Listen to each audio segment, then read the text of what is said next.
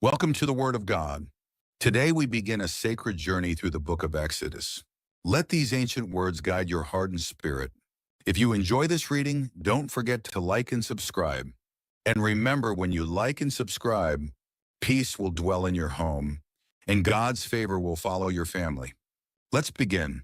Genesis 1, chapter 1, verse 1. In the beginning God created heaven and earth. Chapter 1, verse 2. But the earth was empty and unoccupied, and darknesses were over the face of the abyss. And so the Spirit of God was brought over the waters. Chapter 1, verse 3. And God said, "Let there be light." And light became. Chapter 1, verse 4. And God saw the light, that it was good. And so he divided the light from the darknesses. Chapter 1, verse 5. And he called the light day, and the darknesses night. And it became evening and morning one day. Chapter 1, verse 6. God also said, "Let there be a firmament in the midst of the waters, and let it divide waters from waters." Chapter 1, verse 7. And God made a firmament, and he divided the waters that were under the firmament from those that were above the firmament. And so it became. Chapter 1, verse 8. And God called the firmament heaven, and it became evening and morning, the second day. Chapter 1, verse 9. Truly God said, "Let the waters that are under heaven be gathered together into one place, and let the dry land appear." And so it became. Chapter 1, verse 10. And God called the dry land earth, and he called the gathering of the waters seas. And God saw that it was good. Chapter 1, verse 11. And he said, "Let the land spring forth green plants, both those producing seed and fruit-bearing trees, producing fruit, according to their kind, whose seed is within itself over all the earth." And so it became. Chapter 1, verse 12. And the land brought forth green plants, both those producing seed, according to their kind, and trees producing fruit, with each having its own way of sowing, according to its species. And God saw that it was good. Chapter 1, verse 13. And it became evening and the morning, the third day. Chapter 1, verse 14. Then God said, "Let there be lights in the firmament of heaven, and let them divide day from night, and let them become signs, both of the seasons and of the days and years." Chapter 1, verse 15. Let them shine in the firmament of heaven, and illuminate the earth. And so it became. Chapter 1, verse 16. And God made two great lights, a greater light to rule over the day, and a lesser light to rule over the night, along with the stars. Chapter 1, verse 17. And he set them in the firmament of heaven, to give light over all the earth. Chapter 1, verse 18. And to rule over the day, as well as the night, and to divide light from darkness. And God saw that it was good. Chapter 1, verse 19. And it became evening and morning, the fourth day. Chapter 1, verse 20. And then God said, "Let the waters produce animals with a living soul, and flying creatures above the earth, under the firmament of heaven." Chapter 1, verse 21.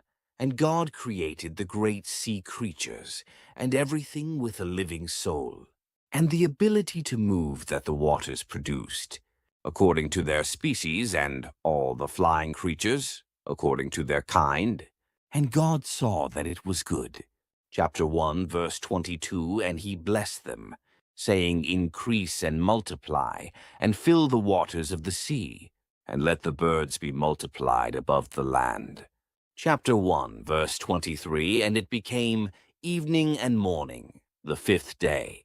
Chapter 1, verse 24. God also said, "Let the land produce living souls in their kind, cattle and animals and wild beasts of the earth, according to their species."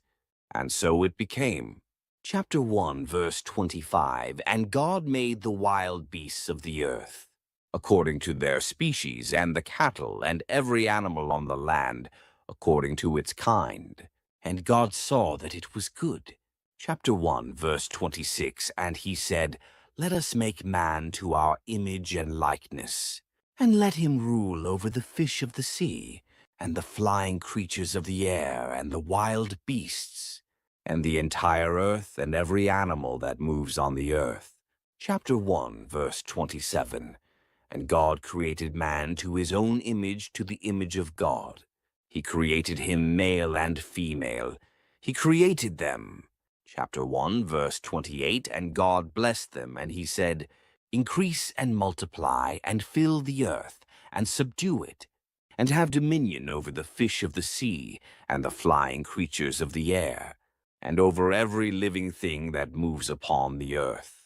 Chapter 1, verse 29, And God said, Behold, I have given you every seed-bearing plant upon the earth, and all the trees that have in themselves the ability to sow their own kind, to be food for you. Chapter 1, verse 30, And for all the animals of the land, and for all the flying things of the air, and for everything that moves upon the earth, and in which there is a living soul, so that they may have these on which to feed. And so it became. Chapter 1, verse 31, And God saw everything that he had made, and they were very good. And it became evening and morning, the sixth day. Genesis 2. Chapter 2, verse 1, And so the heavens and the earth were completed, with all their adornment. Chapter 2, verse 2, And on the seventh day God fulfilled his work, which he had made. And on the seventh day he rested from all his work, which he had accomplished.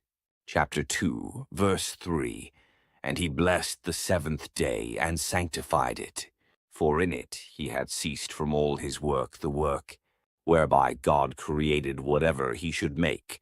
Chapter 2, verse 4, These are the generations of heaven and earth, when they were created, in the day when the Lord God made heaven and earth. Chapter 2, verse 5, And every sapling of the field, before it would rise up in the land, and every wild plant, before it would germinate. For the Lord God had not brought rain upon the earth, and there was no man to work the land. Chapter 2, verse 6, But a fountain ascended from the earth, irrigating the entire surface of the land. Chapter 2, verse 7, And then the Lord God formed man from the clay of the earth, and he breathed into his face the breath of life, and man became a living soul. Chapter 2, verse 8, Now the Lord God had planted a paradise of enjoyment from the beginning. In it he placed the man whom he had formed. Chapter 2, verse 9, And from the soil the Lord God produced every tree that was beautiful to behold and pleasant to eat, and even the tree of life was in the midst of paradise, and the tree of the knowledge of good and evil. Chapter 2, verse 10, And a river went forth from the place of enjoyment so as to irrigate paradise, which is divided from there into 4 heads. Chapter 2, verse 11, The name of one is the Physon. It is that which runs through all the land of Hevelath, where gold is born. Chapter 2, verse 12, And the gold of that land is the finest.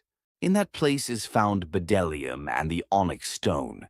Chapter 2, verse 13, And the name of the second river is the Gihon. It is that which runs through all the land of Ethiopia. Chapter 2, verse 14, Truly the name of the third river is the Tigris. It advances opposite the Assyrians. But the fourth river, it is the Euphrates. Chapter 2, verse 15, Thus the Lord God brought the man and put him into the paradise of enjoyment, so that it would be attended and preserved by him. Chapter 2, verse 16, And he instructed him, saying, From every tree of paradise you shall eat. Chapter 2, verse 17, But from the tree of the knowledge of good and evil you shall not eat, for in whatever day you will eat from it, you will die a death. Chapter 2, verse 18, The Lord God also said, It is not good for the man to be alone. Let us make a helper for him similar to himself. Chapter 2, verse 19. Therefore the Lord God, having formed from the soil all the animals of the earth and all the flying creatures of the air, brought them to Adam in order to see what he would call them. For whatever Adam would call any living creature, that would be its name. Chapter 2, verse 20. And Adam called each of the living things by their names, all the flying creatures of the air, and all the wild beasts of the land. Yet truly, for Adam, there was not found a helper similar to himself. Chapter 2, verse 21. And so the Lord God sent a deep sleep upon Adam. And when he was fast asleep, he took one of his ribs, and he completed it with flesh for it. Chapter 2, verse 22.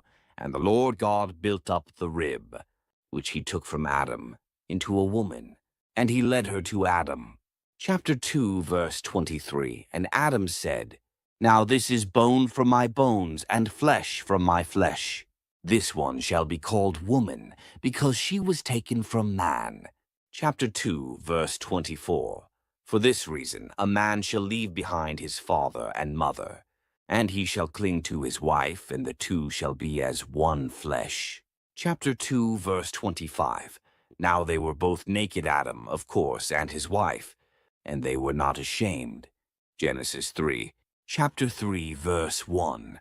However, the serpent was more crafty than any of the creatures of the earth that the Lord God had made.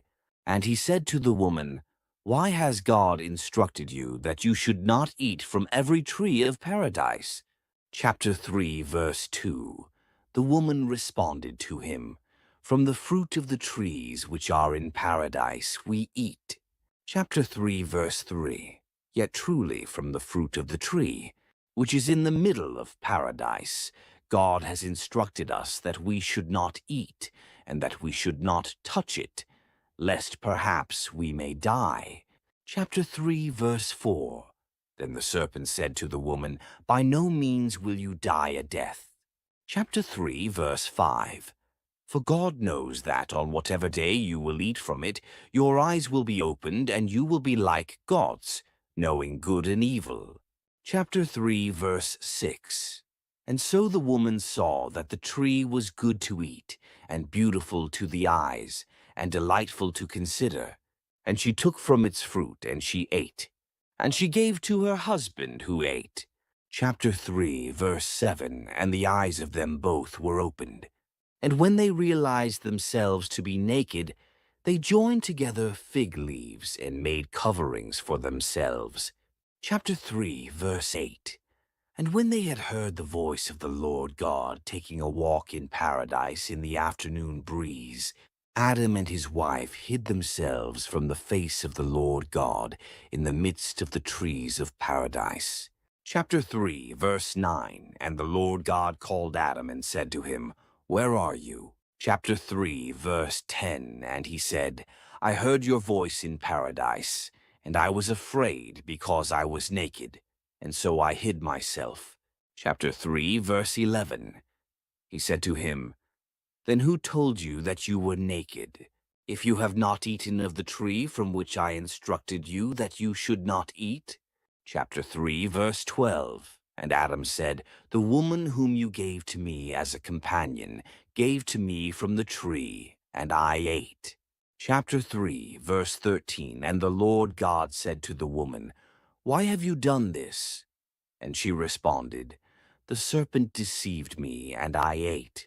Chapter 3, verse 14. And the Lord God said to the serpent, Because you have done this, you are cursed among all living things, even the wild beasts of the earth. Upon your breast shall you travel, and the ground shall you eat all the days of your life. Chapter 3, verse 15. I will put enmities between you and the woman, between your offspring and her offspring. She will crush your head, and you will lie in wait for her heel. Chapter 3, verse 16. To the woman he also said, I will multiply your labors and your conceptions. In pain shall you give birth to sons, and you shall be under your husband's power, and he shall have dominion over you. Chapter 3, verse 17. Yet truly, to Adam, he said, because you have listened to the voice of your wife, and have eaten of the tree from which I instructed you that you should not eat, cursed is the land that you work. In hardship shall you eat from it all the days of your life. Chapter 3, verse 18. Thorns and thistles shall it produce for you, and you shall eat the plants of the earth. Chapter 3, verse 19. By the sweat of your face shall you eat bread, until you return to the earth from which you were taken. For dust you are, and unto dust you shall return. Chapter 3, verse 20. And Adam called the name of his wife Eve, because she was the mother of all the living. Chapter 3, verse 21. The Lord God also made for Adam and his wife garments from skins, and he clothed them. Chapter 3, verse 22. And he said, Behold, Adam has become like one of us, knowing good and evil. Therefore, now perhaps he may put forth his hand, and also take from the tree of life, and eat, and live in eternity. Chapter 3, verse 23. And so the Lord God sent him away from the paradise of enjoyment, in order to work the earth from which he was taken. Chapter 3, verse 24. And he cast out Adam, and in front of the paradise of enjoyment he placed the cherubim with a flaming sword, turning together, to guard the way to the tree of life. Genesis 4. Chapter 4, verse 1. Truly Adam knew his wife Eve, who conceived and gave birth to Cain, saying, I have obtained a man through God. Chapter 4, verse 2. And again she gave birth to his brother Abel. But Abel was a pastor of sheep, and Cain was a farmer. Chapter 4, verse 3. Then it happened after many days that Cain offered gifts to the Lord from the fruits of the earth. Chapter 4, verse 4. Abel likewise offered from the firstborn of his flock, and from their fat. And the Lord looked with favor on Abel and his gifts. Chapter 4, verse 5. Yet in truth he did not look with favor on Cain and his gifts. And Cain was vehemently angry, and his countenance fell. Chapter 4, verse 6. And the Lord said to him, Why are you angry? And why is your face fallen? Chapter 4, verse 7.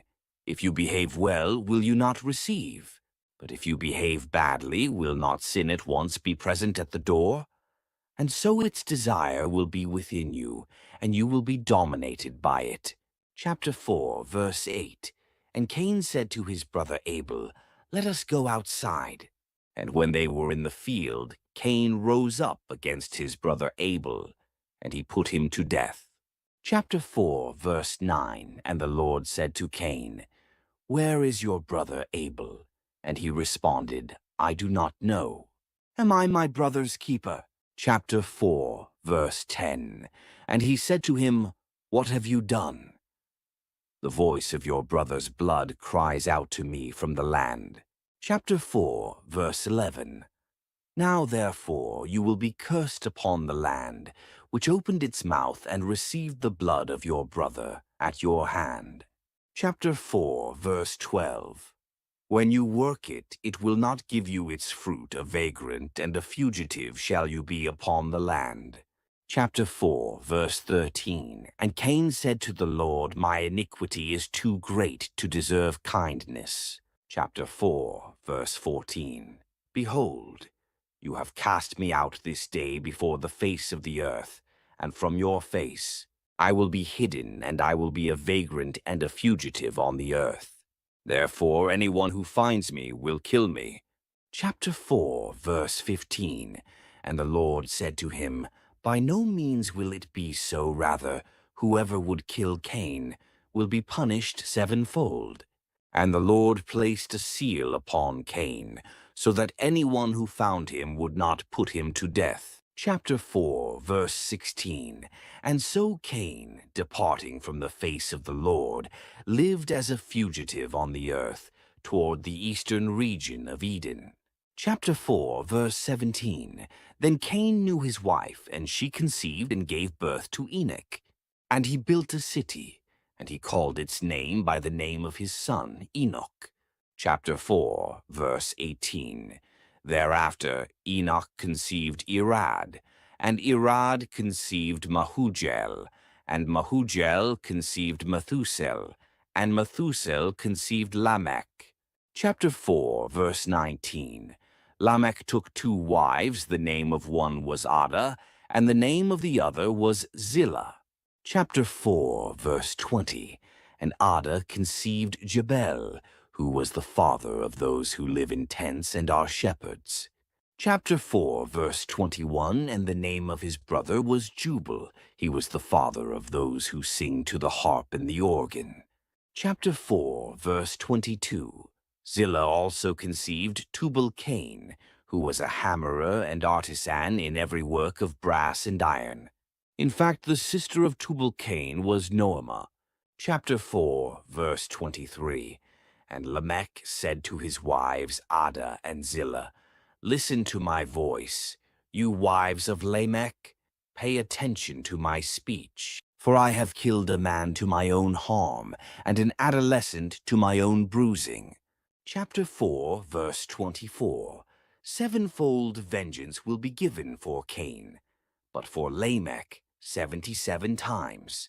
Chapter 4, verse 25. Adam also knew his wife again, and she gave birth to a son, and she called his name Seth, saying, "God has given me another offspring in place of Abel, whom Cain killed." Chapter 4, verse 26. But to Seth also was born a son, whom he called Enos. This one began to invoke the name of the Lord. Genesis 5, chapter 5, verse 1. This is the book of the lineage of Adam. In the day that God created man, he made him to the likeness of God. Chapter 5, verse 2. He created them, male and female, and he blessed them. And he called their name Adam, in the day when they were created. Chapter 5, verse 3. Then Adam lived for 130 years, and then he conceived a son in his own image and likeness, and he called his name Seth. Chapter 5, verse 4. And after he conceived Seth, the days of Adam that passed were 800 years, and he conceived sons and daughters. Chapter 5, verse 5. And all the time that passed while Adam lived was 930 years, and then he died. Chapter 5, verse 6. Seth likewise lived for 105 years, and then he conceived Enos. Chapter 5, verse 7. And after he conceived Enos, Seth lived for 807 years, and he conceived sons and daughters. Chapter 5, verse 8. And all the days of Seth that passed were 912 years, and then he died. Chapter 5, verse 9. In truth, Enos lived 90 years, and then he conceived Canaan. Chapter 5, verse 10. After his birth, he lived 815 years, and he conceived sons and daughters. Chapter 5, verse 11. And all the days of Enos that passed were 905 years, and then he died. Chapter 5, verse 12. Likewise, Canaan lived 70 years, and then he conceived Mahalalel. Chapter 5, verse 13. And after he conceived Mahalalel, Canaan lived for 840 years, and he conceived sons and daughters. Chapter 5, verse 14. And all the days of Canaan that passed were 910 years, and then he died. Chapter 5, verse 15. And Mahalalel lived 65 years, and then he conceived Jared. Chapter 5, verse 16. And after he conceived Jared, Mahalalel lived for 830 years, and he conceived sons and daughters. Chapter 5, verse 17. And all the days of Mahalalel that passed were 895 years, and then he died. Chapter 5, verse 18. And Jared lived for 162 years, and then he conceived Enoch. Chapter 5, verse 19. And after he conceived Enoch, Jared lived for 800 years, and he conceived sons and daughters. Chapter 5, verse 20. And all the days of Jared that passed were 962 years, and then he died. Chapter 5, verse 21. Now Enoch lived for 65 years, and then he conceived Methuselah. Chapter 5, verse 22. And Enoch walked with God. And after he conceived Methuselah, he lived for 300 years, and he conceived sons and daughters. Chapter 5, verse 23. And all the days of Enoch that passed were 365 years. Chapter 5, verse 24. And he walked with God, and then he was seen no more, because God took him. Chapter 5, verse 25. Likewise, Methuselah lived for 187 years, and then he conceived Lamech. Chapter 5, verse 26. And after he conceived Lamech, Methuselah lived for 782 years, and he conceived sons and daughters. Chapter 5, verse 27. And all the days of Methuselah that passed were 969 years, and then he died.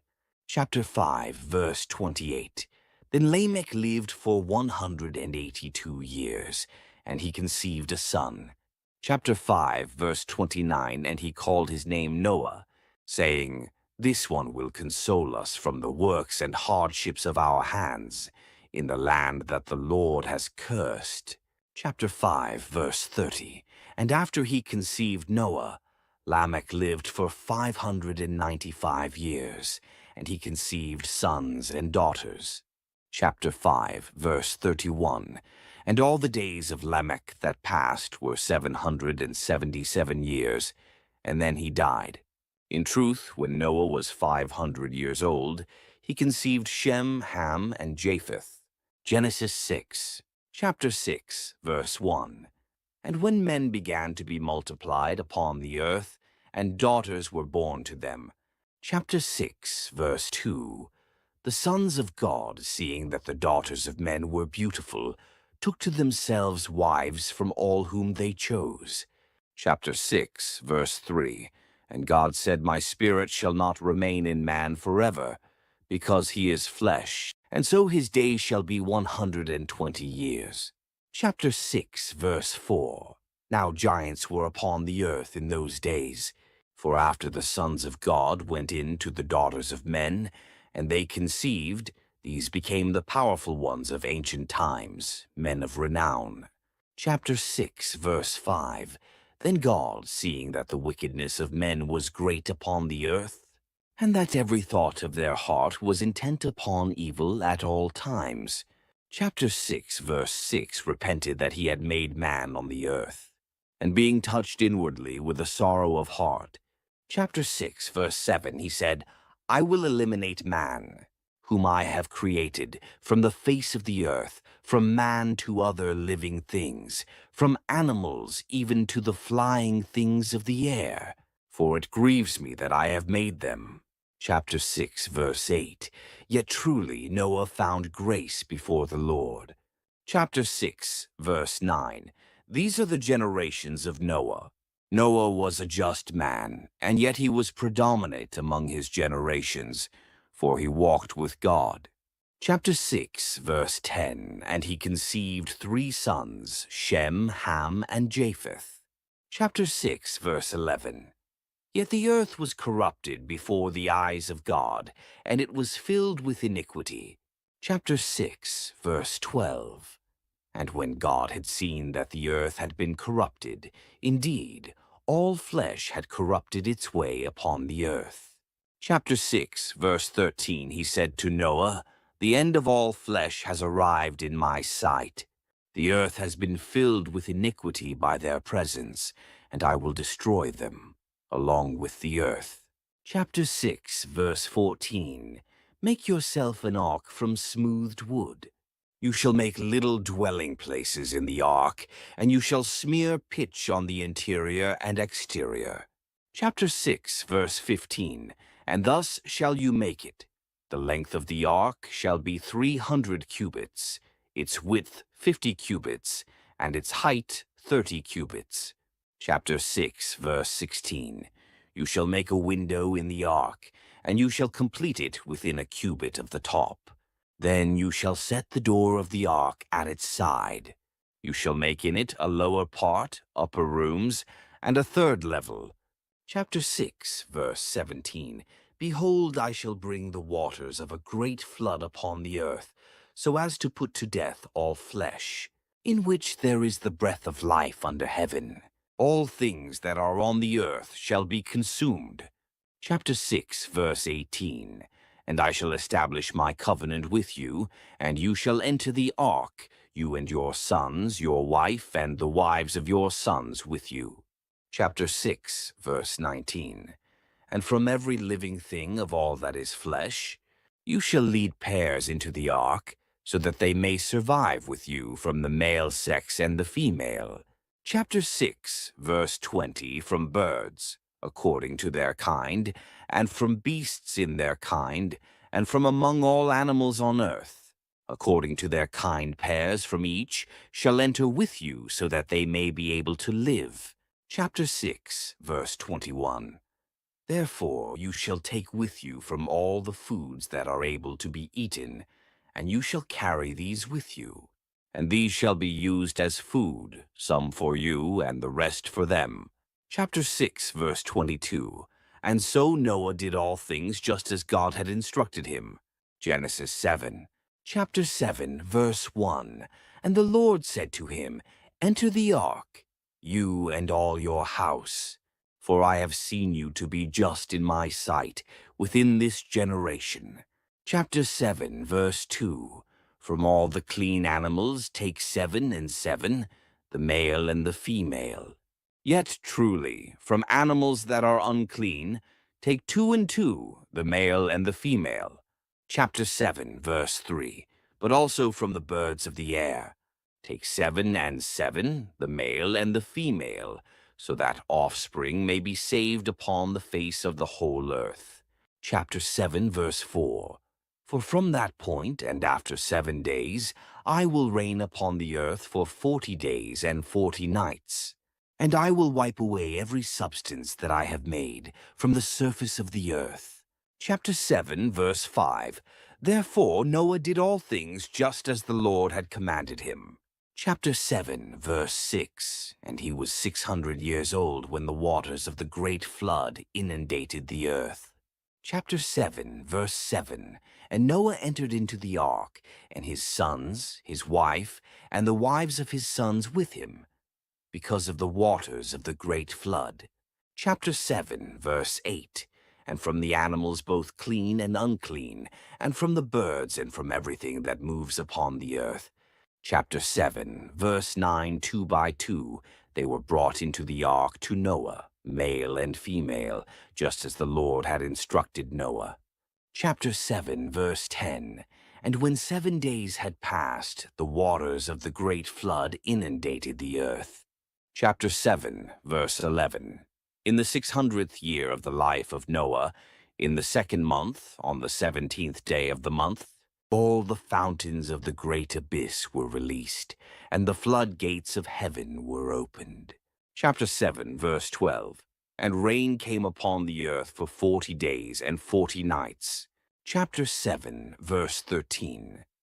On the very same day, Noah and his sons, Shem, Ham, and Japheth, and his wife and the 3 wives of his sons with them, entered the ark. Chapter 7, verse 14. They and every animal according to its kind, and all the cattle in their kind, and everything that moves upon the earth in their kind, and every flying thing, according to its kind, all the birds and all that can fly. Chapter 7, verse 15, entered the ark to Noah, 2 by 2 out of all that is flesh, in which there was the breath of life. Chapter 7, verse 16. And those that entered went in male and female, from all that is flesh, just as God had instructed him. And then the Lord closed him in from the outside. Chapter 7, verse 17. And the great flood occurred for 40 days upon the earth. And the waters were increased, and they lifted the ark high above the land. Chapter 7, verse 18. For they overflowed greatly, and they filled everything on the surface of the earth. And then the ark was carried across the waters. Chapter 7, verse 19. And the waters prevailed beyond measure across the earth, and all the lofty mountains under the whole heaven were covered. Chapter 7, verse 20. The water was 15 cubits higher than the mountains which it covered.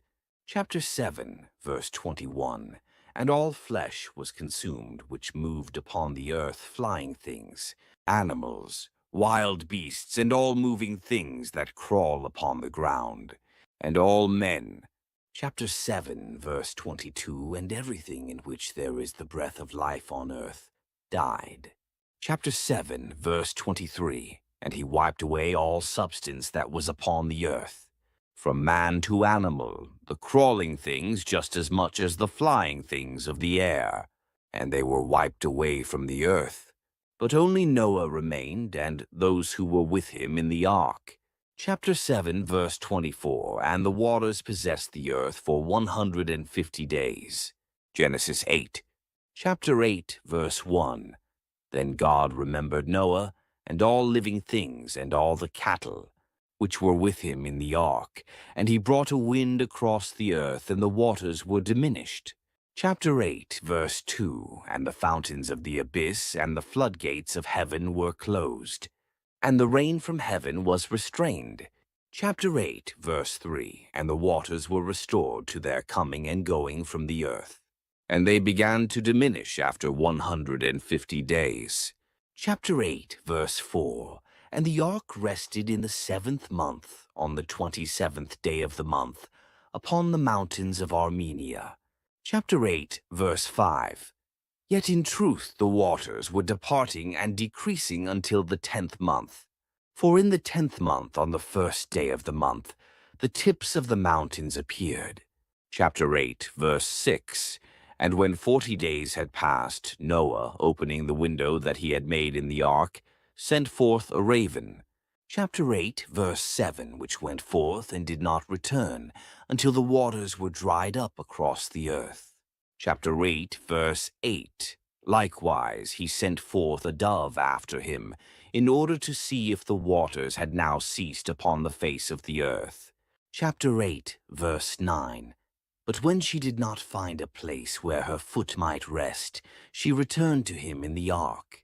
For the waters were upon the whole earth, and he extended his hand and caught her, and he brought her into the ark. Chapter 8, verse 10. And then, having waited a further 7 days, he again sent forth the dove out of the ark. Chapter 8, verse 11. And she came to him in the evening, carrying in her mouth an olive branch with green leaves. Noah then understood that the waters had ceased upon the earth. Chapter 8, verse 12. And nevertheless he waited another 7 days. And he sent forth the dove, which no longer returned to him. Chapter 8, verse 13. Therefore, in the 601st year, in the 1st month, on the 1st day of the month, the waters were diminished upon the earth. And Noah, opening the cover of the ark, gazed out and saw that the surface of the earth had become dry. Chapter 8, verse 14. In the 2nd month, on the 27th day of the month, the earth was made dry. Chapter 8, verse 15. Then God spoke to Noah, saying, Chapter 8, verse 16. Go out of the ark, you and your wife, your sons, and the wives of your sons with you. Chapter 8, verse 17. Bring out with you all the living things that are with you, all that is flesh, as with the birds. So also with the wild beasts and all the animals that move upon the earth. And enter upon the land increase, and multiply upon it. Chapter 8, verse 18. And so Noah and his sons went out, and his wife and the wives of his sons with him. Chapter 8, verse 19. Then also all living things, and the cattle, and the animals that move upon the earth, according to their kinds, departed from the ark. Chapter 8, verse 20. Then Noah built an altar to the Lord, and taking from each of the cattle and birds that were clean, he offered holocausts upon the altar. Chapter 8, verse 21.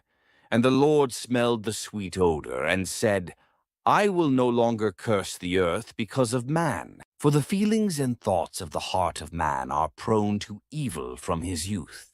Therefore I will no longer pierce every living soul as I have done.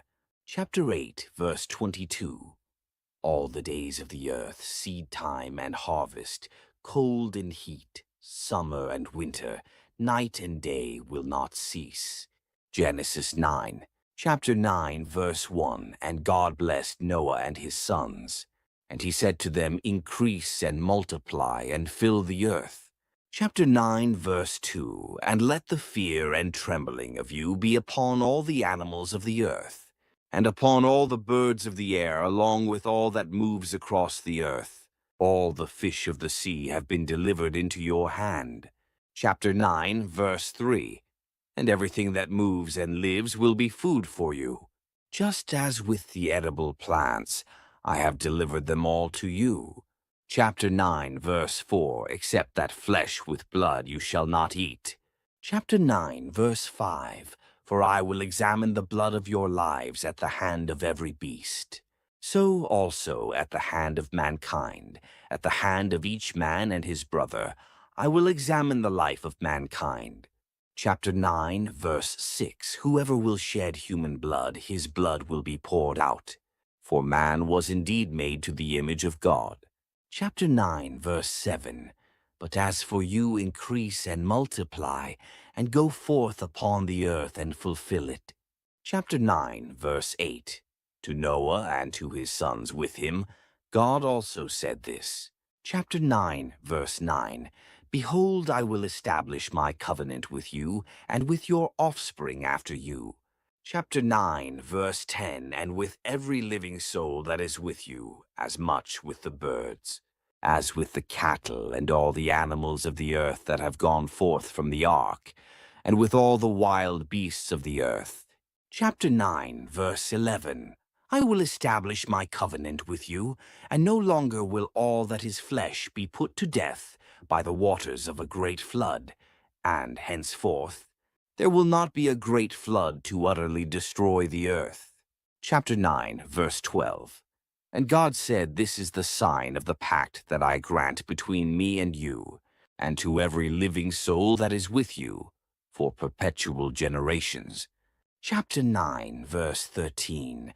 I will place my ark in the clouds, and it will be the sign of the pact between myself and the earth. Chapter 9, verse 14. And when I obscure the sky with clouds, my ark will appear in the clouds. Chapter 9, verse 15. And I will remember my covenant with you and with every living soul that enlivens flesh. And there will no longer be waters from a great flood to wipe away all that is flesh. Chapter 9, verse 16. And the ark will be in the clouds, and I will see it, and I will remember the everlasting covenant that was enacted between God and every living soul of all that is flesh upon the earth. Chapter 9, verse 17. And God said to Noah, This will be the sign of the covenant that I have established between myself and all that is flesh upon the earth. Chapter 9, verse 18. And so the sons of Noah, who came out of the ark, were Shem, Ham, and Japheth. Now Ham himself is the father of Canaan. Chapter 9, verse 19.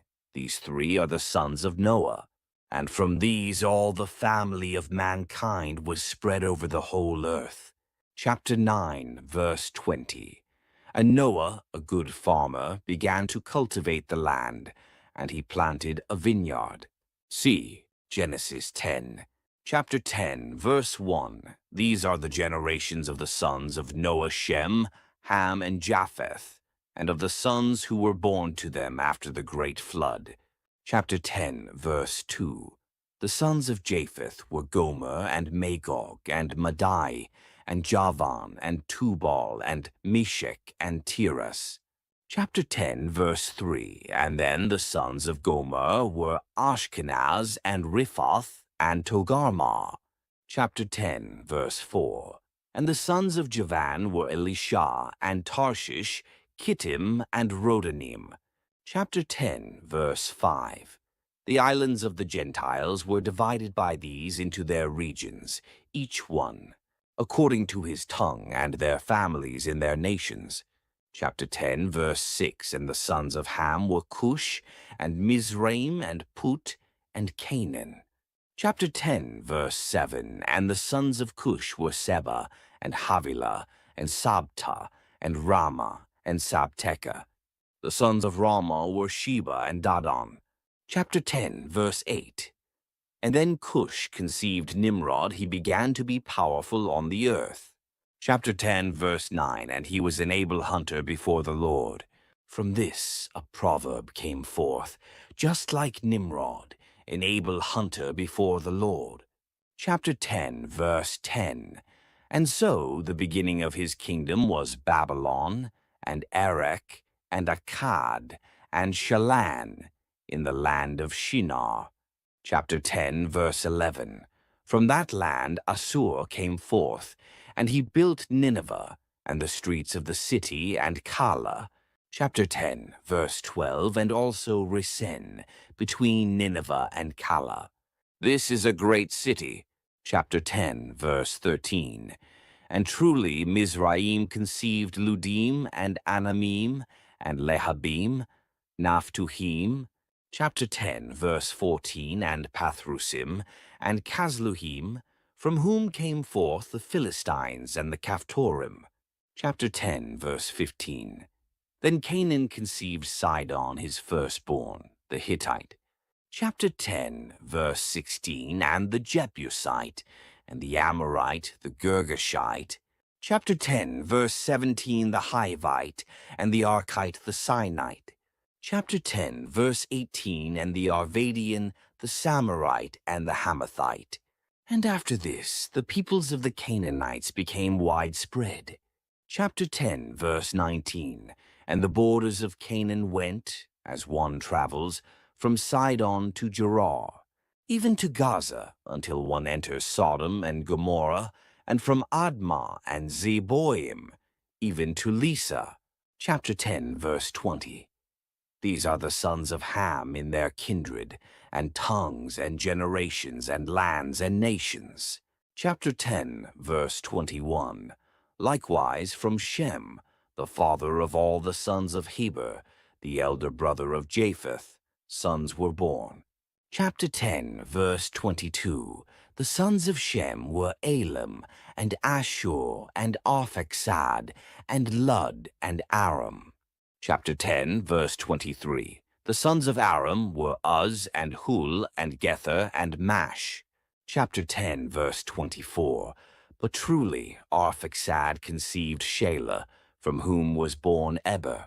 Chapter 10, verse 25. And to Eber were born two sons.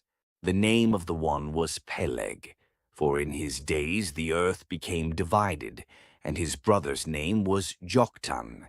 Chapter 10, verse 26. This Joktan conceived Almodad, and Sheleph, and Hazarmaveth, Jerah. Chapter 10, verse 27. And Hadaram, and Uzal, and Dikla. Chapter 10, verse 28. And Obal, and Abimael, Sheba. Chapter 10, verse 29. And Ophir, and Havilah, and Jobab. All these were the sons of Joktan. Chapter 10, verse 30. And their habitation extended from Mesa, as one sojourns, even to Sephar, a mountain in the east.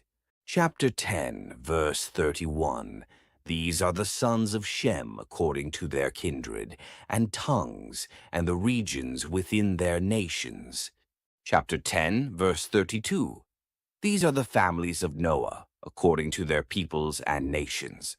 The nations became divided according to these on the earth after the great flood.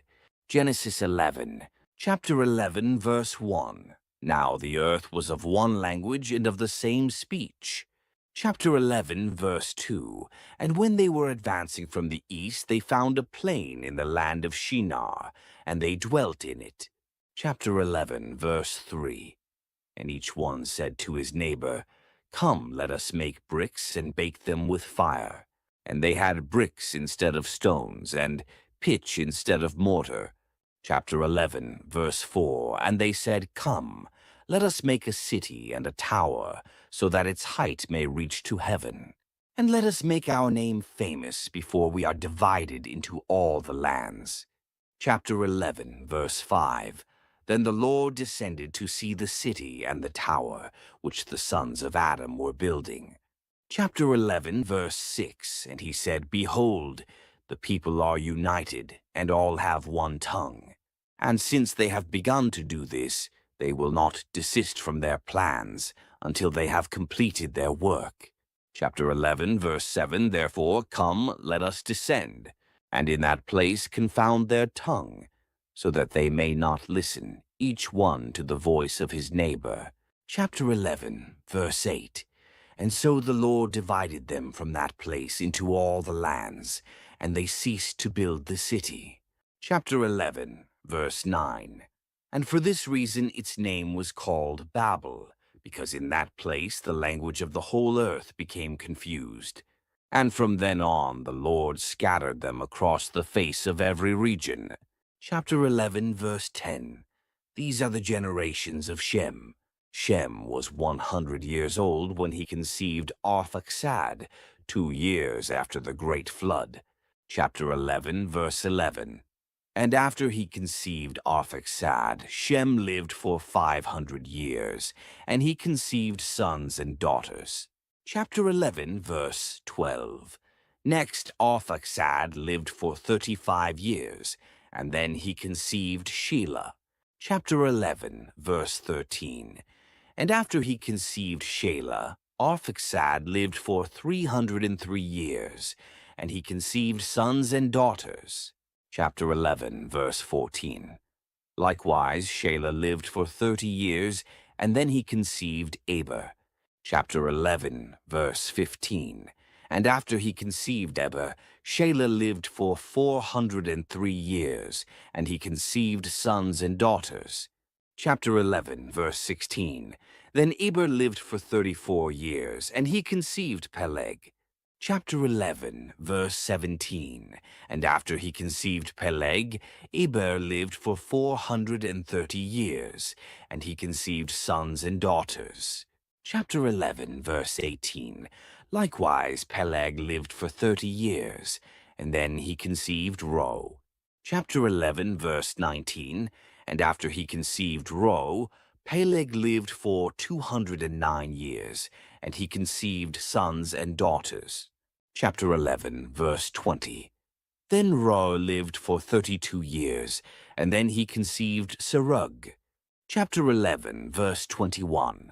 Likewise, after he conceived Serug, Ro lived for 207 years, and he conceived sons and daughters. Chapter 11, verse 22. In truth, Serug lived for 30 years, and then he conceived Nahor. Chapter 11, verse 23. And after he conceived Nahor, Serug lived for 200 years, and he conceived sons and daughters. Chapter 11, verse 24. And so Nahor lived for 29 years, and then he conceived Terah. Chapter 11, verse 25. And after he conceived Terah, Nahor lived for 119 years, and he conceived sons and daughters. Chapter 11, verse 26.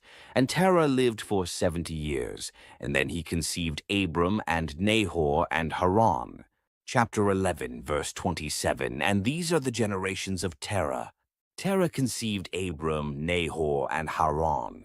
Next, Haran conceived Lot. Chapter 11, verse 28. And Haran died before his father Terah, in the land of his nativity, in Ur of the Chaldeans. Chapter 11, verse 29.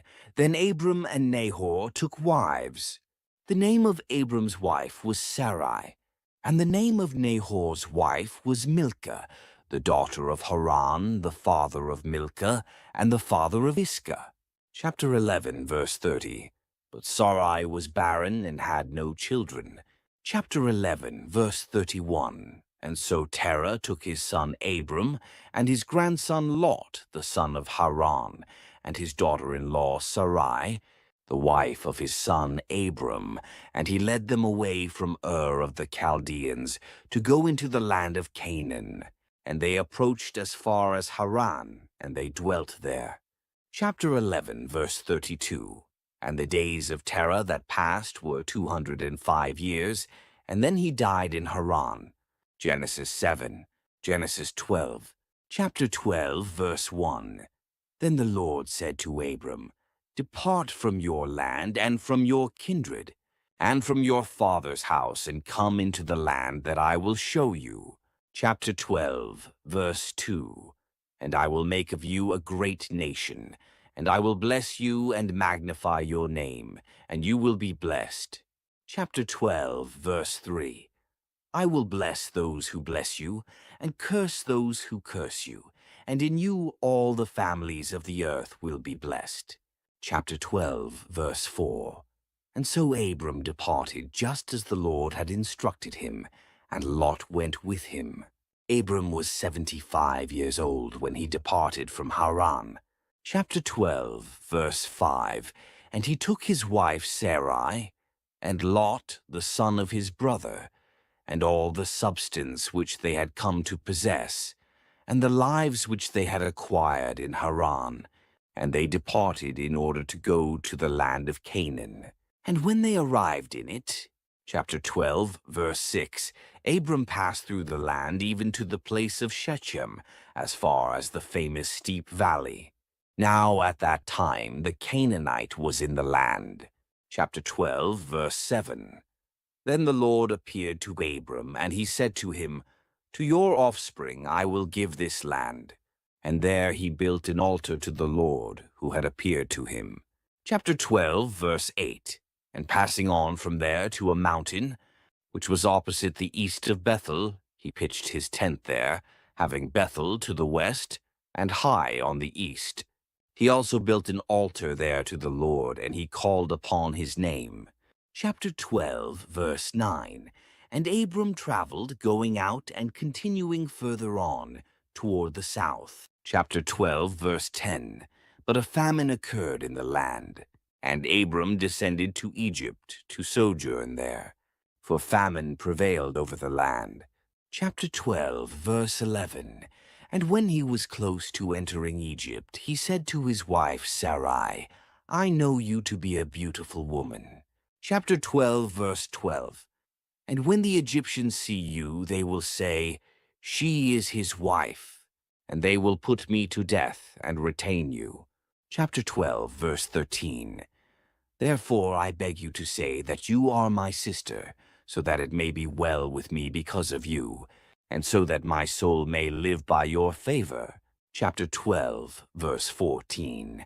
And so, when Abram had arrived in Egypt, the Egyptians saw that the woman was exceedingly beautiful. Chapter 12, verse 15. And the princes reported it to Pharaoh, and they praised her to him. And the woman was inducted into the house of Pharaoh. Chapter 12, verse 16. In truth, they treated Abram well because of her. And he had sheep and oxen and male donkeys, and men's servants and women's servants, and female donkeys and camels. Chapter 12, verse 17. But the Lord scourged Pharaoh and his house with great wounds because of Sarai, the wife of Abram. Chapter 12, verse 18. And Pharaoh called Abram, and he said to him, What is this that you have done to me? Why did you not tell me she was your wife? Chapter 12, verse 19. For what reason did you claim her to be your sister, so that I would take her to me as a wife? Now therefore, behold your mate, receive her, and go. Chapter 12, verse 20. And Pharaoh instructed his men about Abram, and they led him away with his wife and all that he had. Genesis 13. Chapter 13, verse 1. Therefore Abram ascended from Egypt, he and his wife, and all that he had, and Lot with him, toward the southern region. Chapter 13, verse 2. But he was very wealthy by the possession of gold and silver. Chapter 13, verse 3. And he returned by the way that he came, from the meridian into Bethel, all the way to the place where, before he had pitched his tent between Bethel and Hai. Chapter 13, verse 4. There, at the place of the altar he had made before, he again called upon the name of the Lord. Chapter 13, verse 5. But Lot also, who was with Abram, had flocks of sheep and cattle and tents. Chapter 13, verse 6. Neither was the land able to contain them, so that they might dwell together. Indeed, their substance was so great that they could not live in common. Chapter 13, verse 7. And then there also arose a conflict between the shepherds of Abram and of Lot. Now, at that time, the Canaanite and the Perizzite lived in that land. Chapter 13, verse 8. Therefore Abram said to Lot, I ask you, let there be no quarrel between me and you, and between my shepherds and your shepherds, for we are brothers. Chapter 13, verse 9. Behold, the entire land is before your eyes. Withdraw from me, I beg you. If you will go to the left, I will take the right. If you choose the right, I will pass to the left. Chapter 13, verse 10. And so Lot, lifting up his eyes, saw all the region around the Jordan, which was thoroughly irrigated before the Lord overthrew Sodom and Gomorrah. It was like the paradise of the Lord, and it was like Egypt, approaching toward Zoar. Chapter 13, verse 11. And Lot chose for himself the region around the Jordan, and he withdrew by way of the east. And they were divided, one brother from the other. Chapter 13, verse 12. Abram dwelt in the land of Canaan. In truth, Lot stayed in the towns that were around the Jordan, and he lived in Sodom. Chapter 13, verse 13. But the men of Sodom were very wicked, and they were sinners before the Lord beyond measure. Chapter 13, verse 14. And the Lord said to Abram, after Lot was divided from him, Lift up your eyes and gaze out from the place where you are now, to the north and to the meridian, to the east and to the west. Chapter 13, verse 15. All the land that you see I will give to you, and to your offspring even forever. Chapter 13, verse 16. And I will make your offspring like the dust of the earth. If any man is able to number the dust of the earth, he will be able to number your offspring as well. Chapter 13, verse 17. Arise and walk through the land in its length and breadth, for I will give it to you. Chapter 13, verse 18.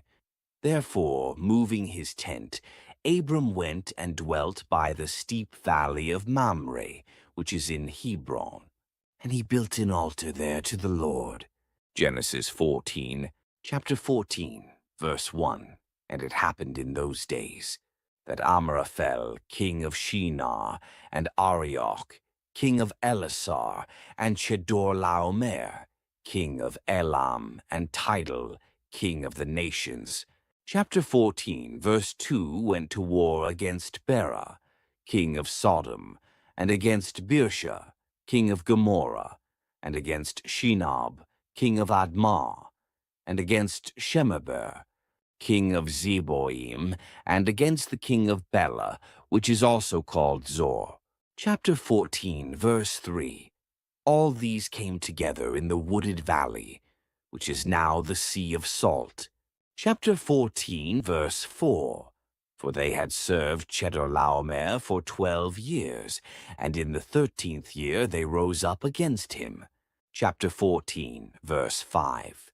Therefore, in the 14th year, Chedorlaomer arrived, and the kings who were with him, and they struck the Rephaim in Ashtaroth, Karnaim, and the Zuzim with them, and the Emim in Shaveh Kiriathaim. Chapter 14, verse 6. and the Corians in the mountains of Seir, even to the plains of Paran, which is in the wilderness. Chapter 14, verse 7. And they returned and went to En-Mishpat, which is Kadesh, and they struck the entire country of the Amalekites, and the Amorites who dwelt in Hazazontamar. Chapter 14, verse 8. And the king of Sodom, and the king of Gomorrah, and the king of Admah, and the king of Zeboim, and the king of Bela, which is also called Zoar, went out, and they prepared for battle against them in the wooded valley.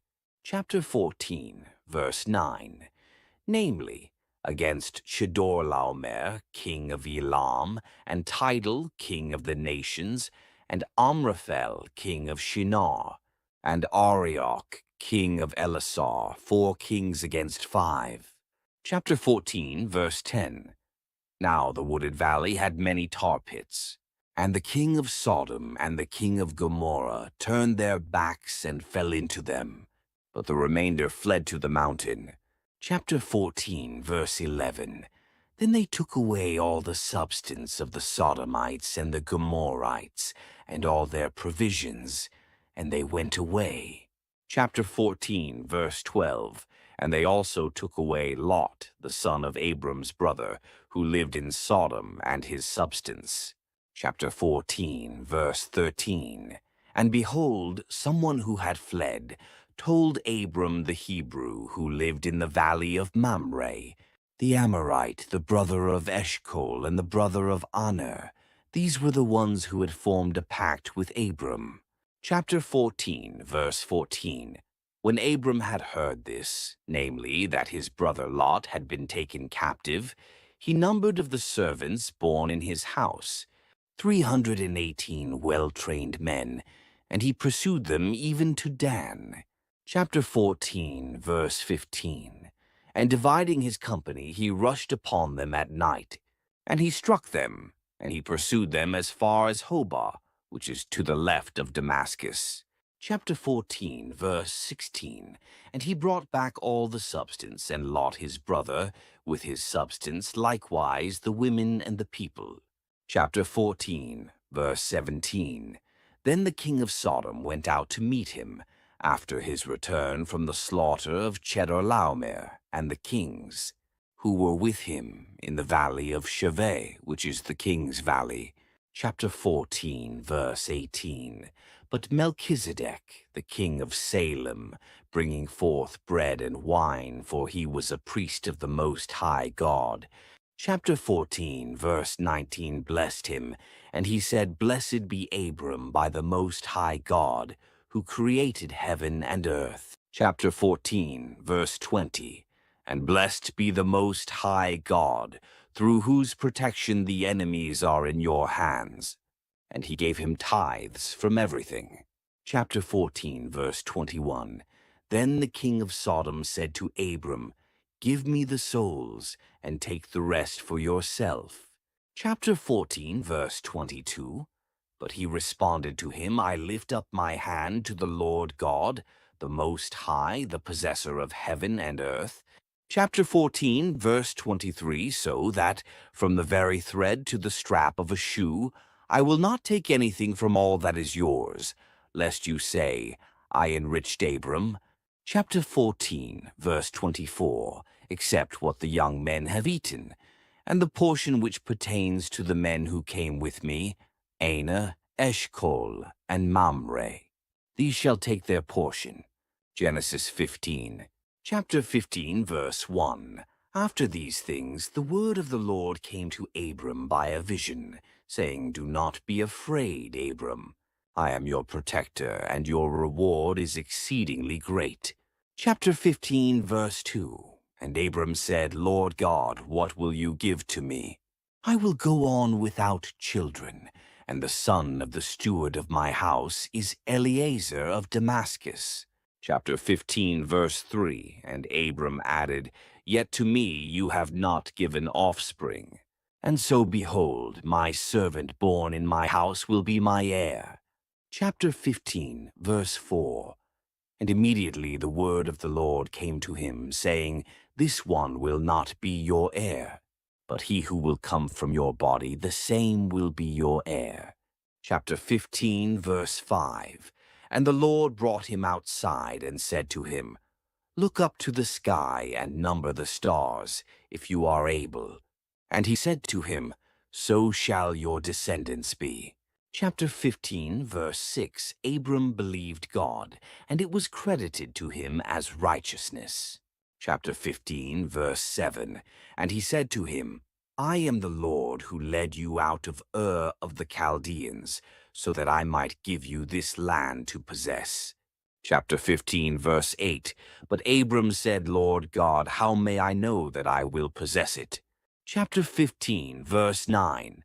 And the Lord answered him, Take for me a 3-year-old heifer, and a 3-year-old she-goat, and a 3-year-old ram, a turtle dove also, and a young pigeon. Chapter 15, verse 10.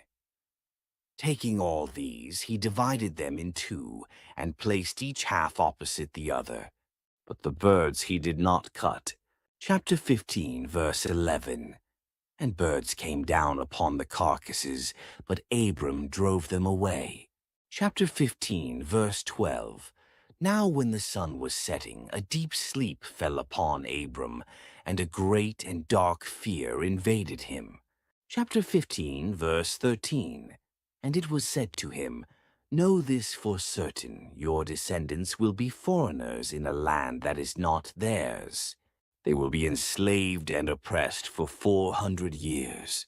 Chapter 15, verse 14. But I will judge the nation that they will serve, and afterward they will come out with great possessions. Chapter 15, verse 15.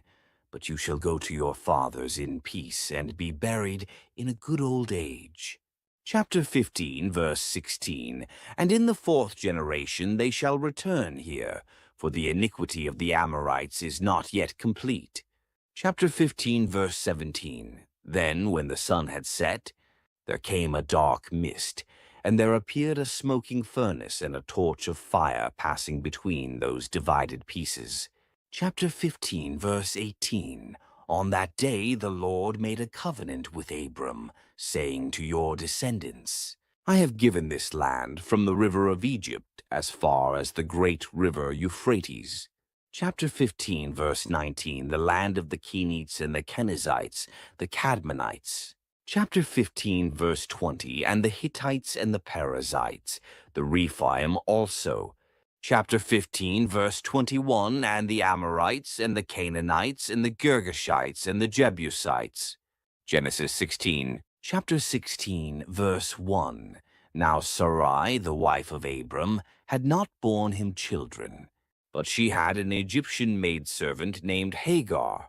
Chapter 16, verse 2. And Sarai said to Abram, Behold, the Lord has kept me from bearing children. Go into my maidservant. Perhaps I may have children through her. And Abram listened to the voice of Sarai. Chapter 16, verse 3. So after 10 years of dwelling in the land of Canaan, Sarai, the wife of Abram, took Hagar the Egyptian, her maid, and gave her to her husband as a wife. Chapter 16, verse 4. And Abram went in to Hagar, and she conceived. But when she saw that she had conceived, her mistress was despised in her eyes. Chapter 16, verse 5. And Sarai said to Abram, You have done me wrong. I gave my maid into your embrace. And when she saw that she had conceived, I became contemptible in her eyes. May the Lord judge between me and you. Chapter 16, verse 6. Abram said to Sarai, Behold, your maid is in your hands. Do with her whatever you think is best. And so Sarai afflicted her, and Hagar fled from her presence. Chapter 16, verse 7. And the angel of the Lord found her near a spring of water in the wilderness, beside the spring on the road to Shur. Chapter 16, verse 8. And he said to her, Hagar, maid of Sarai, Where have you come from, and where are you going? And she said, I am fleeing from the face of my mistress Sarai. Chapter 16, verse 9. And the angel of the Lord said to her, Return to your mistress and submit yourself under her hand. Chapter 16, verse 10. And again he said, I will multiply your descendants exceedingly, and they shall not be counted because of their multitude. Chapter 16, verse 11. And the angel of the Lord said to her, Behold, you are with child, and you shall bear a son. You shall name him Ishmael, because the Lord has heard your affliction.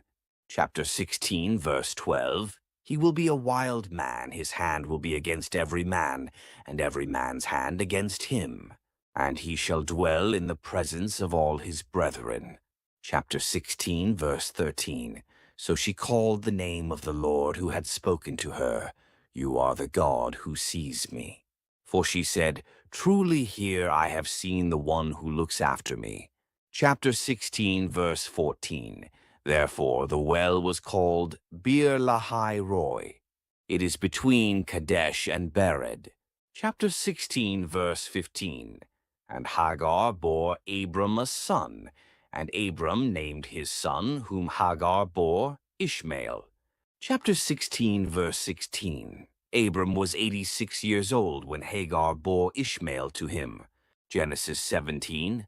Chapter 17, verse 1. In truth, after he began to be 99 years of age, the Lord appeared to him. And he said to him, I am the Almighty God. Walk in my sight and become complete. Chapter 17, verse 2. And I will set my covenant between me and you, and I will multiply you very exceedingly. Chapter 17, verse 3. Abram fell prone on his face. Chapter 17, verse 4. And God said to him, I am, and my covenant is with you, and you will be the father of many nations. Chapter 17, verse 5.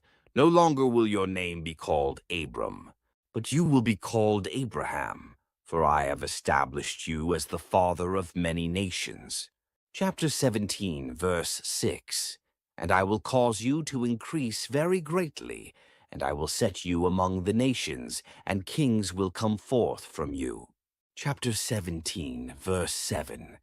And I will establish my covenant between me and you, and with your offspring after you in their generations, by a perpetual covenant, to be God to you and to your offspring after you. Chapter 17, verse 8. And I will give to you and to your offspring the land of your sojourn, all the land of Canaan, as an eternal possession, and I will be their God. Chapter 17, verse 9. Again God said to Abraham, And you therefore shall keep my covenant, and your offspring after you in their generations. Chapter 17, verse 10. This is my covenant, which you shall observe between me and you, and your offspring after you. All the males among you shall be circumcised. Chapter 17, verse 11. And you shall circumcise the flesh of your foreskin, so that it may be a sign of the covenant between me and you. Chapter 17, verse 12. An infant of 8 days will be circumcised among you, every male in your generations. So also servants born to you, as well as those bought, shall be circumcised, even those who are not of your stock. Chapter 17, verse 13. And my covenant shall be with your flesh as an eternal covenant. Chapter 17, verse 14. The male, the flesh of whose foreskin will not be circumcised, that soul shall be eliminated from his people, for he has made my covenant void. Chapter 17, verse 15. God said also to Abraham, your wife Sarai, You shall not call Sarai, but Sarah. Chapter 17, verse 16. And I will bless her, and from her I will give you a son whom I will bless, and he will be among the nations, and the kings of the peoples will rise from him. Chapter 17, verse 17. Abraham fell on his face, and he laughed, saying in his heart, Do you think a son can be born to a 100-year-old man? And will Sarah give birth at the age of 90? Chapter 17, verse 18. And he said to God, If only Ishmael would live in your sight. Chapter 17, verse 19. And God said to Abraham, Your wife Sarah shall give birth to a son, and you shall call his name Isaac. And I will establish my covenant with him as a perpetual covenant, and with his offspring after him. Chapter 17, verse 20. Likewise concerning Ishmael I have heard you. Behold, I will bless and enlarge him, and I will multiply him greatly. He will produce 12 leaders, and I will make him into a great nation. Chapter 17, verse 21. Yet in truth I will establish my covenant with Isaac, to whom Sarah will give birth for you at this time next year. Chapter 17, verse 22. And when he had finished speaking with him, God ascended from Abraham. Chapter 17, verse 23. Then Abraham took his son Ishmael, and all who were born in his house, and all whom he had bought, every male among the men of his house, and he circumcised the flesh of their foreskin promptly, the very same day, just as God had instructed him. Chapter 17, verse 24. Abraham was 99 years old when he circumcised the flesh of his foreskin. Chapter 17, verse 25. And his son Ishmael had completed 13 years at the time of his circumcision. Chapter 17, verse 26. On the very same day, Abraham was circumcised with his son Ishmael. Chapter 17, verse 27. And all the men of his house, those born in his house, as well as those who were bought, even the foreigners, were circumcised with him. Genesis 18. Chapter 18, verse 1. Then the Lord appeared to him near the oak grove of Mamre, as he was sitting at the door of his tent in the very heat of the day. Chapter 18, verse 2. And when he had lifted up his eyes, 3 men stood over him. And seeing them, he ran to meet them from the door of his tent, and he bowed down to the ground. Chapter 18, verse 3. And he said, If I, O Lord, have found grace in your eyes, do not pass by your servant. Chapter 18, verse 4. But I will bring a little water, and you may wash your feet and rest under the tree. Chapter 18, verse 5. And I will set out a morsel of bread, and after you have refreshed your heart, you shall pass on. For this is why you have turned aside to your servant. And they said, Do as you have spoken. Chapter 18, verse 6. Abraham hurried into the tent to Sarah, and he said to her, Hurry, mix 3 measures of fine wheat flour, and make loaves baked under the ashes. Chapter 18, verse 7.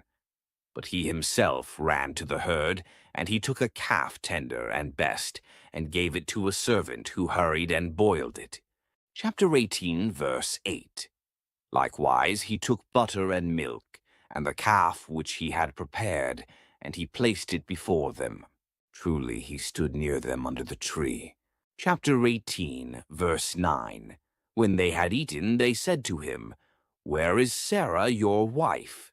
He answered, She is in the tent. Chapter 18, verse 10. And he said to him, Returning I will return to you at this time of life. And behold, Sarah your wife shall have a son. Hearing this, Sarah laughed behind the door of the tent. Chapter 18, verse 11. Now they were both old and in an advanced state of life, and it had ceased to be with Sarah after the manner of women. Chapter 18, verse 12. And she laughed secretly, saying, After I have grown old and my Lord is elderly, shall I give myself to the act of intimacy? Chapter 18, verse 13. Then the Lord said to Abraham, Why did Sarah laugh, saying, Shall I, who am old, give birth? Chapter 18, verse 14. Is anything difficult for God? At the appointed time I will return to you at this time of life, and Sarah will have a son. Chapter 18, verse 15. Sarah denied, saying, I did not laugh, for she was afraid. But the Lord said, It is not so, for you did laugh. Chapter 18, verse 16. Then when the men had risen up from there, they turned their eyes towards Sodom. And Abraham traveled with them, leading them on the way. Chapter 18, verse 17, And the Lord said, How could I hide what I am about to do from Abraham? Chapter 18, verse 18, Since he will become a great and very powerful nation, and in him all the nations of the earth will be blessed. Chapter 18, verse 19, For I know that he will instruct his sons and his household after him, so that they may keep the way of the Lord, and do judgment and justice, so that the Lord may bring about for Abraham all that he has spoken to him. Chapter 18, verse 20. And so the Lord said, The outcry from Sodom and Gomorrah has been multiplied, and their sin has become exceedingly grievous. Chapter 18, verse 21. I will descend and see whether they have acted according to the outcry that has come to me, or whether it is not so, so that I may know.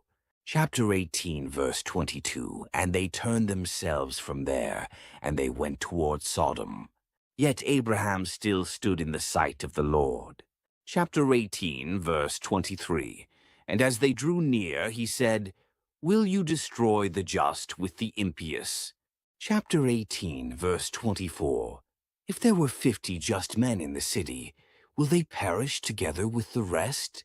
And will you not spare that place because of the 50 just, if they be in it? Chapter 18, verse 25. Far be it from you to do this, so as to put to death the just with the impious, and so that the just should be as the impious. This is not like you. You who judge all the earth, will you not judge justly? Chapter 18, verse 26. And the Lord said to him, If I find 50 just within the city of Sodom, I will release the entire place because of them. Chapter 18, verse 27, And Abraham responded by saying, Since now I have begun, I will speak to my Lord, though I am dust and ashes. Chapter 18, verse 28, What if there were 5 less than 50 just men? Would you, because of 45, destroy the entire city? And he said, I will not destroy it if I find 45. Chapter 18, verse 29. And again he spoke to him, But what if 40 are found there? He said, I will not do it for the sake of 40. Chapter 18, verse 30. I beg you, he said, Be not angry, Lord, if I speak. What if 30 are found there? He answered, I will not do it if I find 30 there. Chapter 18, verse 31. Since now I have begun, he said, I will speak to my Lord. What if 20 are found there? He said, I will not destroy it because of 20. Chapter 18, verse 32. I beg you, he said, Be not angry, Lord, if I speak yet once more. What if 10 are found there? And he said, I will not destroy it because of 10. Chapter 18, verse 33, And the Lord departed, after he had ceased speaking to Abraham, and Abraham returned to his place. Genesis 19. Chapter 19, verse 1, And the 2 angels arrived at Sodom in the evening, and Lot was sitting at the gate of the city. And when he had seen them, he rose up and went to meet them. And he reverenced prone on the ground. Chapter 19, verse 2, And he said, I beg you, my lords, turn aside to the house of your servant, and lodge there. Wash your feet, and in the morning you will advance on your way. And they said, Not at all, but we will lodge in the street. Chapter 19, verse 3, He pressed them very much to turn aside to him. And when they had entered his house, he made a feast for them, and he cooked unleavened bread, and they ate. Chapter 19, verse 4. But before they went to bed, the men of the city surrounded the house, from boys to old men, all the people together. Chapter 19, verse 5. And they called out to Lot, and they said to him, Where are the men who entered to you in the night? Bring them out here, so that we may know them. Chapter 19, verse 6. Lot went out to them, and blocking the door behind him, he said, Chapter 19, verse 7. Do not, I ask you, my brothers, do not be willing to commit this evil. Chapter 19, verse 8. I have 2 daughters who as yet have not known man. I will bring them out to you, abuse them as it pleases you, provided that you do no evil to these men, because they have entered under the shadow of my roof. Chapter 19, verse 9. But they said, Move away from there. And again you have entered, they said. As a stranger should you then judge? Therefore we will afflict you yourself more than them. And they acted very violently against Lot. And they were now at the point of breaking open the doors. Chapter 19, verse 10. And behold, the men put out their hand, and they pulled Lot into them, and they closed the door. Chapter 19, verse 11. And they struck those who were outside with blindness, from the least to the greatest, so that they were not able to find the door. Chapter 19, verse 12. Then they said to Lot, Do you have here any one of yours, all who are yours, sons-in-law or sons or daughters? Bring them out of this city. Chapter 19, verse 13. For we will eliminate this place, because the outcry among them has increased before the Lord, who sent us to destroy them. Chapter 19, verse 14. And so Lot, going out, spoke to his sons-in-law, who were going to receive his daughters, and he said, Rise up, depart from this place, for the Lord will destroy this city. And it seemed to them that he was speaking playfully. Chapter 19, verse 15. And when it was morning, the angels compelled him, saying, Arise, take your wife and the 2 daughters that you have, lest you also should perish amid the wickedness of the city. Chapter 19, verse 16. And since he ignored them, they took his hand, and the hand of his wife, as well as that of his 2 daughters, because the Lord was sparing him. Chapter 19, verse 17. And they brought him out and placed him beyond the city. And there they spoke to him, saying, Save your life. Do not look back. Neither should you stay in the entire surrounding region. But save yourself in the mountain, lest you also should perish. Chapter 19, verse 18. And Lot said to them, I beg you, my Lord. Chapter 19, verse 19. Though your servant has found grace before you, and you have magnified your mercy, which you have shown to me in saving my life, I cannot be saved on the mountain, lest perhaps some misfortune take hold of me and I die. Chapter 19, verse 20. There is a certain city nearby to which I can flee. It is a little one, and I will be saved in it. Is it not a modest one, and will not my soul live? Chapter 19, verse 21. And he said to him, Behold, even now I have heard your petitions about this, not to overturn the city on behalf of which you have spoken. Chapter 19, verse 22. Hurry and be saved there, for I cannot do anything until you enter there. For this reason the name of that city is called Zoar. Chapter 19, verse 23. The sun had risen over the land, and Lot had entered into Zoar. Chapter 19, verse 24. Therefore the Lord rained upon Sodom and Gomorrah sulfur and fire from the Lord out of heaven. Chapter 19, verse 25. And he overturned these cities and all the surrounding region, all the inhabitants of the cities, and everything that springs from the land. Chapter 19, verse 26. And his wife, looking behind herself, was turned into a statue of salt. Chapter 19, verse 27. Then Abraham, rising up in the morning, in the place where he had stood before with the Lord. Chapter 19, verse 28, looked out toward Sodom and Gomorrah and the entire land of that region. And he saw embers rising up from the land like smoke from a furnace. Chapter 19, verse 29.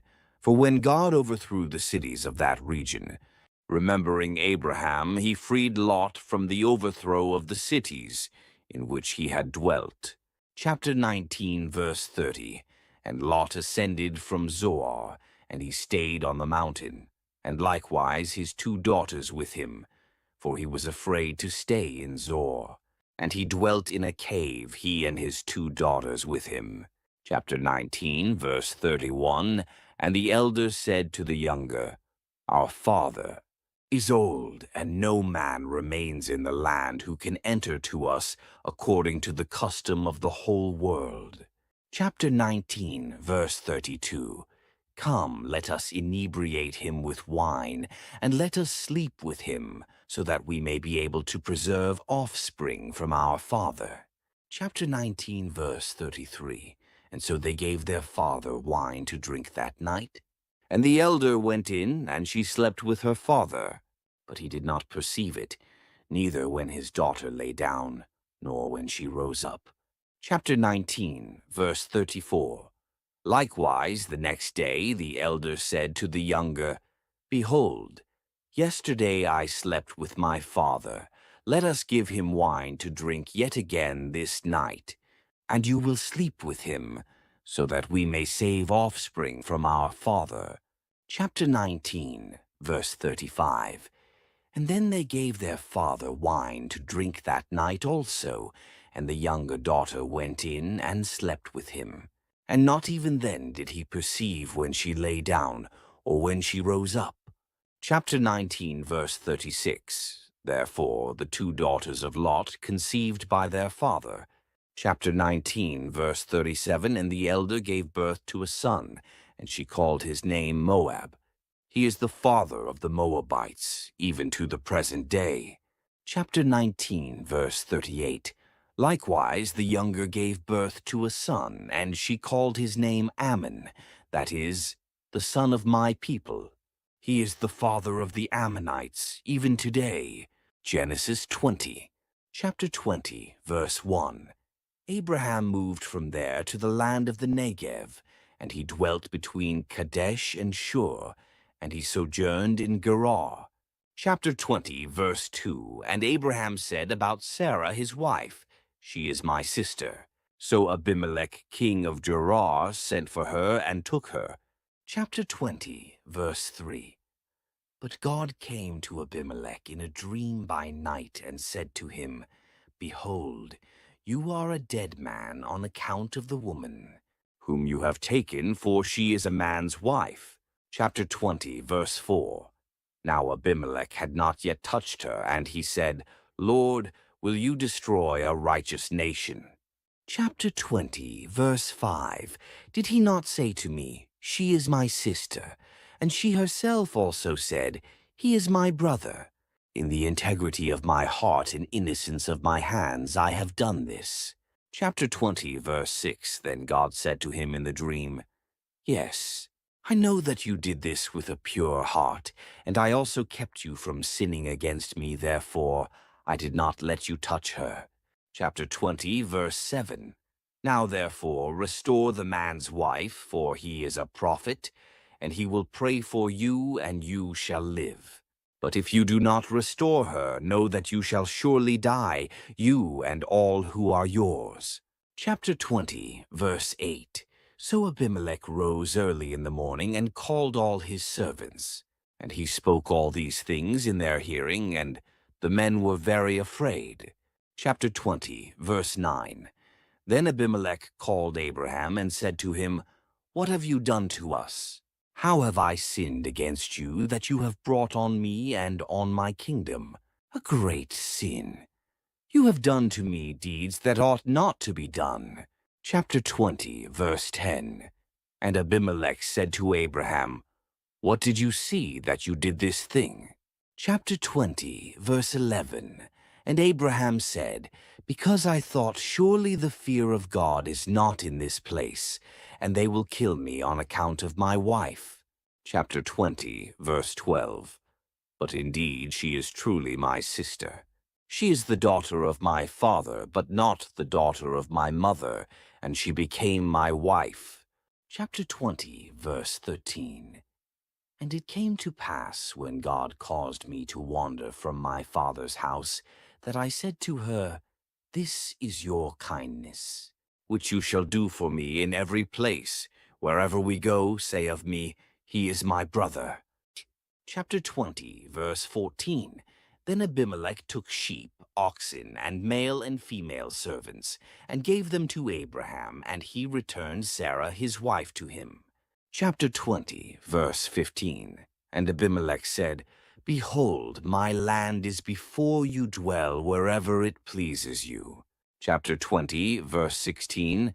And to Sarah he said, Behold, I have given your brother 1,000 pieces of silver. This is to vindicate you before all who are with you, and before everyone you are cleared. Chapter 20, verse 17. So Abraham prayed to God, and God healed Abimelech, his wife, and his female servants. So they bore children. Chapter 20, verse 18. For the Lord had closed up all the wombs of the house of Abimelech because of Sarah, Abraham's wife. Genesis 21. Chapter 21, verse 1. And the Lord visited Sarah as he had said, and the Lord did for Sarah as he had spoken. Chapter 21, verse 2. For Sarah conceived and bore Abraham a son in his old age, at the set time of which God had spoken to him. Chapter 21, verse 3. And Abraham called the name of his son who was born to him, whom Sarah bore to him Isaac. Chapter 21, verse 4. Then Abraham circumcised his son Isaac when he was 8 days old, as God had commanded him. Chapter 21, verse 5. Now Abraham was 100 years old when his son Isaac was born to him. Chapter 21, verse 6. And Sarah said, God has made me laugh, and all who hear will laugh with me. Chapter 21, verse 7. She also said, Who would have said to Abraham that Sarah would nurse children? For I have borne him a son in his old age. Chapter 21, verse 8. So the child grew and was weaned. And Abraham made a great feast on the same day that Isaac was weaned. Chapter 21, verse 9. And Sarah saw the son of Hagar the Egyptian, whom she had borne to Abraham, mocking. Chapter 21, verse 10. Therefore she said to Abraham, Cast out this bondwoman and her son, for the son of this bondwoman shall not be heir with my son, namely with Isaac. Chapter 21, verse 11. And the matter was very displeasing in Abraham's sight because of his son. Chapter 21, verse 12. But God said to Abraham, Do not let it be displeasing in your sight because of the lad, or because of your bondwoman. Whatever Sarah has said to you, listen to her voice, for in Isaac your seed shall be called. Chapter 21, verse 13. Yet I will also make a nation of the son of the bondwoman, because he is your seed. Chapter 21, verse 14. So Abraham rose early in the morning, and took bread and a skin of water, and putting it on her shoulder, he gave it and the boy to Hagar, and sent her away. Then she departed and wandered in the wilderness of Beersheba. Chapter 21, verse 15. And the water in the skin was used up, and she placed the boy under one of the shrubs. Chapter 21, verse 16. Then she went and sat down across from him at a distance of about a bowshot, for she said to herself, Let me not see the death of the boy. So she sat opposite him and lifted her voice and wept. Chapter 21, verse 17. And God heard the voice of the lad. Then the angel of God called to Hagar out of heaven and said to her, What ails you, Hagar? Fear not, for God has heard the voice of the lad where he is. Chapter 21, verse 18. Arise, lift up the lad, and hold him with your hand, for I will make him a great nation. Chapter 21, verse 19. Then God opened her eyes, and she saw a well of water. And she went and filled the skin with water, and gave the lad a drink. Chapter 21, verse 20. So God was with the lad, and he grew and dwelt in the wilderness, and became an archer. Chapter 21, verse 21. He dwelt in the wilderness of Paran, and his mother took a wife for him from the land of Egypt. Chapter 21, verse 22. And it came to pass at that time that Abimelech and Phicol, the commander of his army, spoke to Abraham, saying, God is with you in all that you do. Chapter 21, verse 23. Now therefore, swear to me by God that you will not deal falsely with me, with my offspring, or with my posterity, but that according to the kindness that I have done to you, you will do to me and to the land in which you have dwelt. Chapter 21, verse 24, and Abraham said, I will swear. Chapter 21, verse 25. Then Abraham rebuked Abimelech because of a well of water which Abimelech's servants had seized. Chapter 21, verse 26. And Abimelech said, I do not know who has done this thing you did not tell me, nor had I heard of it until today. Chapter 21, verse 27. So Abraham took sheep and oxen and gave them to Abimelech, and the two of them made a covenant. Chapter 21, verse 28. And Abraham set 7 ewe lambs of the flock by themselves. Chapter 21, verse 29. Then Abimelech asked Abraham, What is the meaning of these 7 ewe lambs which you have set by themselves? Chapter 21, verse 30. And he said, You will take these 7 ewe lambs from my hand, that they may be my witness that I have dug this well. Chapter 21, verse 31. Therefore he called that place Beersheba, because the two of them swore an oath there. Chapter 21, verse 32. Thus they made a covenant at Beersheba. So Abimelech rose with Phicol, the commander of his army, and they returned to the land of the Philistines. Chapter 21, verse 33. Then Abraham planted a tamarisk tree in Beersheba, and there called on the name of the Lord, the everlasting God. Chapter 21, verse 34. And Abraham stayed in the land of the Philistines many days. Genesis 22, chapter 22, verse 1. Now it came to pass after these things that God tested Abraham, and said to him, Abraham. And he said, Here I am. Chapter 22, verse 2. Then he said, Take now your son, your only son Isaac, whom you love, and go to the land of Moriah, and offer him there as a burnt offering on one of the mountains of which I shall tell you. Chapter 22, verse 3. So Abraham rose early in the morning and saddled his donkey, and took 2 of his young men with him, and Isaac his son. And he split the wood for the burnt offering, and arose and went to the place of which God had told him. Chapter 22, verse 4. Then on the 3rd day Abraham lifted his eyes and saw the place afar off. Chapter 22, verse 5. And Abraham said to his young men, Stay here with the donkey, the lad and I will go yonder and worship, and we will come back to you. Chapter 22, verse 6. So Abraham took the wood of the burnt offering and laid it on Isaac, his son, and he took the fire in his hand, and a knife, and the 2 of them went together. Chapter 22, verse 7. But Isaac spoke to Abraham his father, and said, My father. And he said, Here I am, my son. Then he said, Look, the fire and the wood, but where is the lamb for a burnt offering? Chapter 22, verse 8. And Abraham said, My son, God will provide for himself the lamb for a burnt offering. So the 2 of them went together. Chapter 22, verse 9. Then they came to the place of which God had told him. And Abraham built an altar there, and placed the wood in order.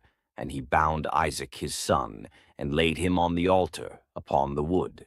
Chapter 22, verse 10. And Abraham stretched out his hand, and took the knife to slay his son.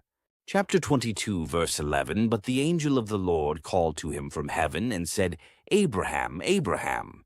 So he said, Here I am. Chapter 22, verse 12. And he said, Do not lay your hand on the lad, or do anything to him for now. I know that you fear God, since you have not withheld your son, your only son, from me. Chapter 22, verse 13. Then Abraham lifted his eyes and looked, and there behind him was a ram caught in a thicket by its horns. So Abraham went and took the ram, and offered it up for a burnt offering instead of his son. Chapter 22, verse 14. And Abraham called the name of the place, "The Lord will provide," as it is said to this day, "In the mount of the Lord it shall be provided." Chapter 22, verse 15. Then the angel of the Lord called to Abraham a second time out of heaven. Chapter 22, verse 16, and said, "By myself I have sworn, says the Lord, because you have done this thing, and have not withheld your son, your only son." Chapter 22, verse 17. Blessing I will bless you, and multiplying I will multiply your descendants, as the stars of the heaven and as the sand, which is on the seashore, and your descendants shall possess the gate of their enemies. Chapter 22, verse 18. In your seed all the nations of the earth shall be blessed, because you have obeyed my voice. Chapter 22, verse 19. So Abraham returned to his young men, and they rose and went together to Beersheba, and Abraham dwelt at Beersheba. Chapter 22, verse 20. Now it came to pass after these things that it was told Abraham, saying, "Indeed, Milcah also has borne children to your brother Nahor." Chapter 22, verse 21. Huz his firstborn, Buz his brother, Kemuel the father of Aram.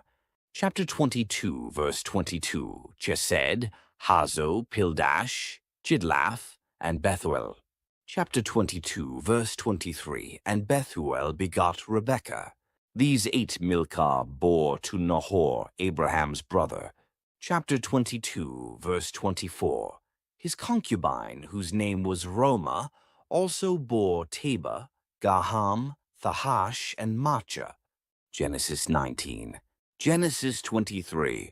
Chapter 23, verse 1. Sarah lived 127 years.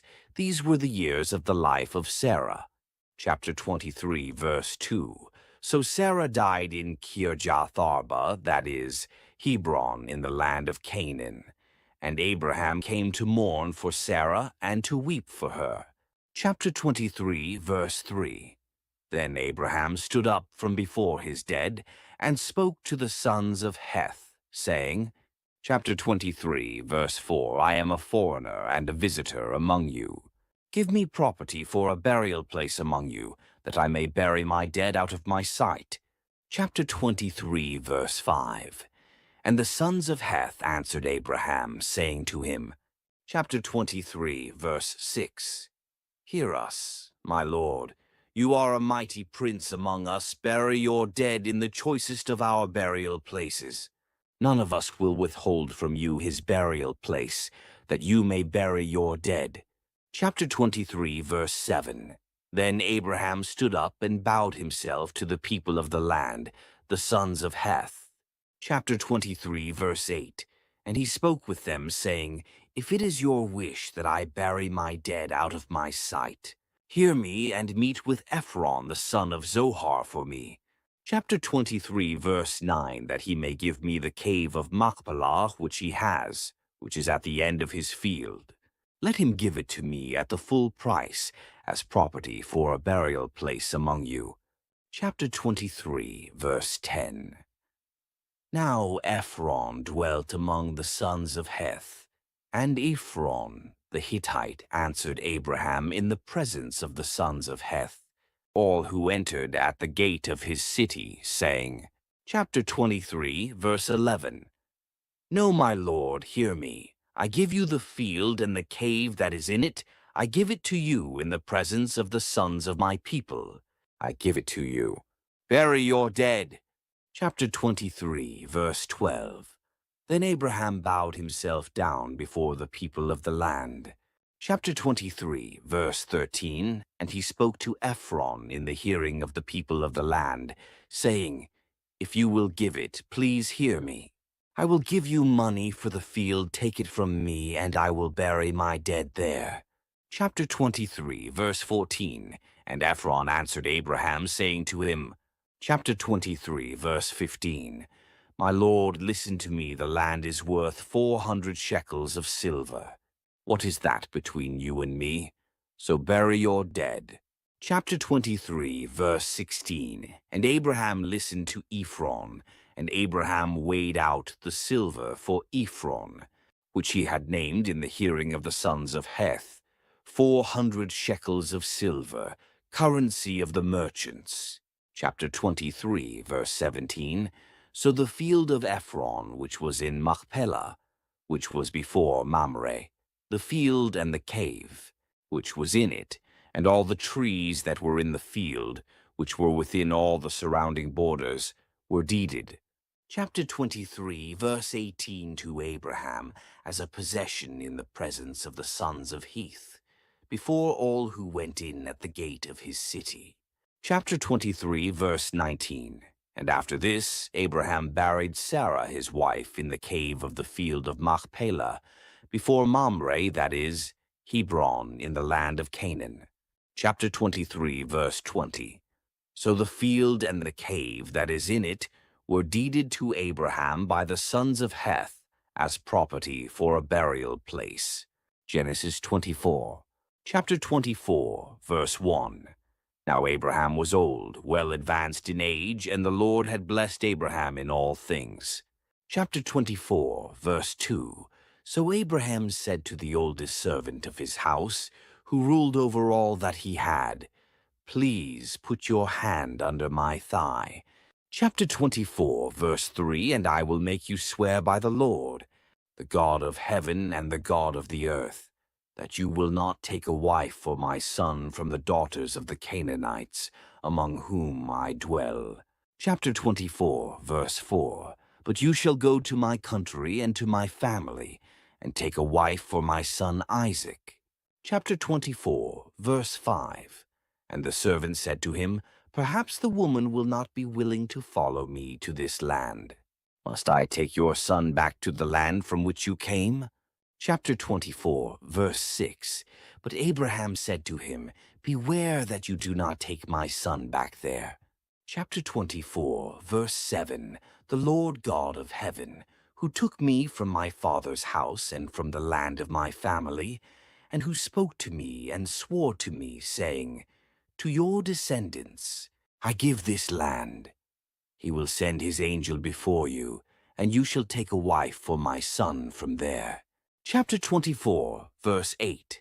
And if the woman is not willing to follow you, then you will be released from this oath, only do not take my son back there. Chapter 24, verse 9. So the servant put his hand under the thigh of Abraham his master, and swore to him concerning this matter. Chapter 24, verse 10. Then the servant took 10 of his master's camels and departed, for all his master's goods were in his hand. And he arose and went to Mesopotamia, to the city of Nahor. Chapter 24, verse 11. And he made his camels kneel down outside the city by a well of water at evening time, the time when women go out to draw water. Chapter 24, verse 12. Then he said, O Lord God of my master Abraham, please give me success this day, and show kindness to my master Abraham. Chapter 24, verse 13. Behold, here I stand by the well of water, and the daughters of the men of the city are coming out to draw water. Chapter 24, verse 14. Now let it be that the young woman to whom I say, Please let down your pitcher that I may drink. And she says, Drink, and I will also give your camels a drink. Let her be the one you have appointed for your servant Isaac. And by this I will know that you have shown kindness to my master. Chapter 24, verse 15. And it happened, before he had finished speaking, that behold, Rebekah, who was born to Bethuel, son of Milcah, the wife of Nahor, Abraham's brother, came out with her pitcher on her shoulder. Chapter 24, verse 16. Now the young woman was very beautiful to behold. A virgin no man had known her. And she went down to the well, filled her pitcher, and came up. Chapter 24, verse 17. And the servant ran to meet her and said, Please let me drink a little water from your pitcher. Chapter 24, verse 18. So she said, Drink, my lord. Then she quickly let her pitcher down to her hand and gave him a drink. Chapter 24, verse 19. And when she had finished giving him a drink, she said, I will draw water for your camels also, until they have finished drinking. Chapter 24, verse 20. Then she quickly emptied her pitcher into the trough, ran back to the well to draw water, and drew for all his camels. Chapter 24, verse 21. And the man, wondering at her, remained silent so as to know whether the Lord had made his journey prosperous or not. Chapter 24, verse 22. So it was, when the camels had finished drinking, that the man took a golden nose ring, weighing 1/2 shekel, and 2 bracelets for her wrists weighing 10 shekels of gold. Chapter 24, verse 23, and said, Whose daughter are you? Tell me, please, is there room in your father's house for us to lodge? Chapter 24, verse 24. So she said to him, I am the daughter of Bethuel, Milcah's son, whom she bore to Nahor. Chapter 24, verse 25. Moreover, she said to him, We have both straw and feed enough, and room to lodge. Chapter 24, verse 26. Then the man bowed down his head and worshipped the Lord. Chapter 24, verse 27. And he said, Blessed be the Lord God of my master Abraham, who has not forsaken his mercy and his truth toward my master. As for me, being on the way, the Lord led me to the house of my master's brethren. Chapter 24, verse 28. So the young woman ran and told her mother's household these things. Chapter 24, verse 29.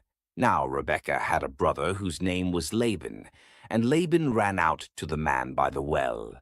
Chapter 24, verse 30. So it came to pass, when he saw the nose ring and the bracelets on his sister's wrists, and when he heard the words of his sister Rebekah, saying, Thus the man spoke to me, that he went to the man. And there he stood by the camels at the well. Chapter 24, verse 31. And he said, Come in, O blessed of the Lord. Why do you stand outside? For I have prepared the house and a place for the camels. Chapter 24, verse 32. Then the man came to the house, and he unloaded the camels, and provided straw and feed for the camels, and water to wash his feet, and the feet of the men who were with him. Chapter 24, verse 33. Food was set before him to eat, but he said, I will not eat until I have told about my errand. And he said, Speak on. Chapter 24, verse 34. So he said, I am Abraham's servant. Chapter 24, verse 35. The Lord has blessed my master greatly, and he has become great, and he has given him flocks and herds, silver and gold, male and female servants, and camels and donkeys. Chapter 24, verse 36. And Sarah, my master's wife, bore a son to my master when she was old, and to him he has given all that he has. Chapter 24, verse 37. Now my master made me swear, saying, You shall not take a wife for my son from the daughters of the Canaanites, in whose land I dwell. Chapter 24, verse 38. But you shall go to my father's house and to my family, and take a wife for my son. Chapter 24, verse 39. And I said to my master, Perhaps the woman will not follow me. Chapter 24, verse 40. But he said to me, The Lord before whom I walk will send his angel with you and prosper your way. And you shall take a wife for my son from my family and from my father's house. Chapter 24, verse 41. You will be clear from this oath when you arrive among my family, for if they will not give her to you, then you will be released from my oath. Chapter 24, verse 42. And this day I came to the well and said, O Lord God of my master Abraham, if you will now prosper the way in which I go. Chapter 24, verse 43. Behold, I stand by the well of water. And it shall come to pass that when the virgin comes out to draw water, and I say to her, Please give me a little water from your pitcher to drink. Chapter 24, verse 44, and she says to me, Drink, and I will draw for your camels also. Let her be the woman whom the Lord has appointed for my master's son. Chapter 24, verse 45. But before I had finished speaking in my heart, there was Rebekah coming out with her pitcher on her shoulder, and she went down to the well and drew water. And I said to her, Please let me drink. Chapter 24, verse 46. And she made haste and let her pitcher down from her shoulder, and said, Drink, and I will give your camels a drink also. So I drank, and she gave the camels a drink also. Chapter 24, verse 47. Then I asked her, and said, Whose daughter are you? And she said, The daughter of Bethuel, Nahor's son, whom Milcah bore to him. So I put the nose ring on her nose and the bracelets on her wrists. Chapter 24, verse 48. And I bowed my head and worshipped the Lord, and blessed the Lord God of my master Abraham, who had led me in the way of truth to take the daughter of my master's brother for his son. Chapter 24, verse 49. Now, if you will deal kindly and truly with my master, tell me, and if not, tell me that I may turn to the right hand or to the left. Chapter 24, verse 50. Then Laban and Bethuel answered and said, The thing comes from the Lord. We cannot speak to you either bad or good. Chapter 24, verse 51. Here is Rebekah before you take her, and go, and let her be your master's son's wife, as the Lord has spoken. Chapter 24, verse 52. And it came to pass, when Abraham's servant heard their words, that he worshipped the Lord, bowing himself to the earth. Chapter 24, verse 53. Then the servant brought out jewelry of silver, jewelry of gold, and clothing, and gave them to Rebekah. He also gave precious things to her brother and to her mother. Chapter 24, verse 54. And he and the men who were with him ate and drank and stayed all night. Then they arose in the morning, and he said, Send me away to my master. Chapter 24, verse 55. But her brother and her mother said, Let the young woman stay with us a few days, at least 10. After that she may go. Chapter 24, verse 56. And he said to them, Do not hinder me, since the Lord has prospered my way. Send me away, so that I may go to my master. Chapter 24, verse 57. So they said, We will call the young woman and ask her personally. Chapter 24, verse 58. Then they called Rebekah and said to her, Will you go with this man? And she said, I will go. Chapter 24, verse 59. So they sent away Rebekah their sister and her nurse, and Abraham's servant and his men. Chapter 24, verse 60. And they blessed Rebekah and said to her, Our sister, May you become the mother of thousands of 10,000s, and may your descendants possess the gates of those who hate them. Chapter 24, verse 61. Then Rebekah and her maids arose, and they rode on the camels and followed the man. So the servant took Rebekah and departed. Chapter 24, verse 62. Now Isaac came from the way of Beer Lahai-roi, for he dwelt in the south. Chapter 24, verse 63.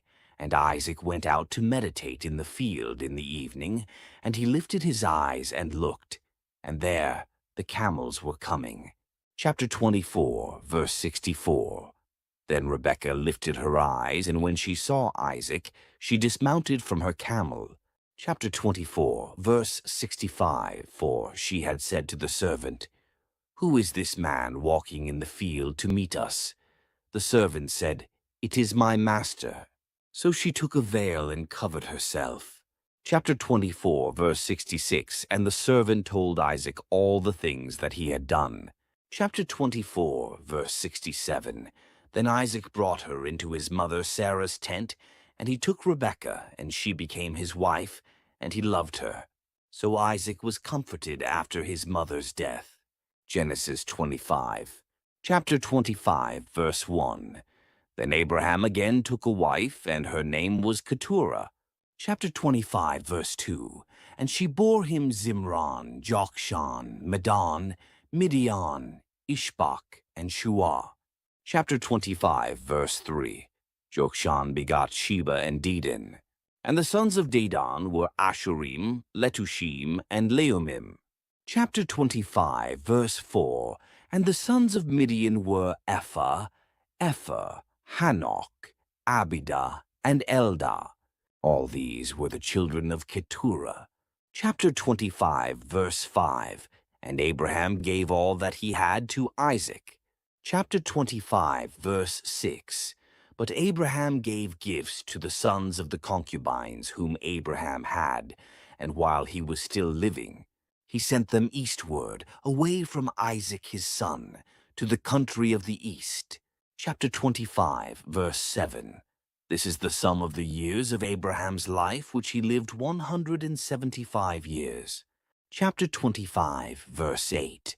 Then Abraham breathed his last and died in a good old age, an old man and full of years, and was gathered to his people. Chapter 25, verse 9. And his sons, Isaac and Ishmael, buried him in the cave of Machpelah, which is before Mamre, in the field of Ephron, the son of Zohar the Hittite. Chapter 25, verse 10. The field which Abraham purchased from the sons of Heth. There Abraham was buried, and Sarah his wife. Chapter 25, verse 11. And it came to pass after the death of Abraham that God blessed his son Isaac. And Isaac dwelt at Beer Lahairoi. Chapter 25, verse 12. Now this is the genealogy of Ishmael, Abraham's son, whom Hagar the Egyptian, Sarah's maidservant, bore to Abraham. Chapter 25, verse 13. And these were the names of the sons of Ishmael, by their names, according to their generations, the firstborn of Ishmael, Nebajoth, then Kedar, Adbeel, Mibsaim. Chapter 25, verse 14. Mishma, Dumah, Massa. Chapter 25, verse 15. Hadar, Tema, Jetur, Nephish, and Kedemah. Chapter 25, verse 16. These were the sons of Ishmael, and these were their names, by their towns and their settlements, 12 princes according to their nations. Chapter 25, verse 17. These were the years of the life of Ishmael, 137 years. And he breathed his last and died, and was gathered to his people. Chapter 25, verse 18. They dwelt from Havilah as far as Shur, which is east of Egypt, as you go toward Assyria. He died in the presence of all his brethren. Chapter 25, verse 19. This is the genealogy of Isaac, Abraham's son. Abraham begot Isaac. Chapter 25, verse 20. Isaac was 40 years old when he took Rebekah as wife, the daughter of Bethuel, the Syrian of Padan Aram, the sister of Laban the Syrian. Chapter 25, verse 21.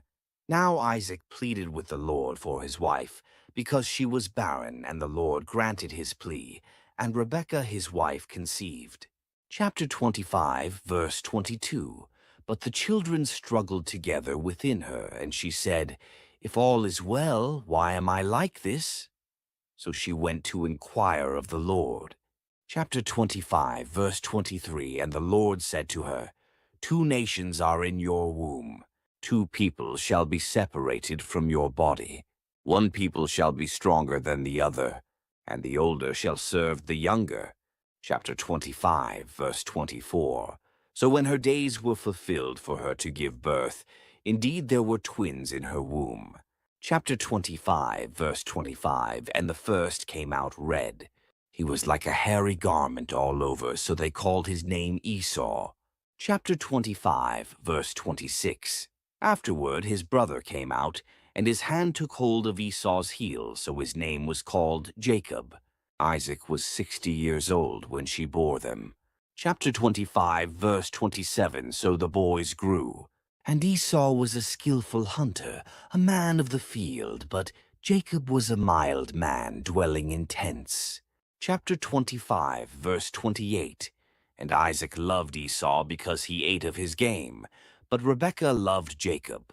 Chapter 25, verse 29. Now Jacob cooked a stew, and Esau came in from the field, and he was weary. Chapter 25, verse 30. And Esau said to Jacob, "Please feed me with that same red stew, for I am weary." Therefore his name was called Edom. Chapter 25, verse 31. But Jacob said, "Sell me your birthright as of this day." Chapter 25, verse 32. And Esau said, "Look, I am about to die, so what is this birthright to me?" Chapter 25, verse 33. Then Jacob said, "Swear to me as of this day." So he swore to him and sold his birthright to Jacob. Chapter 25, verse 34. And Jacob gave Esau bread and stew of lentils. Then he ate and drank, arose, and went his way. Thus Esau despised his birthright. Chapter 26. Chapter 26, verse 1. There was a famine in the land, besides the first famine that was in the days of Abraham. And Isaac went to Abimelech, king of the Philistines, in Gerar. Chapter 26, verse 2. Then the Lord appeared to him and said, "Do not go down to Egypt. Live in the land of which I shall tell you." Chapter 26, verse 3. Dwell in this land, and I will be with you and bless you, for to you and your descendants I give all these lands, and I will perform the oath which I swore to Abraham your father. Chapter 26, verse 4. And I will make your descendants multiply as the stars of heaven. I will give to your descendants all these lands, and in your seed all the nations of the earth shall be blessed. Chapter 26, verse 5. Because Abraham obeyed my voice, and kept my charge, my commandments, my statutes, and my laws. Chapter 26, verse 6. So Isaac dwelt in Gerar.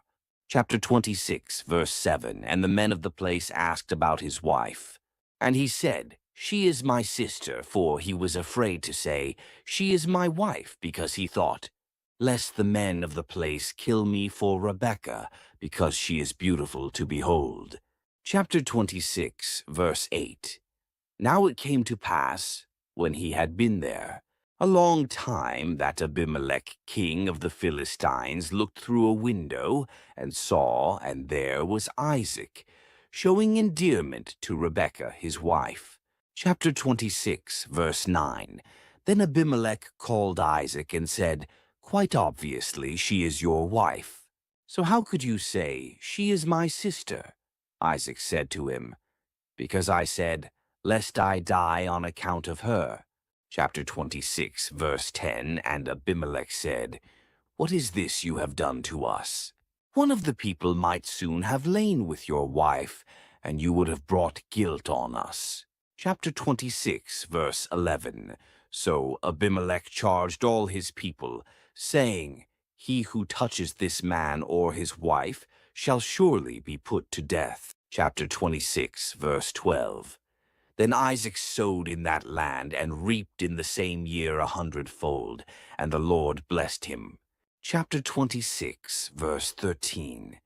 The man began to prosper, and continued prospering until he became very prosperous.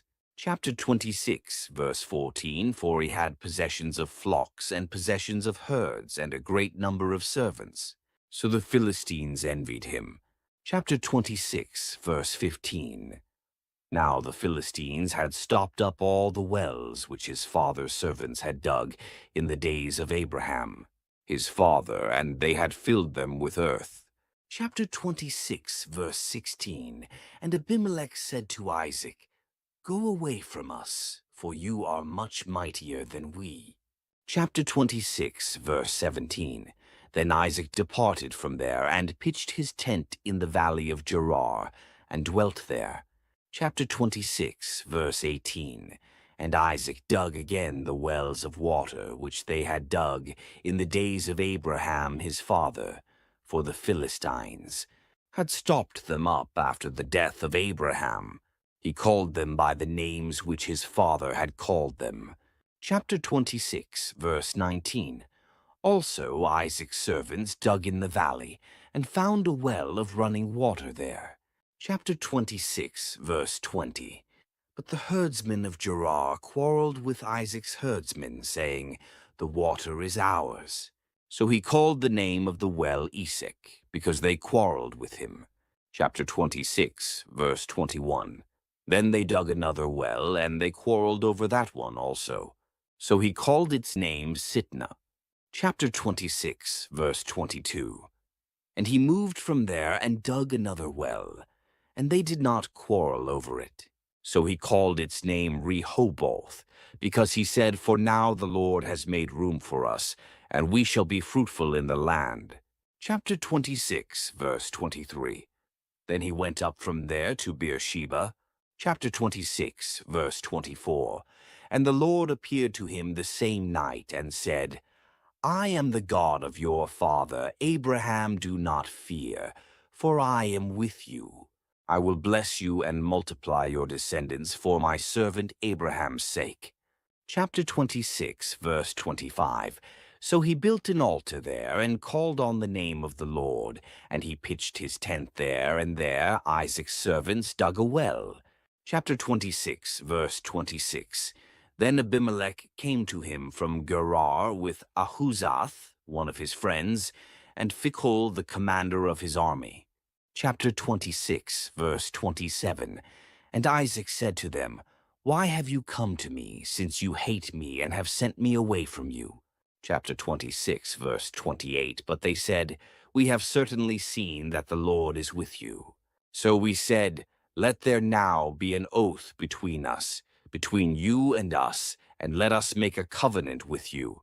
Chapter 26, verse 29, that you will do us no harm, since we have not touched you, and since we have done nothing to you but good, and have sent you away in peace. You are now the blessed of the Lord. Chapter 26, verse 30. So he made them a feast, and they ate and drank. Chapter 26, verse 31. Then they arose early in the morning and swore an oath with one another, and Isaac sent them away, and they departed from him in peace. Chapter 26, verse 32. It came to pass the same day that Isaac's servants came and told him about the well, which they had dug, and said to him, "We have found water." Chapter 26, verse 33. So he called it Sheba. Therefore the name of the city is Beersheba to this day. Chapter 26, verse 34. When Esau was 40 years old, he took as wives Judith the daughter of Beeri the Hittite, and Basemath the daughter of Elon the Hittite. Chapter 26, verse 35.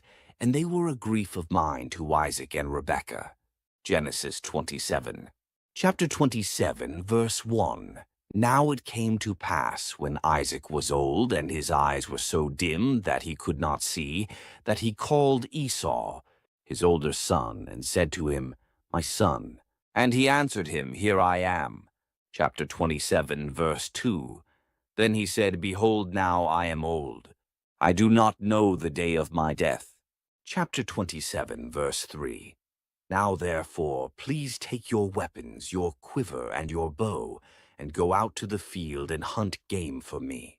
Chapter 27, verse 4. And make me savory food, such as I love, and bring it to me that I may eat, that my soul may bless you before I die.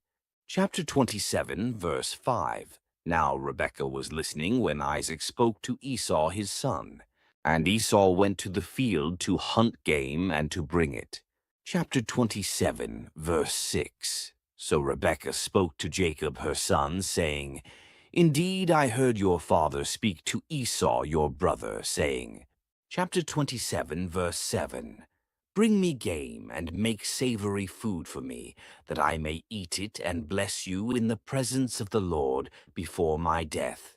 Chapter 27, verse 8. Now therefore, my son, obey my voice according to what I command you. Chapter 27, verse 9. Go now to the flock and bring me from there 2 choice kids of the goats, and I will make savory food from them for your father, such as he loves. Chapter 27, verse 10. Then you shall take it to your father, that he may eat it, and that he may bless you before his death. Chapter 27, verse 11. And Jacob said to Rebekah his mother, Look, Esau, my brother is a hairy man, and I am a smooth-skinned man. Chapter 27, verse 12. Perhaps my father will feel me, and I shall seem to be a deceiver to him, and I shall bring a curse on myself and not a blessing. Chapter 27, verse 13. But his mother said to him, Let your curse be on me. My son, only obey my voice, and go, get them for me. Chapter 27, verse 14. And he went and got them and brought them to his mother. And his mother made savory food, such as his father loved. Chapter 27, verse 15. Then Rebekah took the choice clothes of her elder son Esau, which were with her in the house, and put them on Jacob, her younger son. Chapter 27, verse 16. And she put the skins of the kids of the goats on his hands and on the smooth part of his neck. Chapter 27, verse 17. Then she gave the savory food and the bread, which she had prepared, into the hand of her son Jacob. Chapter 27, verse 18. So he went to his father and said, My father. And he said, Here I am. Who are you, my son? Chapter 27, verse 19. Jacob said to his father, I am Esau, your firstborn. I have done just as you told me. Please arise. Sit and eat of my game, that your soul may bless me. Chapter 27, verse 20. But Isaac said to his son, How is it that you have found it so quickly, my son? And he said, Because the Lord your God brought it to me. Chapter 27, verse 21, Isaac said to Jacob, Please come near, that I may feel you, my son, whether you are really my son Esau or not. Chapter 27, verse 22. So Jacob went near to Isaac his father, and he felt him and said, The voice is Jacob's voice, but the hands are the hands of Esau. Chapter 27, verse 23. And he did not recognize him, because his hands were hairy like his brother Esau's hands, so he blessed him. Chapter 27, verse 24. Then he said, Are you really my son Esau? He said, I am. Chapter 27, verse 25, he said, Bring it near to me, and I will eat of my son's game, so that my soul may bless you. So he brought it near to him, and he ate, and he brought him wine, and he drank. Chapter 27, verse 26. Then his father Isaac said to him, Come near now and kiss me, my son. Chapter 27, verse 27. And he came near and kissed him, and he smelled the smell of his clothing, and blessed him, and said, Surely the smell of my son is like the smell of a field, which the Lord has blessed. Chapter 27, verse 28. Therefore may God give you of the dew of heaven, of the fatness of the earth, and plenty of grain and wine. Chapter 27, verse 29. Let peoples serve you, and nations bow down to you. Be master over your brethren, and let your mother's sons bow down to you. Cursed be everyone who curses you, and blessed be those who bless you. Chapter 27, verse 30. Now it happened, as soon as Isaac had finished blessing Jacob, and Jacob had scarcely gone out from the presence of Isaac, his father, that Esau his brother came in from his hunting. Chapter 27, verse 31. He also had made savory food, and brought it to his father. and said to his father, Let my father arise and eat of his son's game, that your soul may bless me. Chapter 27, verse 32. And his father Isaac said to him, Who are you? So he said, I am your son, your firstborn, Esau. Chapter 27, verse 33. Then Isaac trembled exceedingly and said, Who? Where is the one who hunted game and brought it to me? I ate all of it before you came, and I have blessed him, and indeed he shall be blessed. Chapter 27, verse 34. When Esau heard the words of his father, he cried with an exceedingly great and bitter cry, and said to his father, Bless me also, O my father. Chapter 27, verse 35. But he said, Your brother came with deceit and has taken away your blessing. Chapter 27, verse 36. And Esau said, Is he not rightly named Jacob? For he has supplanted me these 2 times. He took away my birthright, and now look, he has taken away my blessing. And he said, Have you not reserved a blessing for me? Chapter 27, verse 37. Then Isaac answered and said to Esau, Indeed, I have made him your master, and all his brethren I have given to him as servants with grain and wine. I have sustained him. What shall I do now for you, my son? Chapter 27, verse 38. And Esau said to his father, Have you only one blessing, my father? Bless me also, O my father. And Esau lifted up his voice and wept. Chapter 27, verse 39. Then Isaac, his father, answered and said to him, Behold, your dwelling shall be of the fatness of the earth, and of the dew of heaven from above. Chapter 27, verse 40. By your sword you shall live, and you shall serve your brother. And it shall come to pass, when you become restless, that you shall break his yoke from your neck. Chapter 27, verse 41. So Esau hated Jacob because of the blessing with which his father blessed him. And Esau said in his heart, The days of mourning for my father are at hand. Then I will kill my brother Jacob. Chapter 27, verse 42. And the words of Esau, her older son, were told to Rebekah. So she sent and called Jacob, her younger son, and said to him, Surely your brother Esau comforts himself concerning you by intending to kill you. Chapter 27, verse 43. Now therefore, my son, obey my voice, arise, flee to my brother Laban in Haran.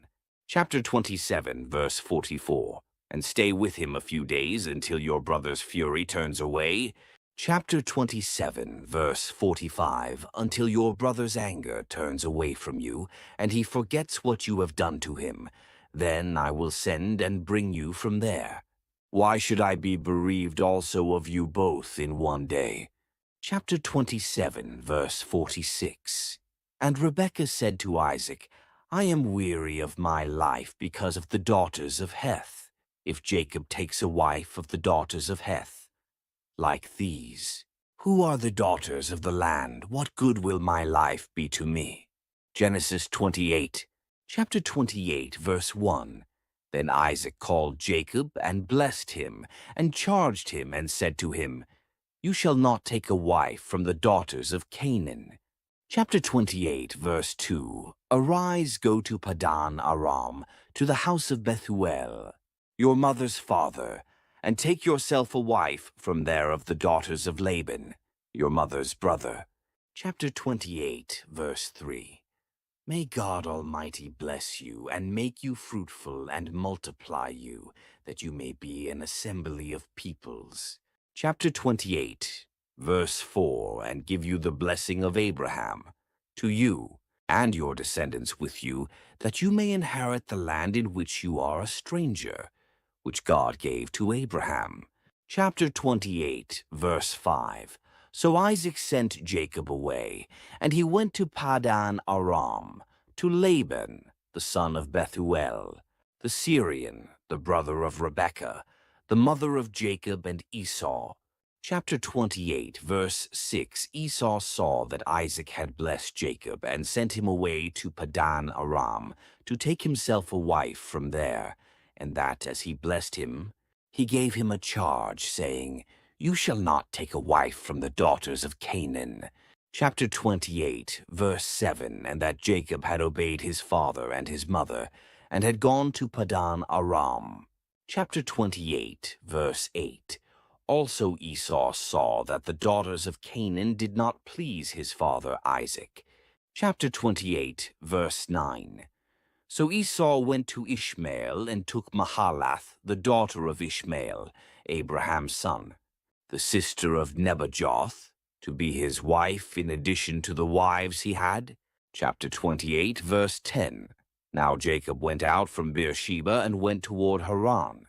Chapter 28, verse 11. So he came to a certain place and stayed there all night, because the sun had set.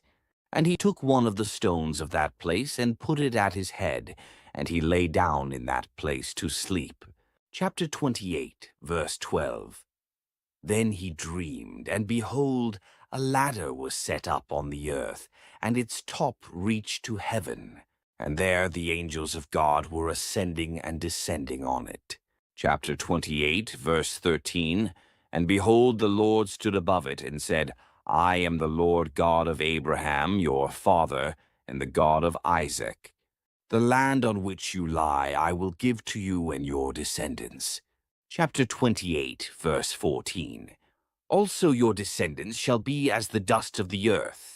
You shall spread abroad to the west and the east, to the north and the south, and in you and in your seed all the families of the earth shall be blessed. Chapter 28, verse 15. Behold, I am with you, and will keep you wherever you go, and will bring you back to this land, for I will not leave you until I have done what I have spoken to you. Chapter 28, verse 16. Then Jacob awoke from his sleep and said, "Surely the Lord is in this place, and I did not know it." Chapter 28, verse 17. And he was afraid and said, "How awesome is this place! This is none other than the house of God, and this is the gate of heaven." Chapter 28, verse 18. Then Jacob rose early in the morning and took the stone that he had put at his head, set it up as a pillar, and poured oil on top of it. Chapter 28, verse 19. And he called the name of that place Bethel, but the name of that city had been Luz previously. Chapter 28, verse 20. Then Jacob made a vow, saying, "If God will be with me and keep me in this way, that I am going, and give me bread to eat and clothing to put on." Chapter 28, verse 21, so that I come back to my father's house in peace, then the Lord shall be my God. Chapter 28, verse 22. And this stone which I have set as a pillar shall be God's house, and of all that you give me I will surely give a tenth to you. Genesis 29. Chapter 29, verse 1. So Jacob went on his journey and came to the land of the people of the east. Chapter 29, verse 2. And he looked and saw a well in the field, and behold, there were 3 flocks of sheep lying by it, for out of that well they watered the flocks. A large stone was on the well's mouth. Chapter 29, verse 3. Now all the flocks would be gathered there, and they would roll the stone from the well's mouth, water the sheep, and put the stone back in its place on the well's mouth. Chapter 29, verse 4. And Jacob said to them, "My brethren, where are you from?" And they said, "We are from Haran." Chapter 29, verse 5. Then he said to them, "Do you know Laban, the son of Nahor?" And they said, "We know him." Chapter 29, verse 6. So he said to them, "Is he well?" And they said, "He is well. And look, his daughter Rachel is coming with the sheep." Chapter 29, verse 7. Then he said, "Look, it is still high day. It is not time for the cattle to be gathered together. Water the sheep and go and feed them." Chapter 29, verse 8. But they said, "We cannot until all the flocks are gathered together, and they have rolled the stone from the well's mouth. Then we water the sheep." Chapter 29, verse 9. Now while he was still speaking with them, Rachel came with her father's sheep, for she was a shepherdess. Chapter 29, verse 10. And it came to pass, when Jacob saw Rachel, the daughter of Laban, his mother's brother, and the sheep of Laban, his mother's brother, that Jacob went near and rolled the stone from the well's mouth, and watered the flock of Laban, his mother's brother. Chapter 29, verse 11. Then Jacob kissed Rachel, and lifted up his voice and wept. Chapter 29, verse 12. And Jacob told Rachel that he was her father's relative, and that he was Rebekah's son. So she ran and told her father. Chapter 29, verse 13. Then it came to pass, when Laban heard the report about Jacob, his sister's son, that he ran to meet him, and embraced him, and kissed him, and brought him to his house. So he told Laban all these things. Chapter 29, verse 14. And Laban said to him, "Surely you are my bone and my flesh." And he stayed with him for a month. Chapter 29, verse 15. Then Laban said to Jacob, "Because you are my relative, should you therefore serve me for nothing? Tell me, what should your wages be?" Chapter 29, verse 16. Now Laban had 2 daughters. The name of the elder was Leah, and the name of the younger was Rachel. Chapter 29, verse 17. Leah's eyes were delicate, but Rachel was beautiful of form and appearance. Chapter 29, verse 18. Now Jacob loved Rachel, so he said, "I will serve you 7 years for Rachel, your younger daughter." Chapter 29, verse 19. And Laban said, "It is better that I give her to you than that I should give her to another man. Stay with me." Chapter 29, verse 20. So Jacob served 7 years for Rachel, and they seemed only a few days to him because of the love he had for her. Chapter 29, verse 21. Then Jacob said to Laban, "Give me my wife, for my days are fulfilled, that I may go into her." Chapter 29, verse 22. And Laban gathered together all the men of the place and made a feast. Chapter 29, verse 23. Now it came to pass in the evening that he took Leah his daughter and brought her to Jacob, and he went into her. Chapter 29, verse 24. And Laban gave his maid Zilpah to his daughter Leah as a maid. Chapter 29, verse 25. So it came to pass in the morning that, behold, it was Leah. And he said to Laban, "What is this you have done to me? Was it not for Rachel that I served you? Why then have you deceived me?" Chapter 29, verse 26. And Laban said, "It must not be done so in our country, to give the younger before the firstborn." Chapter 29, verse 27. Fulfill her week, and we will give you this one also for the service which you will serve with me still another 7 years. Chapter 29, verse 28. Then Jacob did so and fulfilled her week. So he gave him his daughter Rachel as wife also. Chapter 29, verse 29. And Laban gave his maid Bilhah to his daughter Rachel as a maid. Chapter 29, verse 30. Then Jacob also went in to Rachel, and he also loved Rachel more than Leah. And he served with Laban still another 7 years. Chapter 29, verse 31. When the Lord saw that Leah was unloved, he opened her womb, but Rachel was barren. Chapter 29, verse 32. So Leah conceived and bore a son, and she called his name Reuben, for she said, "The Lord has surely looked on my affliction. Now therefore my husband will love me." Chapter 29, verse 33. Then she conceived again and bore a son, and said, "Because the Lord has heard that I am unloved, he has therefore given me this son also." And she called his name Simeon. Chapter 29, verse 34.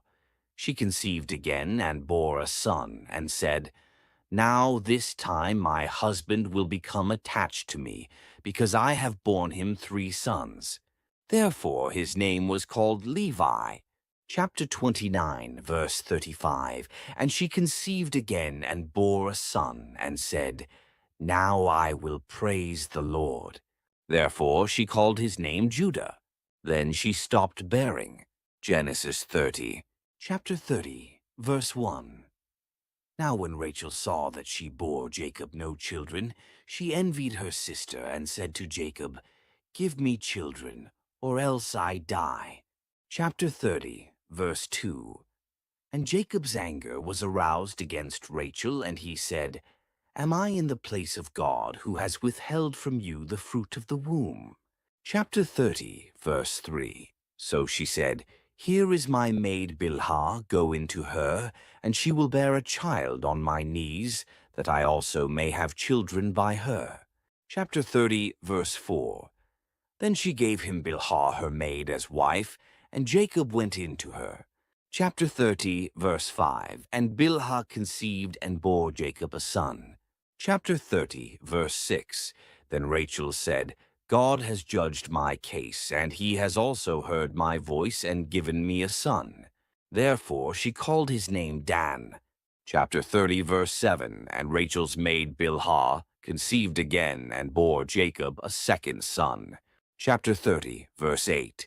Then Rachel said, With great wrestlings I have wrestled with my sister, and indeed I have prevailed.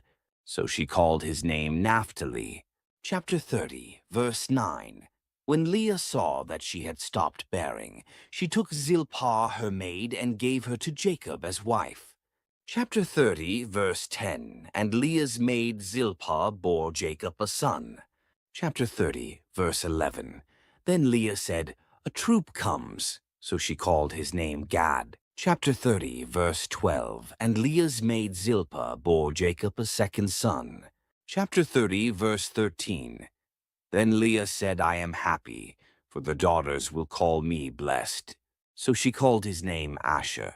Chapter 30, verse 14. Now Reuben went in the days of wheat harvest and found mandrakes in the field and brought them to his mother Leah. Then Rachel said to Leah, Please give me some of your son's mandrakes. Chapter 30, verse 15. But she said to her, Is it a small matter that you have taken away my husband? Would you take away my son's mandrakes also? And Rachel said, Therefore he will lie with you tonight for your son's mandrakes. Chapter 30, verse 16. When Jacob came out of the field in the evening, Leah went out to meet him and said, You must come in to me, for I have surely hired you with my son's mandrakes. And he lay with her that night. Chapter 30, verse 17. And God listened to Leah, and she conceived and bore Jacob a fifth son. Chapter 30, verse 18. Leah said, God has given me my wages, because I have given my maid to my husband. So she called his name Issachar. Chapter 30, verse 19. Then Leah conceived again and bore Jacob a sixth son. Chapter 30, verse 20. And Leah said, God has endowed me with a good endowment. Now my husband will dwell with me, because I have borne him 6 sons. So she called his name Zebulun. Chapter 30, verse 21. Afterward she bore a daughter and called her name Dinah. Chapter 30, verse 22. Then God remembered Rachel, and God listened to her and opened her womb. Chapter 30, verse 23. And she conceived and bore a son, and said, God has taken away my reproach. Chapter 30, verse 24. So she called his name Joseph, and said, The Lord shall add to me another son. Chapter 30, verse 25. And it came to pass, when Rachel had borne Joseph, that Jacob said to Laban, Send me away, that I may go to my own place and to my country. Chapter 30, verse 26. Give me my wives and my children, for whom I have served you, and let me go, for you know my service which I have done for you. Chapter 30, verse 27. And Laban said to him, Please stay if I have found favor in your eyes, for I have learned by experience that the Lord has blessed me for your sake. Chapter 30, verse 28. Then he said, Name me your wages, and I will give it. Chapter 30, verse 29. So Jacob said to him, You know how I have served you, and how your livestock has been with me. Chapter 30, verse 30. For what you had before I came was little, and it has increased to a great amount. The Lord has blessed you since my coming. And now, when shall I also provide for my own house? Chapter 30, verse 31. So he said, What shall I give you? And Jacob said, You shall not give me anything. If you will do this thing for me, I will again feed and keep your flocks. Chapter 30, verse 32. Let me pass through all your flock today, removing from there all the speckled and spotted sheep, and all the brown ones among the lambs, and the spotted and speckled among the goats, and these shall be my wages. Chapter 30, verse 33. So my righteousness will answer for me in time to come. When the subject of my wages comes before you, every one that is not speckled and spotted among the goats, and brown among the lambs, will be considered stolen, if it is with me. Chapter 30, verse 34. And Laban said, Oh, that it were according to your word. Chapter 30, verse 35. So he removed that day the male goats that were speckled and spotted, all the female goats that were speckled and spotted, every one that had some white in it, and all the brown ones among the lambs, and gave them into the hand of his sons. Chapter 30, verse 36. Then he put 3 days' journey between himself and Jacob fed the rest of Laban's flocks. Chapter 30, verse 37. Now Jacob took for himself rods of green poplar and of the almond and chestnut trees, peeled white strips in them, and exposed the white which was in the rods. Chapter 30, verse 38. And the rods which he had peeled he set before the flocks in the gutters in the watering troughs, where the flocks came to drink, so that they should conceive when they came to drink. Chapter 30, verse 39. So the flocks conceived before the rods, and the flocks brought forth streaked, speckled, and spotted. Chapter 30, verse 40. Then Jacob separated the lambs, and made the flocks face toward the streaked, and all the brown in the flock of Laban. But he put his own flocks by themselves, and did not put them with Laban's flock. Chapter 30, verse 41. And it came to pass, whenever the stronger livestock conceived, that Jacob placed the rods before the eyes of the livestock in the gutters, that they might conceive among the rods. Chapter 30, verse 42. But when the flocks were feeble, he did not put them in, so the feebler were Laban's and the stronger Jacob's. Chapter 30, verse 43. Thus the man became exceedingly prosperous, and had large flocks, female and male servants, and camels and donkeys. Genesis 31. Chapter 31, verse 1. Now Jacob heard the words of Laban's sons, saying, Jacob has taken away all that was our father's, and from what was our father's he has acquired all this wealth. Chapter 31, verse 2. And Jacob saw the countenance of Laban, and indeed it was not favorable toward him as before. Chapter 31, verse 3. Then the Lord said to Jacob, Return to the land of your fathers and to your family, and I will be with you. Chapter 31, verse 4. So Jacob sent and called Rachel and Leah to the field, to his flock. Chapter 31, verse 5, and said to them, I see your father's countenance, that it is not favorable toward me as before, but the God of my father has been with me. Chapter 31, verse 6. And you know that with all my might I have served your father.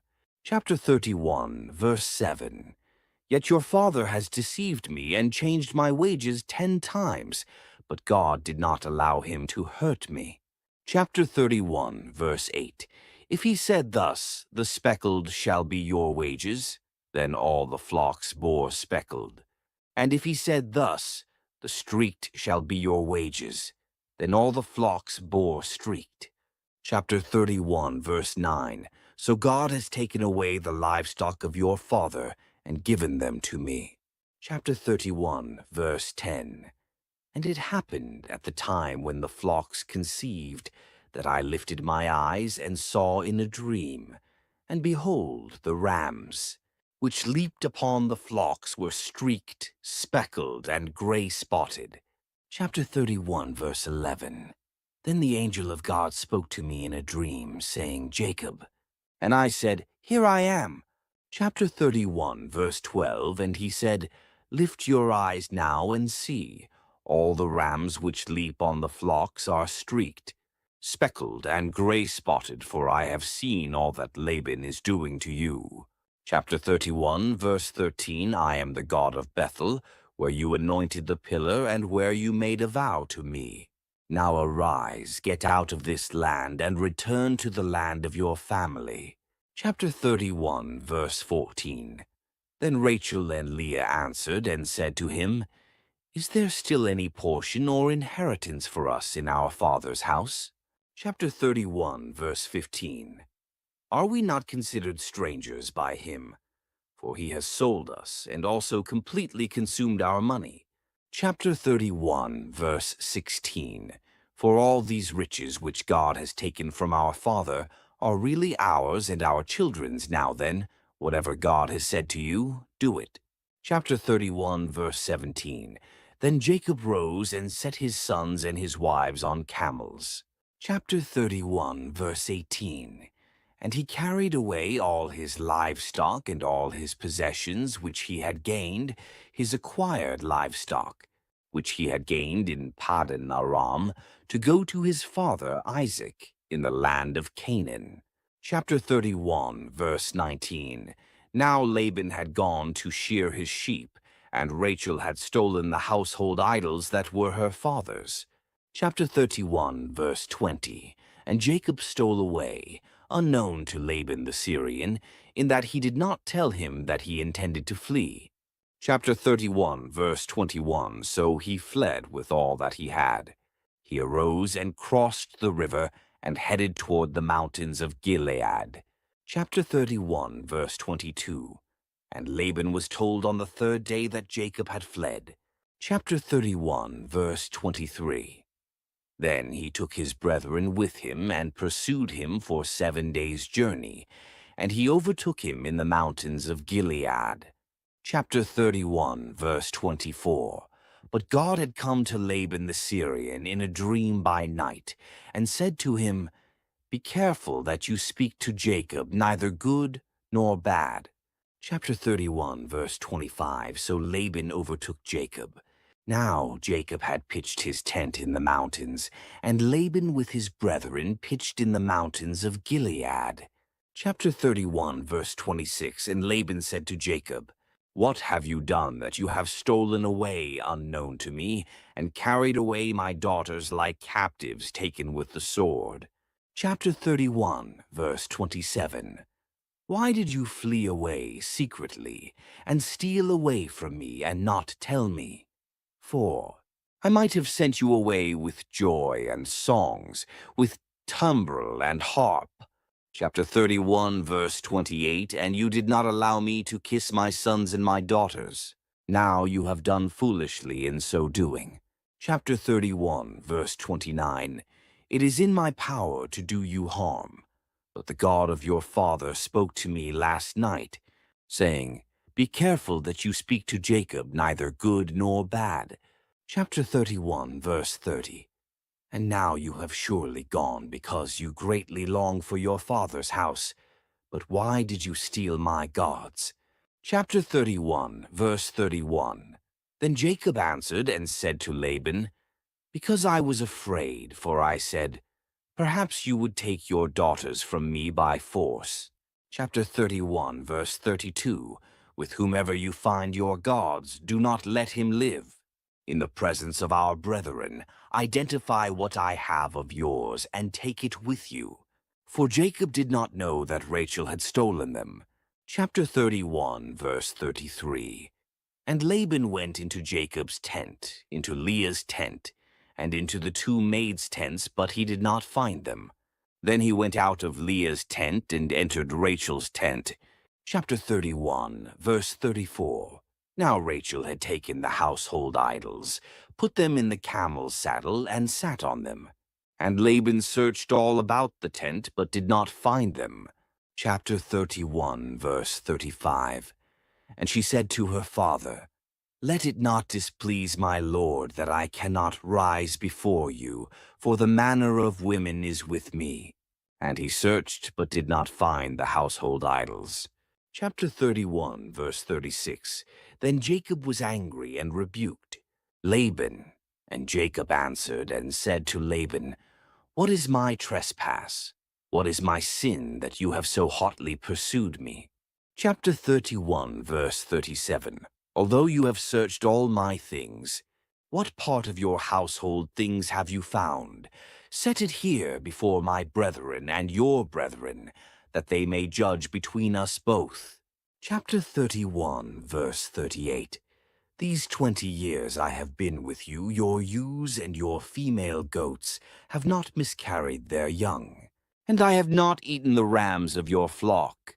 Chapter 31, verse 39. That which was torn by beasts I did not bring to you, I bore the loss of it. You required it from my hand, whether stolen by day or stolen by night. Chapter 31, verse 40. There I was. In the day the drought consumed me, and the frost by night, and my sleep departed from my eyes. Chapter 31, verse 41. Thus I have been in your house 20 years. I served you 14 years for your 2 daughters, and 6 years for your flock, and you have changed my wages 10 times. Chapter 31, verse 42. Unless the God of my father, the God of Abraham and the fear of Isaac, had been with me, surely now you would have sent me away empty-handed. God has seen my affliction and the labor of my hands, and rebuked you last night. Chapter 31, verse 43. And Laban answered and said to Jacob, These daughters are my daughters, and these children are my children, and this flock is my flock. All that you see is mine. But what can I do this day to these my daughters, or to their children whom they have borne? Chapter 31, verse 44. Now therefore come, let us make a covenant, you and I, and let it be a witness between you and me. Chapter 31, verse 45. So Jacob took a stone and set it up as a pillar. Chapter 31, verse 46. Then Jacob said to his brethren, Gather stones. And they took stones and made a heap, and they ate there on the heap. Chapter 31, verse 47. Laban called it Jegar-Sahadutha, but Jacob called it Gilead. Chapter 31, verse 48. And Laban said, This heap is a witness between you and me this day. Therefore its name was called Gilead. Chapter 31, verse 49, also Mizpah, because he said, May the Lord watch between you and me when we are absent one from another. Chapter 31, verse 50, If you afflict my daughters, or if you take other wives besides my daughters, although no man is with us, see, God is witness between you and me. Chapter 31, verse 51, Then Laban said to Jacob, Here is this heap, and here is this pillar, which I have placed between you and me. Chapter 31, verse 52, This heap is a witness, and this pillar is a witness, that I will not pass beyond this heap to you, and you will not pass beyond this heap and this pillar to me for harm. Chapter 31, verse 53, The God of Abraham, the God of Nahor, and the God of their father judge between us. And Jacob swore by the fear of his father Isaac. Chapter 31, verse 54. Then Jacob offered a sacrifice on the mountain, and called his brethren to eat bread. And they ate bread and stayed all night on the mountain. Chapter 31, verse 55. And early in the morning Laban arose and kissed his sons and daughters and blessed them. Then Laban departed and returned to his place. Genesis 32. Chapter 32, verse 1. So Jacob went on his way, and the angels of God met him. Chapter 32, verse 2. When Jacob saw them, he said, "This is God's camp." And he called the name of that place Mahanaim. Chapter 32, verse 3. Then Jacob sent messengers before him to Esau, his brother, in the land of Seir, the country of Edom. Chapter 32, verse 4. And he commanded them, saying, "Speak thus to my lord Esau, thus your servant. Jacob says, I have dwelt with Laban and stayed there until now." Chapter 32, verse 5. I have oxen, donkeys, flocks, and male and female servants, and I have sent to tell my lord, that I may find favor in your sight. Or, chapter 32, verse 6. Then the messengers returned to Jacob, saying, "We came to your brother Esau, and he also is coming to meet you, and 400 men are with him." Chapter 32, verse 7. So Jacob was greatly afraid and distressed, and he divided the people that were with him, and the flocks and herds and camels, into 2 companies. Chapter 32, verse 8. And he said, "If Esau comes to the one company and attacks it, then the other company which is left will escape." Chapter 32, verse 9. Then Jacob said, "O God of my father Abraham and God of my father Isaac, the Lord who said to me, 'Return to your country and to your family, and I will deal well with you.'" Chapter 32, verse 10. I am not worthy of the least of all the mercies and of all the truth, which you have shown your servant for. I crossed over this Jordan with my staff, and now I have become 2 companies. Chapter 32, verse 11. Deliver me, I pray, from the hand of my brother, from the hand of Esau, for I fear him, lest he come and attack me and the mother with the children. Chapter 32, verse 12. For you said, "I will surely treat you well, and make your descendants as the sand of the sea, which cannot be numbered for multitude." Chapter 32, verse 13. So he lodged there that same night, and took what came to his hand as a present for Esau his brother. Chapter 32, verse 14. 200 female goats and 20 male goats, 200 ewes and 20 rams. Chapter 32, verse 15. 30 milk camels with their colts, 40 cows and 10 bulls, 20 female donkeys and 10 foals. Chapter 32, verse 16. Then he delivered them to the hand of his servants.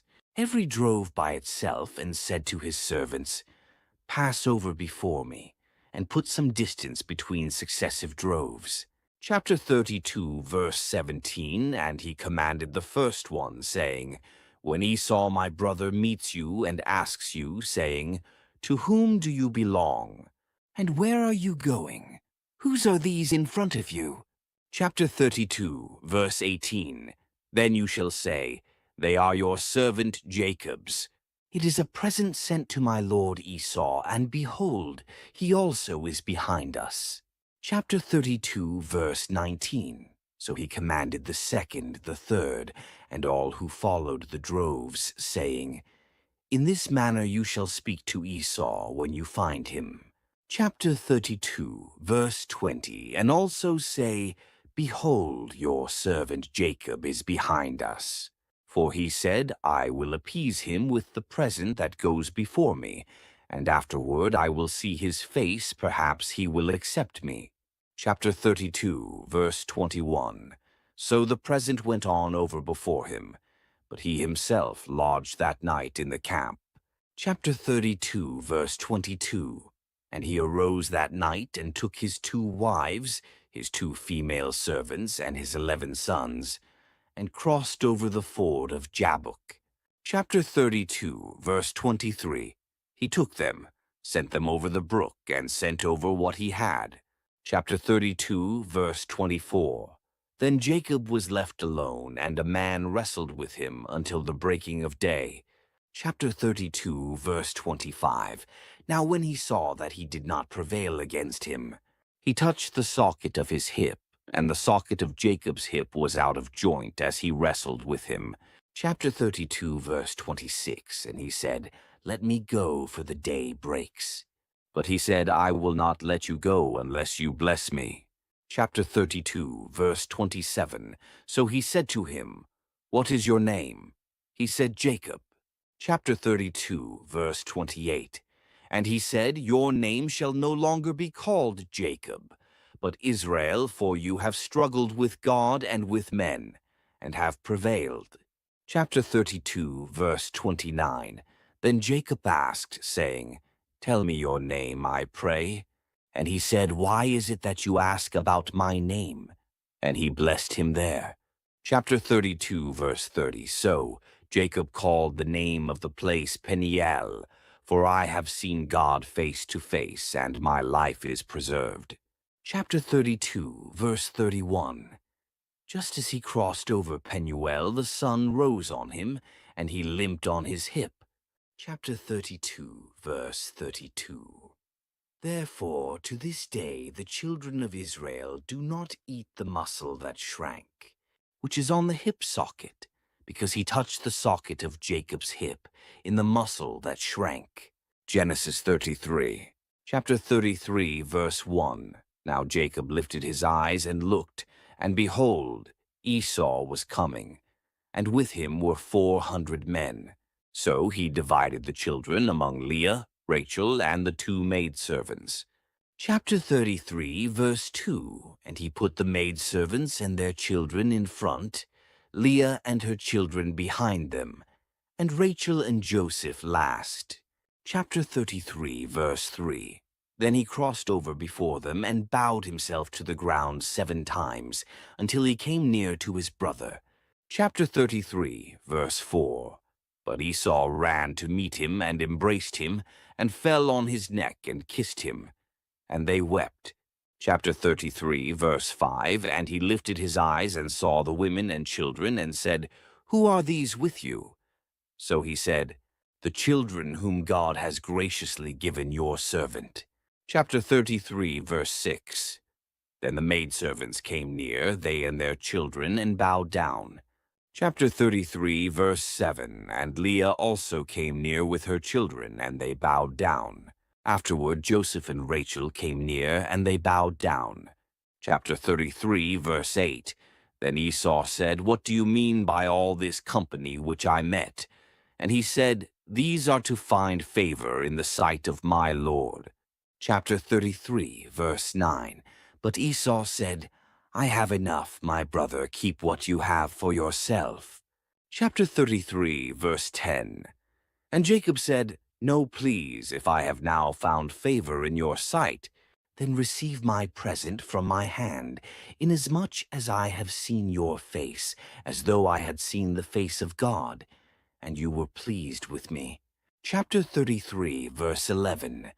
Please take my blessing that is brought to you, because God has dealt graciously with me, and because I have enough. So he urged him, and he took it. Chapter 33, verse 12. Then Esau said, Let us take our journey, let us go, and I will go before you.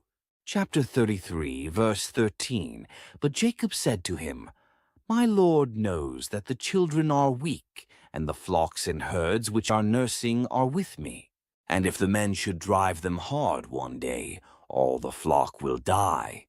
Chapter 33, verse 14. Please let my Lord go on ahead before his servant. I will lead on slowly at a pace which the livestock that go before me and the children are able to endure, until I come to my Lord in Seir. Chapter 33, verse 15. And Esau said, Now let me leave with you some of the people who are with me. But he said, What need is there? Let me find favor in the sight of my Lord. Chapter 33, verse 16. So Esau returned that day on his way to Seir. Chapter 33, verse 17, And Jacob journeyed to Succoth, built himself a house, and made booths for his livestock. Therefore the name of the place is called Succoth. Chapter 33, verse 18, Then Jacob came safely to the city of Shechem, which is in the land of Canaan, when he came from Padan Aram, and he pitched his tent before the city. Chapter 33, verse 19, And he bought the parcel of land, where he had pitched his tent from the children of Hamor, Shechem's father, for 100 pieces of money. Chapter 33, verse 20, Then he erected an altar there, and called it El Elohe Israel. Genesis 34. Chapter 34, verse 1, Now Dinah, the daughter of Leah, whom she had borne to Jacob, went out to see the daughters of the land. Chapter 34, verse 2, And when Shechem, the son of Hamor the Hivite, prince of the land, saw her, he took her and lay with her and violated her. Chapter 34, verse 3, His soul was strongly attracted to Dinah, the daughter of Jacob, and he loved the young woman and spoke kindly to the young woman. Chapter 34, verse 4, So Shechem spoke to his father Hamor, saying, Get me this young woman as a wife. Chapter 34, verse 5, And Jacob heard that he had defiled Dinah his daughter. Now his sons were with his livestock in the field, so Jacob held his peace until they came. Chapter 34, verse 6, Then Hamor the father of Shechem went out to Jacob to speak with him. Chapter 34, verse 7, And the sons of Jacob came in from the field when they heard it. And the men were grieved and very angry, because he had done a disgraceful thing in Israel by lying with Jacob's daughter, a thing which ought not to be done. Chapter 34, verse 8, But Hamor spoke with them, saying, The soul of my son Shechem longs for your daughter. Please give her to him as a wife. Chapter 34, verse 9, And make marriages with us, give your daughters to us, and take our daughters to yourselves. Chapter 34, verse 10, So you shall dwell with us, and the land shall be before you. Dwell and trade in it, and acquire possessions for yourselves in it. Chapter 34, verse 11, Then Shechem said to her father and her brothers, Let me find favor in your eyes, and whatever you say to me I will give. Chapter 34, verse 12, Ask me ever so much dowry and gift, and I will give according to what you say to me, but give me the young woman as a wife. Chapter 34, verse 13, But the sons of Jacob answered Shechem and Hamor his father, and spoke deceitfully, because he had defiled Dinah their sister. Chapter 34, verse 14, And they said to them, We cannot do this thing, to give our sister to one who is uncircumcised, for that would be a reproach to us. Chapter 34, verse 15, But on this condition we will consent to you, if you will become as we are, if every male of you is circumcised. Chapter 34, verse 16, Then we will give our daughters to you, and we will take your daughters to us, and we will dwell with you, and we will become one people. Chapter 34, verse 17, But if you will not heed us and be circumcised, then we will take our daughter and be gone. Chapter 34, verse 18, And their words pleased Hamor and Shechem, Hamor's son. Chapter 34, verse 19, So the young man did not delay to do the thing, because he delighted in Jacob's daughter. He was more honorable than all the household of his father. Chapter 34, verse 20, And Hamor and Shechem. His son came to the gate of their city, and spoke with the men of their city, saying, Chapter 34, verse 21, These men are at peace with us. Therefore let them dwell in the land and trade in it. For indeed the land is large enough for them. Let us take their daughters to us as wives, and let us give them our daughters. Chapter 34, verse 22. Only on this condition will the men consent to dwell with us, to be one people. If every male among us is circumcised as they are circumcised. Chapter 34, verse 23. Will not their livestock, their property, and every animal of theirs be ours? Only let us consent to them, and they will dwell with us. Chapter 34, verse 24. And all who went out of the gate of his city heeded Hamor and Shechem, his son, every male was circumcised. All who went out of the gate of his city. Chapter 34, verse 25. Now it came to pass on the third day, when they were in pain, that two of the sons of Jacob, Simeon and Levi, Dinah's brothers, each took his sword and came boldly upon the city and killed all the males. Chapter 34, verse 26. And they killed Hamor and Shechem his son with the edge of the sword, and took Dinah from Shechem's house, and went out. Chapter 34, verse 27. The sons of Jacob came upon the slain and plundered the city, because their sister had been defiled. Chapter 34, verse 28. They took their sheep, their oxen, and their donkeys, what was in the city and what was in the field. Chapter 34, verse 29, and all their wealth. All their little ones and their wives they took captive, and they plundered, even all that was in the houses. Chapter 34, verse 30. Then Jacob said to Simeon and Levi, You have troubled me by making me obnoxious among the inhabitants of the land, among the Canaanites and the Perizzites. And since I am few in number, they will gather themselves together against me and kill me. I shall be destroyed, my household and I. Chapter 34, verse 31. But they said, Should he treat our sister like a harlot? Genesis chapter 35. Chapter 35, verse 1. Then God said to Jacob, Arise, go up to Bethel, and dwell there, and make an altar there to God, who appeared to you when you fled from the face of Esau, your brother. Chapter 35, verse 2. And Jacob said to his household and to all who were with him, Put away the foreign gods that are among you, purify yourselves, and change your garments. Chapter 35, verse 3.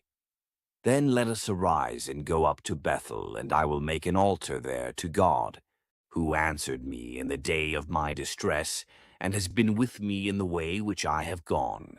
Chapter 35, verse 4. So they gave Jacob all the foreign gods which were in their hands, and the earrings which were in their ears, and Jacob hid them under the terebinth tree, which was by Shechem. Chapter 35, verse 5. And they journeyed, and the terror of God was upon the cities that were all around them, and they did not pursue the sons of Jacob. Chapter 35, verse 6. So Jacob came to Luz, that is, Bethel, which is in the land of Canaan, he and all the people who were with him. Chapter 35, verse 7. And he built an altar there, and called the place El Bethel, because there God appeared to him when he fled from the face of his brother. Chapter 35, verse 8. Now Deborah, Rebekah's nurse, died, and she was buried below Bethel under the terebinth tree. So the name of it was called Allon Bacuth. Chapter 35, verse 9. Then God appeared to Jacob again when he came from Paddan Aram, and blessed him. Chapter 35, verse 10. And God said to him, Your name is Jacob. Your name shall not be called Jacob any more, but Israel shall be your name. So he called his name Israel. Chapter 35, verse 11. Also God said to him, I am God Almighty. Be fruitful and multiply. A nation and a company of nations shall proceed from you, and kings shall come from your body. Chapter 35, verse 12. The land which I gave Abraham and Isaac I give to you and to your descendants after you I give this land. Chapter 35, verse 13. Then God went up from him in the place where he talked with him. Chapter 35, verse 14. So Jacob set up a pillar in the place where he talked with him, a pillar of stone. And he poured a drink offering on it, and he poured oil on it. Chapter 35, verse 15. And Jacob called the name of the place where God spoke with him, Bethel. Chapter 35, verse 16. Then they journeyed from Bethel. And when there was but a little distance to go to Ephrath, Rachel labored in childbirth, and she had hard labor. Chapter 35, verse 17. Now it came to pass, when she was in hard labor, that the midwife said to her, Do not fear, you will have this son also. Chapter 35, verse 18. And so it was, as her soul was departing, for she died, that she called his name Ben-Oni, but his father called him Benjamin. Chapter 35, verse 19. So Rachel died and was buried on the way to Ephrath, that is, Bethlehem. Chapter 35, verse 20. And Jacob set a pillar on her grave, which is the pillar of Rachel's grave to this day. Chapter 35, verse 21. Then Israel journeyed and pitched his tent beyond the tower of Eder.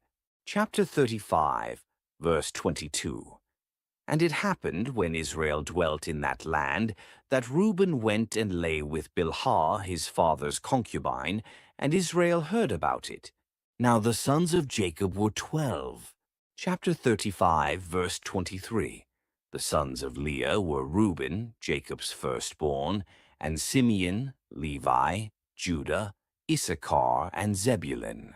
Chapter 35, verse 24. The sons of Rachel were Joseph and Benjamin. Chapter 35, verse 25. The sons of Bilhah, Rachel's maidservant, were Dan and Naphtali. Chapter 35, verse 26. And the sons of Zilpah, Leah's maidservant, were Gad and Asher. These were the sons of Jacob who were born to him in Paddan Aram. Chapter 35, verse 27. Then Jacob came to his father Isaac at Mamre, or Kirjath Arba, that is, Hebron, where Abraham and Isaac had dwelt. Chapter 35, verse 28. Now the days of Isaac were 180 years. Chapter 35, verse 29. So Isaac breathed his last and died, and was gathered to his people, being old and full of days. And his sons Esau and Jacob buried him. Genesis 36, chapter 36, verse 1. Now this is the genealogy of Esau, who is Edom. Chapter 36, verse 2. Esau took his wives from the daughters of Canaan Adah, the daughter of Elon, the Hittite Aholibamah, the daughter of Anah, the daughter of Zibeon, the Hivite. Chapter 36, verse 3, and Basemath, Ishmael's daughter, sister of Nebajoth. Chapter 36, verse 4. Now Adah bore Eliphaz to Esau, and Basemath bore Ruel. Chapter 36, verse 5, and Aholibamah bore Jush, Jalam, and Korah. These were the sons of Esau who were born to him in the land of Canaan.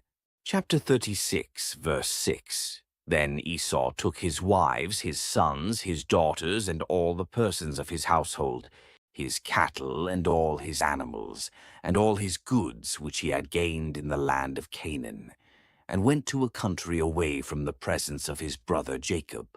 Chapter 36, verse 7. For their possessions were too great for them to dwell together, and the land where they were strangers could not support them because of their livestock.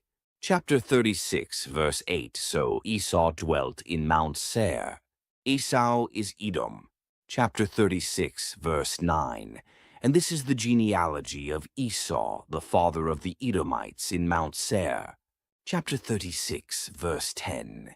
These were the names of Esau's sons: Eliphaz, the son of Adah, the wife of Esau, and Ruel, the son of Basemath, the wife of Esau. Chapter 36, verse 11. And the sons of Eliphaz were Teman, Omar, Zepho, Gatam, and Kenaz. Chapter 36, verse 12. Now Timnah was the concubine of Eliphaz, Esau's son, and she bore Amalek to Eliphaz. These were the sons of Adah, Esau's wife. Chapter 36, verse 13. These were the sons of royal Nahath, Zerah, Shammah, and Mizah. These were the sons of Basemath, Esau's wife. Chapter 36, verse 14. These were the sons of Aholibamah, Esau's wife, the daughter of Anah, the daughter of Zibeon, and she bore to Esau Josh, Jalam, and Korah. Chapter 36, verse 15.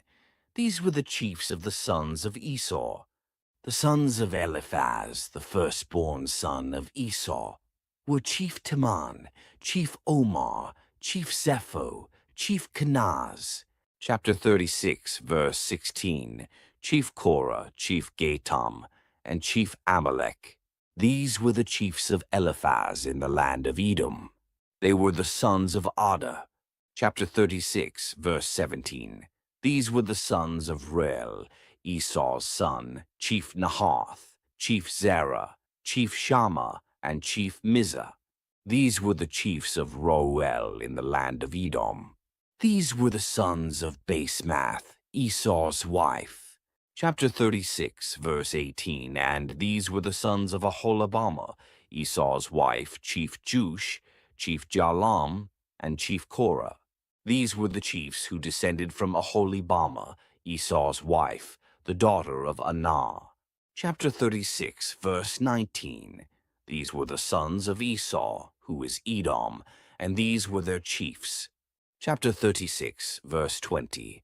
These were the sons of Seir the Horite, who inhabited the land: Lotan, Shobal, Zibeon, Anah. Chapter 36, verse 21. Dishon, Ezer, and Dishan. These were the chiefs of the Horites, the sons of Seir in the land of Edom. Chapter 36, verse 22. And the sons of Lotan were Hori and Hemam. Lotan's sister was Timnah. Chapter 36, verse 23. These were the sons of Shobal Alvan, Manahath, Ebal, Shepho, and Onam. Chapter 36, verse 24. These were the sons of Zibeon, both Ajah and Anah. This was the Anah who found the water in the wilderness as he pastured the donkeys of his father Zibeon. Chapter 36, verse 25. These were the children of Anah, Dishon, and Aholibamah, the daughter of Anah. Chapter 36, verse 26. These were the sons of Dishon Hemdan, Eshban, Ithran, and Cheran. Chapter 36, verse 27. These were the sons of Ezer Bilhan, Zavan, and Akon. Chapter 36, verse 28. These were the sons of Dishan, Uz, and Aaron. Chapter 36, verse 29. These were the chiefs of the Horites: Chief Lotan, Chief Shobal, Chief Zibeon, Chief Anah. Chapter 36, verse 30. Chief Dishan, Chief Ezer, and Chief Dishan. These were the chiefs of the Horites, according to their chiefs in the land of Seir. Chapter 36, verse 31. Now these were the kings who reigned in the land of Edom, before any king reigned over the children of Israel. Chapter 36, verse 32. Bela the son of Beor reigned in Edom, and the name of his city was Dinhaba. Chapter 36, verse 33. And when Bela died, Jobab the son of Zerah of Bozrah reigned in his place. Chapter 36, verse 34. When Jobab died, Husham of the land of the Temanites reigned in his place. Chapter 36, verse 35. And when Husham died, Hadad the son of Bedad, who attacked Midian in the field of Moab, reigned in his place. And the name of his city was Avith. Chapter 36, verse 36. When Hadad died, Samlah of Masrekah reigned in his place. Chapter 36, verse 37. When Samlah died, Saul of Rehoboth by the river reigned in his place. Chapter 36, verse 38. When Saul died, Baal-Hanan the son of Achbor reigned in his place. Chapter 36, verse 39. And when Baal-Hanan the son of Achbor died, Hadar reigned in his place, and the name of his city was Pau. His wife's name was Mehetabel, the daughter of Matred, the daughter of Mezahab. Chapter 36, verse 40. And these were the names of the chiefs of Esau, according to their families and their places, by their names, Chief Timnah, Chief Alva, Chief Jetheth. Chapter 36, verse 41. Chief Aholibama, Chief Elah, Chief Pinon. Chapter 36, verse 42. Chief Kenaz, Chief Teman, Chief Mibzar. Chapter 36, verse 43. Chief Magdiel and Chief Iram. These were the chiefs of Edom, according to their dwelling places in the land of their possession. Esau was the father of the Edomites. Genesis 37.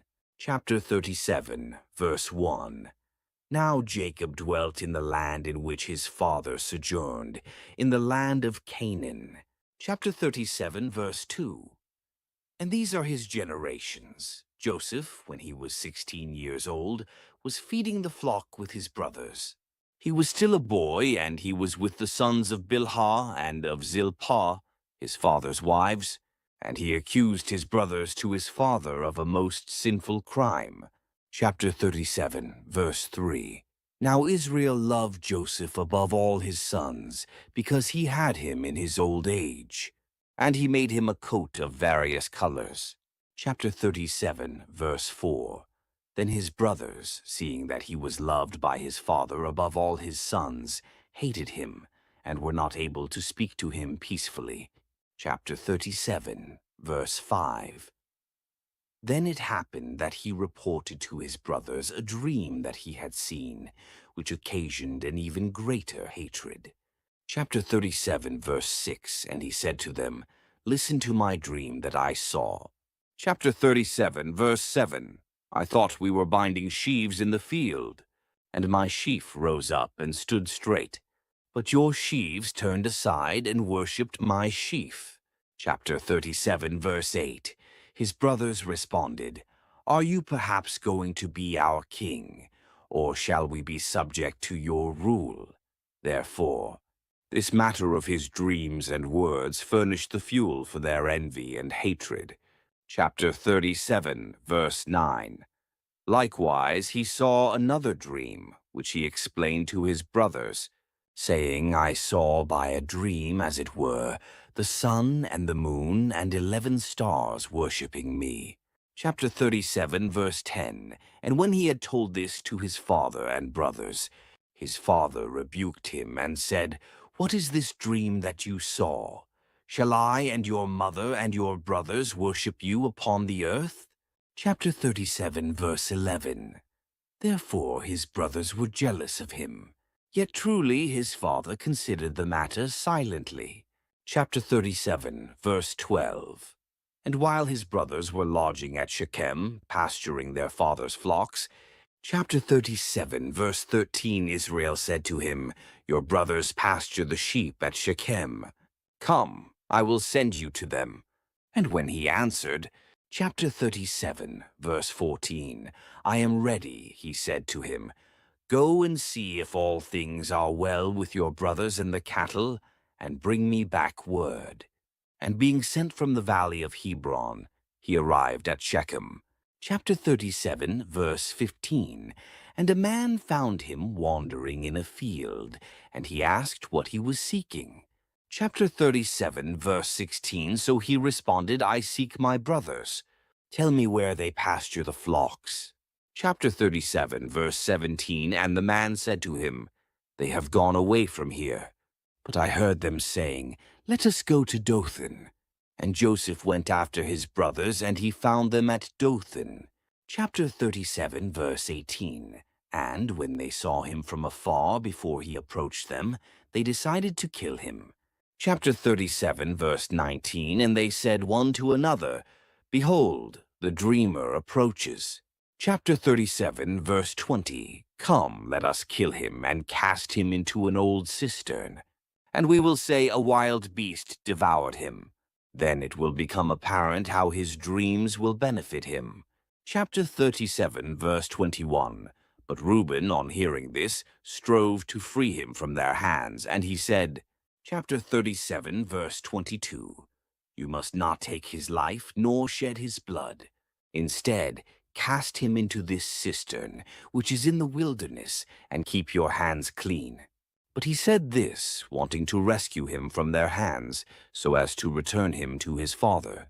Chapter 37, verse 23. And so, as soon as he arrived to his brothers, they stripped him of his tunic, the tunic of dye, chapter 37, verse colors that he was wearing.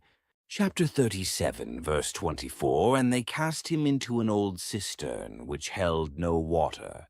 Chapter 37, verse 25, and while they were sitting down to eat bread, they saw some Ishmaelite travelers coming from Gilead, and their camels carried spices and balm and myrrh to Egypt.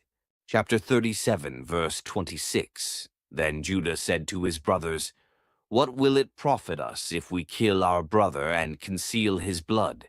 Chapter 37, verse 27. It is better that he be sold to the Ishmaelites, and that our hands not be defiled. For he is our brother and our flesh. His brothers agreed to his words. Chapter 37, verse 28. And when the Midianite merchants passed by, they drew him out of the cistern, and they sold him to the Ishmaelites for 20 pieces of silver, and they led him into Egypt. Chapter 37, verse 29. And Reuben, returning to the cistern, did not find the boy. Chapter 37, verse 30. And tearing his garments, he went to his brothers, and he said, The boy is not there. And where shall I go now? Chapter 37, verse 31. Then they took his tunic, and they dipped it in the blood of a young goat, which they had killed. Chapter 37, verse 32. And sending it, they had it taken to their father, and they said, We found this. See whether it is your son's tunic or not. Chapter 37, verse 33. And when the father recognized it, he said, It is my son's tunic. A wild beast has devoured him. A beast has torn Joseph to pieces. Chapter 37, verse 34. And tearing his garments, he was clothed in haircloth, mourning his son for a long time. Chapter 37, verse 35. Then all his sons rose up to console him, but he refused to accept their consolation.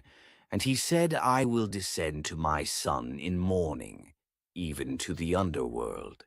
And while he persevered in weeping, chapter 37, verse 36, the Midianites in Egypt sold Joseph to Potiphar, a eunuch of Pharaoh, the commander of the military guard. Genesis 38, chapter 38, verse 1. At that time Judah departed from his brothers and turned toward an Adulamite man named Hira. Chapter 38, verse 2. And he saw there the daughter of a certain Canaanite named Shua. And he took her as a wife, and he went into her. Chapter 38, verse 3. And she conceived and bore a son, and he called his name Chapter 38, verse 4. And conceiving again, she bore a son, and she called his name Onan. Chapter 38, verse 5. She bore a third son, whom she called Shelah, after whom she was at Chezib when he was born. Chapter 38, verse 6. Then Judah gave a wife to his firstborn and her name was Tamar. Chapter 38, verse 7.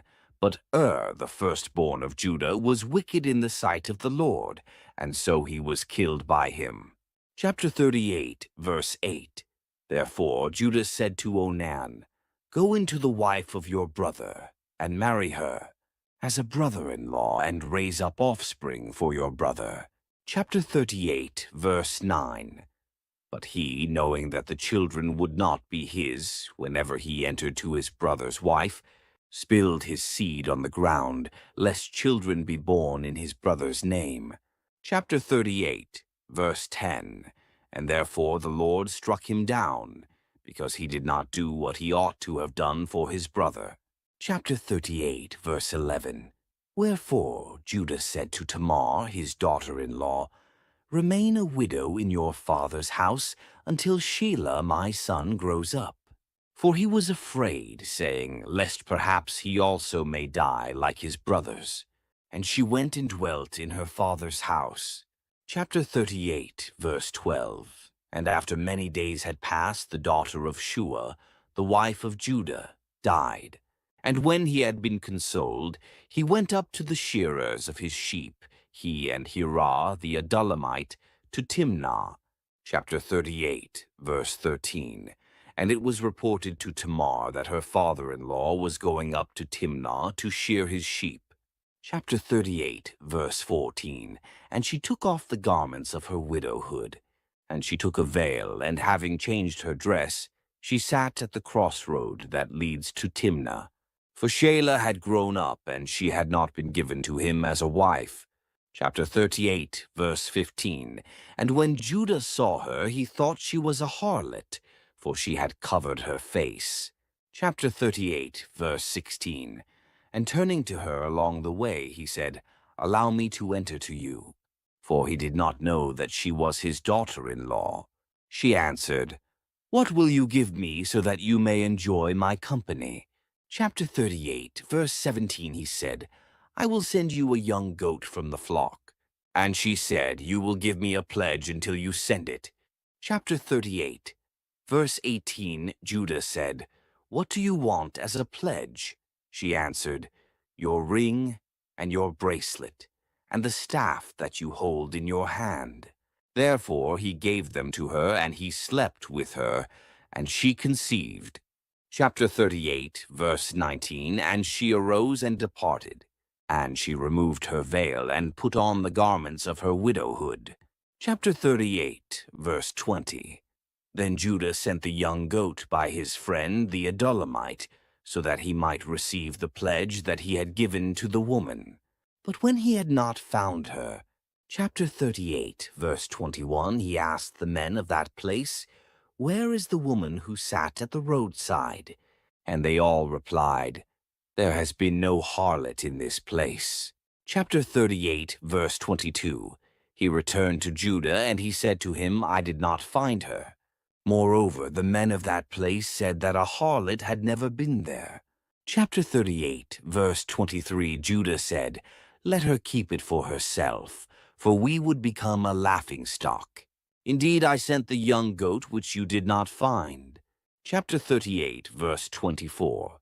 And behold, after 3 months they reported to Judah, saying, Tamar, your daughter-in-law, has committed fornication, and her womb seems to grow big. Judah said, Bring her out so she may be burned. Chapter 38, verse 25. But when she was led out, she sent to her father-in-law, saying, By the man to whom these things belong, I conceived. And she added, Examine whose ring and bracelet and staff this is. Chapter 38, verse 26. But he, acknowledging the gifts, said, She is more just than I am, for I was not willing to give her to Shelah, my son. Yet still he did not know her again. Chapter 38, verse 27. Then it happened at the time of giving birth that twins were discovered in her womb. Chapter 38, verse 28. And when she was giving birth, one put forth a hand, on which the midwife tied a scarlet thread, saying, Chapter 38, verse 29, this one will go out first. But he, withdrawing his hand, his brother came out. And she said, Why was the barrier divided for you? And because of this, his name was called Perez. Chapter 38, verse 30. Afterwards his brother came out, on whose hand was the scarlet thread, and he was called Zerah. Genesis 39. Chapter 39, verse 1. Now Joseph was brought down to Egypt, and Potiphar, an official of Pharaoh and the chief of the army, an Egyptian, bought him from the Ishmaelites who had brought him there.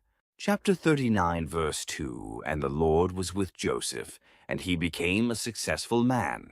And he was in the house of his master, the Egyptian. Chapter 39, verse 3. And his master saw that the Lord was with him, and that the Lord caused all that he did to prosper in his hand. Chapter 39, verse 4. And Joseph found grace in his sight, and served him. And he appointed him over his house, and he placed into his hand all that he had. Chapter 39, verse 5. And from the time that he appointed him over his house and all that he had, the Lord blessed the house of the Egyptian because of Joseph. And the blessing of the Lord was upon all that he had, in the house and in the field. Chapter 39, verse 6. And he left all that he had in the hand of Joseph, and did not concern himself with anything, except the food that he ate. Now Joseph was handsome in form and appearance.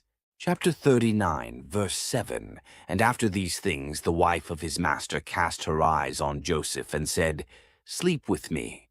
Chapter 39, verse 8. But he refused and said to the wife of his master, "Behold, my master does not concern himself with anything in the house, and he has given everything he has into my hand." Chapter 39, verse 9. There is no one greater in this house than I, and he has not kept back anything from me except you, because you are his wife. How then can I do this great wickedness and sin against God? Chapter 39, verse 10. And though she spoke to Joseph day after day, he did not listen to her to lie with her or to be with her. Chapter 39, verse 11. But on a certain day Joseph entered the house to do his work, and none of the men of the house were inside. Chapter 39, verse 12. And she grabbed him by his garment, saying, "Sleep with me." But he left his garment in her hand and fled and went outside. Chapter 39, verse 13. And when she saw that he had left his garment in her hand and had fled outside, Chapter 39, verse 14, she called the men of her house and said to them, "Look, he has brought in a Hebrew to us to mock us. He came in to me to sleep with me, and I cried out with a loud voice." Chapter 39, verse 15. And when he heard that I lifted up my voice and cried out, he left his garment beside me and fled, and went outside. Chapter 39, verse 16. Then she laid up his garment by her until his master came home. Chapter 39, verse 17. And she spoke to him with these words, saying, "The Hebrew servant whom you brought to us came in to me to mock me." Chapter 39, verse 18.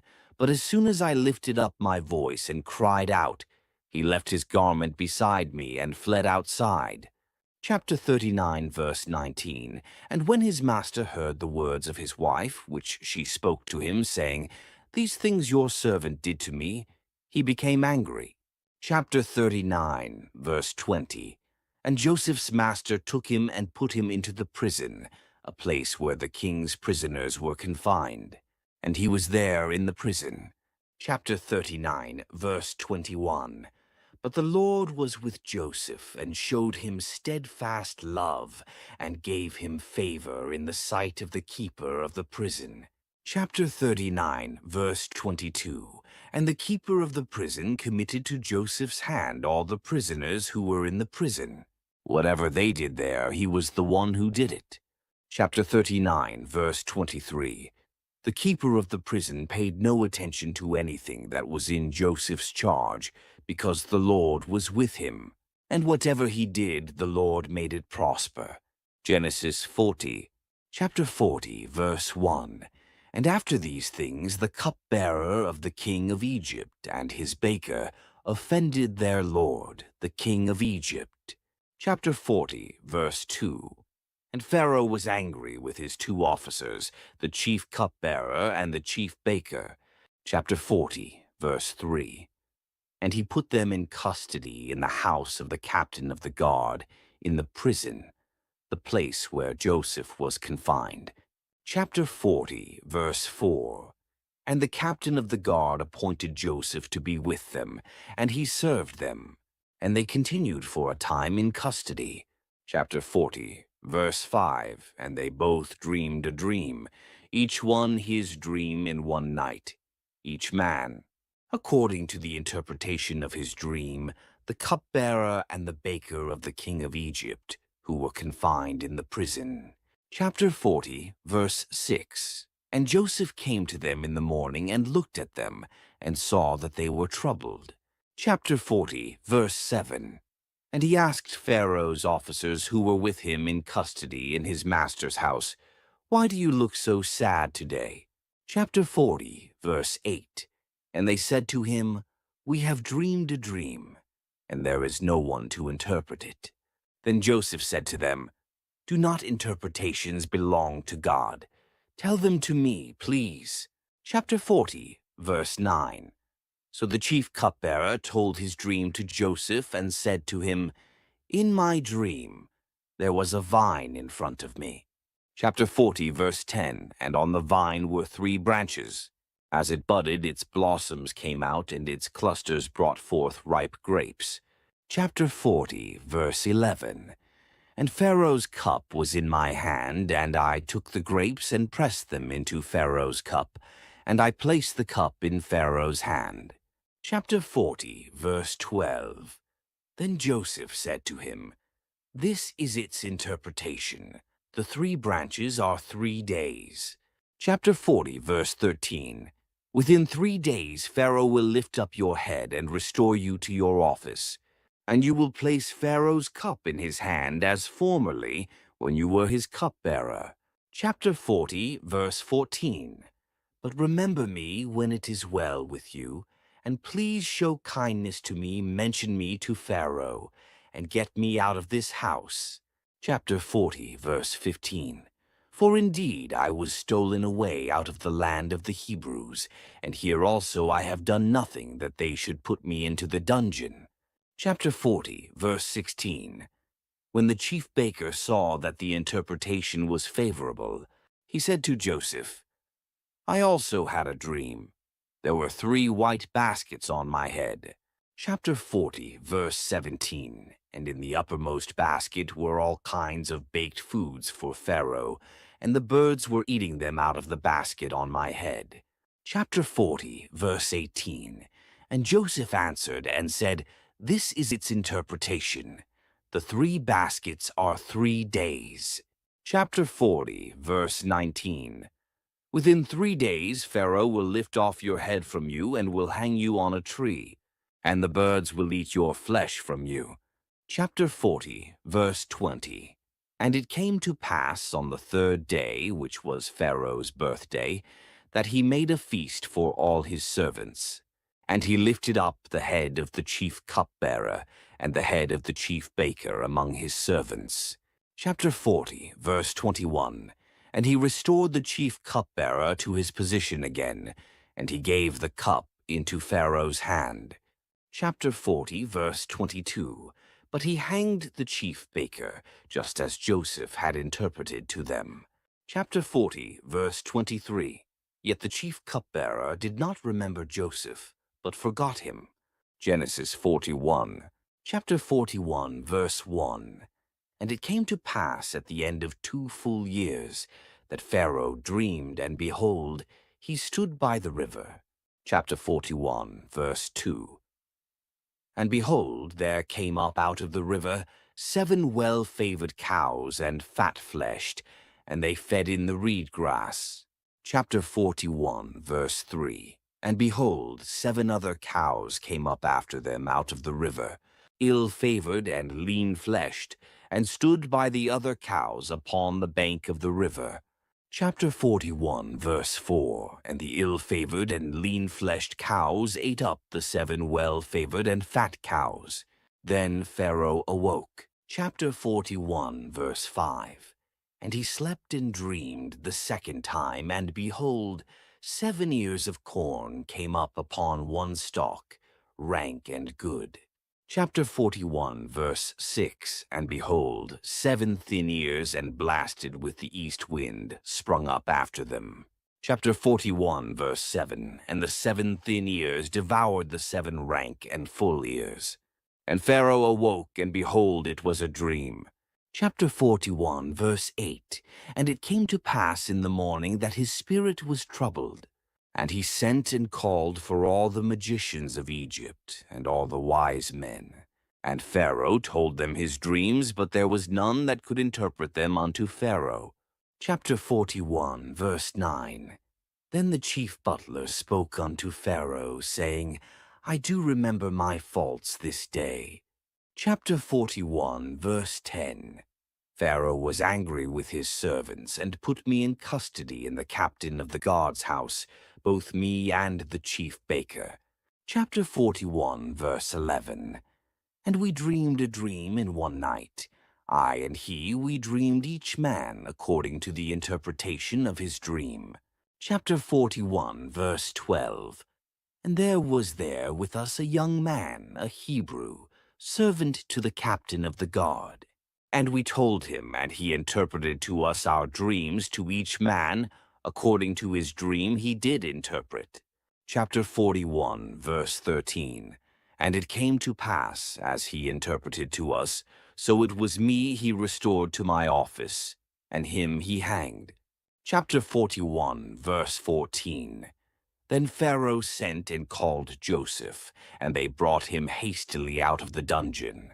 And he shaved himself, and changed his raiment, and came in unto Pharaoh. Chapter 41, verse 15. And Pharaoh said unto Joseph, I have dreamed a dream, and there is none that can interpret it. And I have heard it said of you that you can understand a dream to interpret it. Chapter 41, verse 16. And Joseph answered Pharaoh, saying, It is not in me God shall give Pharaoh an answer of peace. Chapter 41, verse 17. And Pharaoh said unto Joseph, In my dream, behold, I stood upon the bank of the river. Chapter 41, verse 18. And behold, there came up out of the river 7 cows, fat-fleshed and well-favored, and they fed in a meadow. Chapter 41, verse 19. And behold, 7 other cows came up after them, poor and very ill-favored and lean-fleshed, such as I never saw in all the land of Egypt, for badness. Chapter 41, verse 20. And the lean and ill-favored cows did eat up the first 7 fat cows. Chapter 41, verse 21. And when they had eaten them up, it could not be known that they had eaten them, but they were still ill-favored, as at the beginning. So I awoke. Chapter 41, verse 22. And I saw in my dream, and behold, 7 ears came up in one stalk, full and good. Chapter 41, verse 23. And behold, 7 ears, withered, thin, and blasted with the east wind, sprang up after them. Chapter 41, verse 24. And the thin ears devoured the 7 good ears. And I told this unto the magicians, but there was none that could declare it to me. Chapter 41, verse 25. And Joseph said unto Pharaoh, The dream of Pharaoh is one. God has showed Pharaoh what he is about to do. Chapter 41, verse 26. The 7 good cows are 7 years, and the 7 good ears are 7 years. The dream is one. Chapter 41, verse 27. And the 7 thin and ill-favored cows that came up after them are 7 years. And the 7 empty ears blasted with the east wind shall be 7 years of famine. Chapter 41, verse 28. This is the thing which I have spoken unto Pharaoh, what God is about to do, he shows unto Pharaoh. Chapter 41, verse 29. Behold, there come 7 years of great plenty throughout all the land of Egypt. Chapter 41, verse 30. And there shall arise after them 7 years of famine, and all the plenty shall be forgotten in the land of Egypt, and the famine shall consume the land. Chapter 41, verse 31.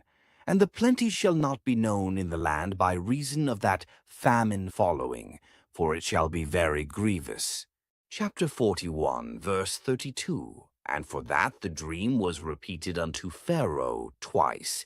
It is because the thing is established by God, and God will shortly bring it to pass. Chapter 41, verse 33. Now therefore let Pharaoh look out a man discreet and wise, and set him over the land of Egypt. Chapter 41, verse 34. Let Pharaoh do this, and let him appoint officers over the land, and take up the fifth part of the land of Egypt in the 7 plenteous years. Chapter 41, verse 35. And let them gather all the food of those good years that come, and lay up grain under the hand of Pharaoh, and let them keep food in the cities. Chapter 41, verse 36. And that food shall be for store to the land against the 7 years of famine, which shall be in the land of Egypt, that the land perish not through the famine. Chapter 41, verse 37. And the thing was good in the eyes of Pharaoh, and in the eyes of all his servants. Chapter 41, verse 38. And Pharaoh said unto his servants, Can we find such a one as this is, a man in whom the Spirit of God is? Chapter 41, verse 39. And Pharaoh said unto Joseph, Since God has showed you all this, there is none so discreet and wise as you are. Chapter 41, verse 40. You shall be over my house, and according unto your word shall all my people be ruled. Only in the throne will I be greater than you. Chapter 41, verse 41. And Pharaoh said unto Joseph, See, I have set you over all the land of Egypt. Chapter 41, verse 42. And Pharaoh took off his ring from his hand, and put it upon Joseph's hand, and arrayed him in vestures of fine linen, and put a gold chain about his neck. Chapter 41, verse 43. And he made him to ride in the second chariot, which he had, and they cried before him, Bow the knee. And he made him ruler over all the land of Egypt. Chapter 41, verse 44. And Pharaoh said unto Joseph, I am Pharaoh, and without you shall no man lift up his hand or foot in all the land of Egypt. Chapter 41, verse 45. And Pharaoh called Joseph's name Zaphanath-Paneah, and he gave him Asenath, the daughter of Potipharah, priest of On, to be his wife. And Joseph went out over all the land of Egypt. Chapter 41, verse 46. And Joseph was 30 years old when he stood before Pharaoh, king of Egypt. And Joseph went out from the presence of Pharaoh, and went throughout all the land of Egypt. Chapter 41, verse 47. And in the 7 plenteous years the earth brought forth by handfuls. Chapter 41, verse 48.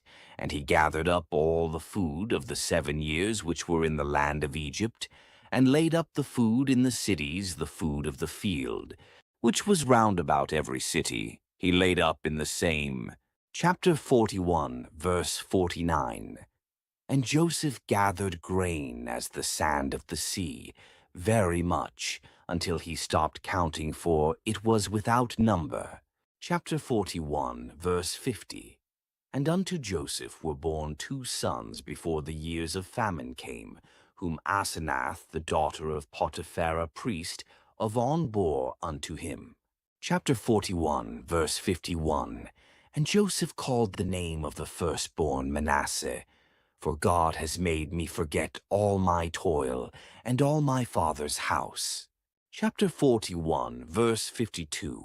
And the name of the second he called Ephraim, for God has caused me to be fruitful in the land of my affliction. Chapter 41, verse 53.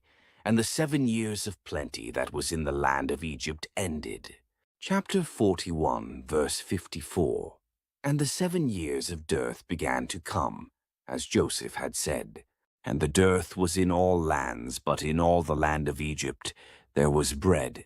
Chapter 41, verse 55.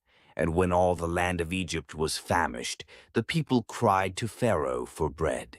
And Pharaoh said unto all the Egyptians, Go unto Joseph, what he says to you, do. Chapter 41, verse 56. And the famine was over all the face of the earth. And Joseph opened all the storehouses, and sold unto the Egyptians, and the famine waxed sore in the land of Egypt. Chapter 41, verse 57.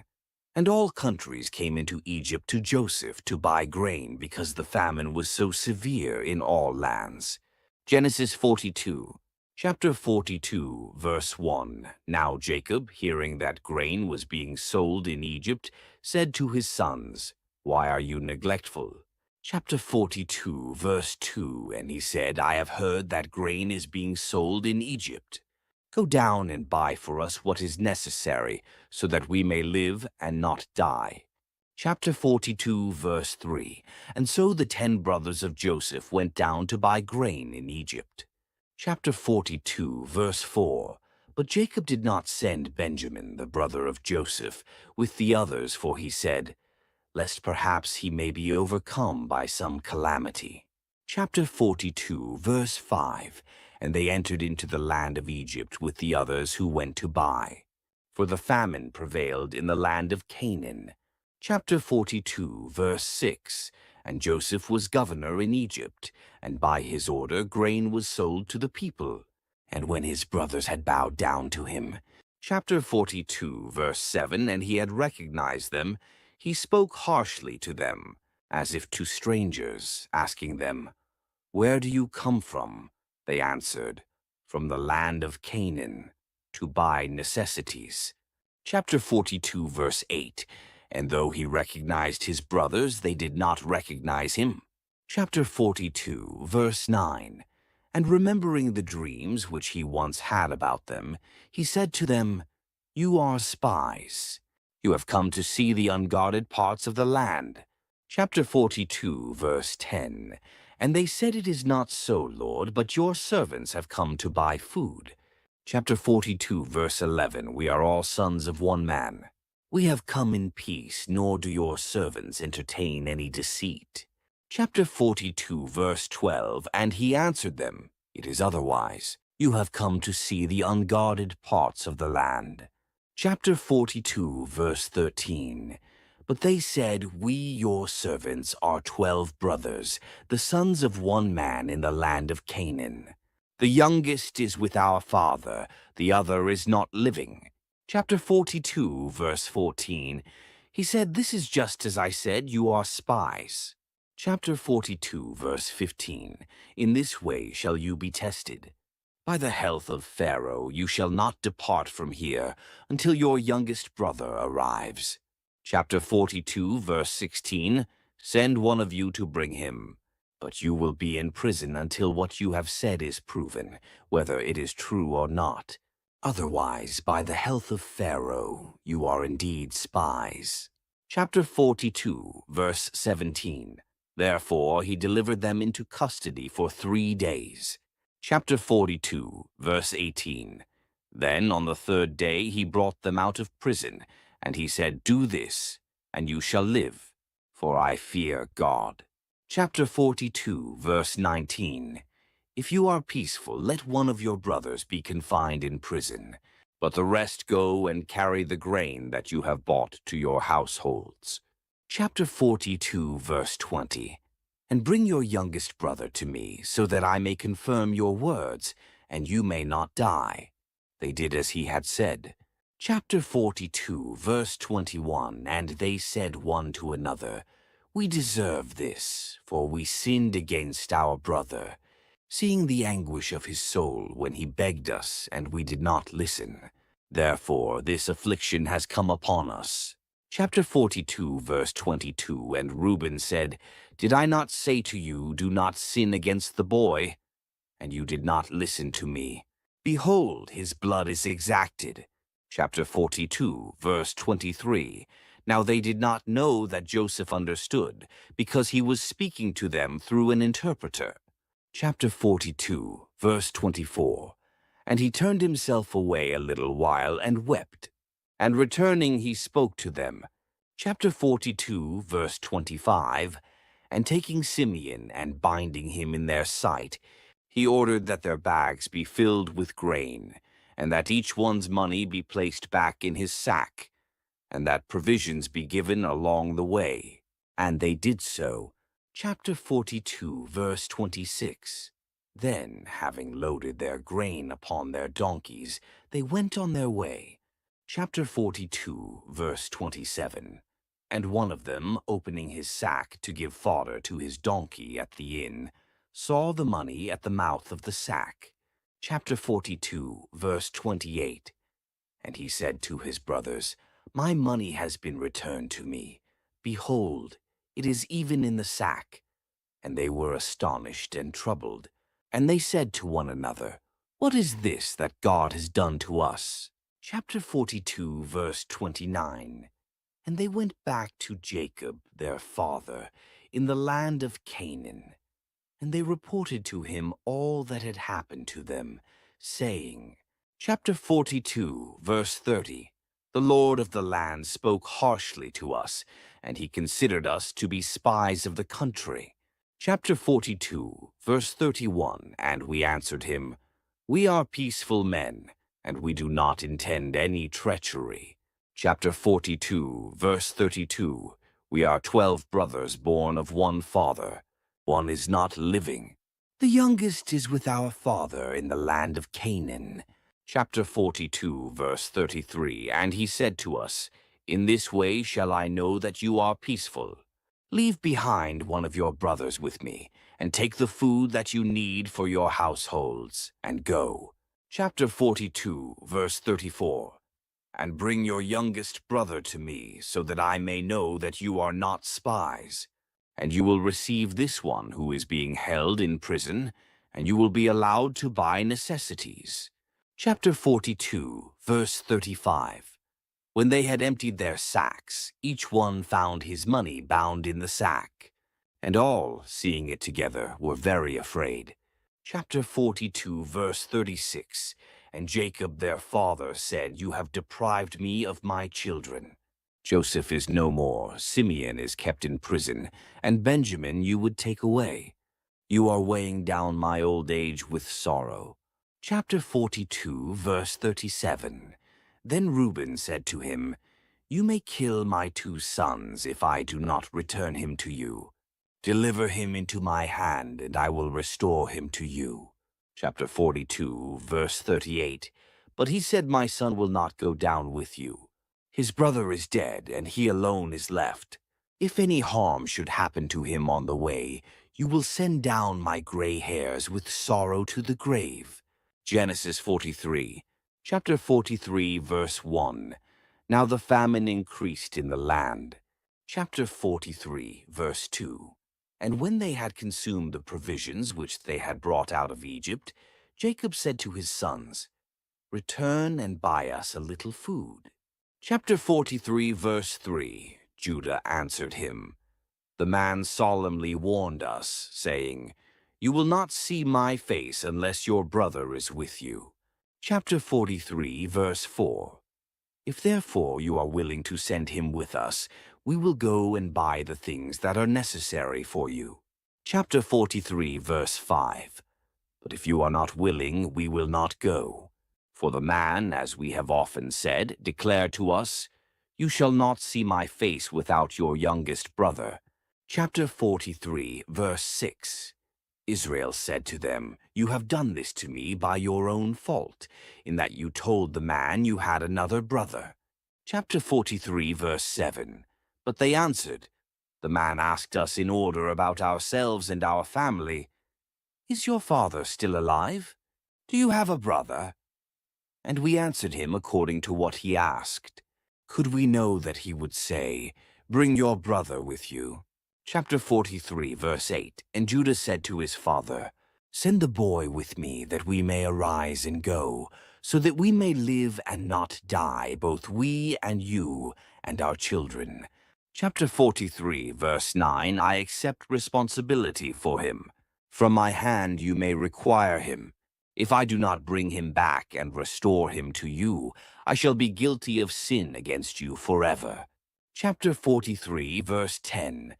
If delay had not intervened, we would by now have returned here a second time. Chapter 43, verse 11. Then Israel their father said to them, If it must be so, then do this: take from the best fruits of the land in your vessels, and carry down gifts for the man, a little balm, and honey, and storax, and myrrh, and turpentine, and almonds. Chapter 43, verse 12. and take double the money, and carry back with you what you found in your sacks, lest perhaps it was done by mistake. Chapter 43, verse 13, but also take your brother, and go to the man. Chapter 43, verse 14, and may Almighty God make him favorable to you. And may he send back with you your brother whom he keeps, and also Benjamin. But as for me, I will be desolate without children. Chapter 43, verse 15. Therefore the men took the gifts, and double the money, and Benjamin. And going into Egypt, they stood in the presence of Joseph. Chapter 43, verse 16. And when he had seen them and Benjamin together, he instructed the steward of his house, saying, Lead these men into the house, and kill victims, and prepare a feast, for they will eat with me at midday. Chapter 43, verse 17. He did as he was ordered, and he led the men into the house. Chapter 43, verse 18. And they, being afraid, said one to another, Because of the money, which we carried back the first time in our sacks, we have been brought in. So now he may bring a false charge against us, and violently take us as slaves and our donkeys. Chapter 43, verse 19. Therefore, drawing near to the steward of the house at the door. Chapter 43, verse 20, they said, We beg you, Lord, we came down once before to buy food. Chapter 43, verse 21. And when we had bought and were on our way, we opened our sacks at the inn, and we found our money at the top of the sack. And now we have brought it back with us. Chapter 43, verse 22, along with additional money, to buy what we need.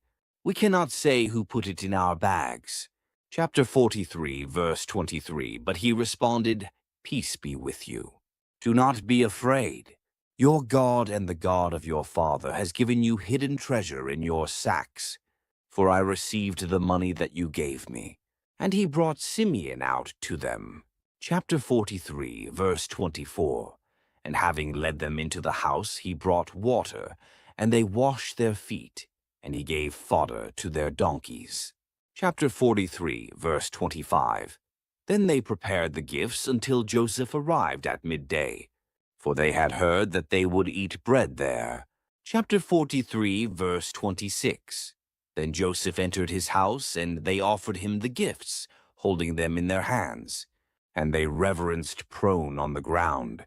Chapter 43, verse 27. But he, politely greeting them again, asked them, saying, Is your father, the old man of whom you spoke, in good health? Is he still alive? Chapter 43, verse 28. And they answered, Your servant our father is well, he is still alive. And bowing themselves, they reverenced him. Chapter 43, verse 29. Then, lifting up his eyes, he saw Benjamin, his brother from the same womb, and he said, Is this your little brother, about whom you told me? And again he said, May God be gracious to you, my son. Chapter 43, verse 30. And hurrying away, for his heart had been stirred for his brother, he wept. And entering into his chamber, he wept there. Chapter 43, verse 31. And when he had washed his face, coming out again, he controlled himself, and he said, Set out bread. Chapter 43, verse 32. And when it was set out for him separately, and likewise for his brothers separately, and for the Egyptians who ate with him separately, for it is unlawful for the Egyptians to eat with the Hebrews, and they consider such a meal profane. Chapter 43, verse 33, they sat before him, the firstborn according to his birthright, and the youngest according to his age. And they wondered greatly among themselves. Chapter 43, verse 34. And he took the portions which he had set out before them, but he increased the portion of Benjamin fivefold. And they drank, and they were inebriated with him. Genesis 44. Chapter 44, verse 1. Then Joseph instructed the steward of his house, saying, Fill their sacks with as much grain as they can hold. and place each man's money in the mouth of his sack. Chapter 44, verse 2. And place my silver cup in the mouth of the youngest one's sack, along with the money for his grain. And he did just as Joseph had instructed. Chapter 44, verse 3. And when morning came, they were sent away with their donkeys. Chapter 44, verse 4.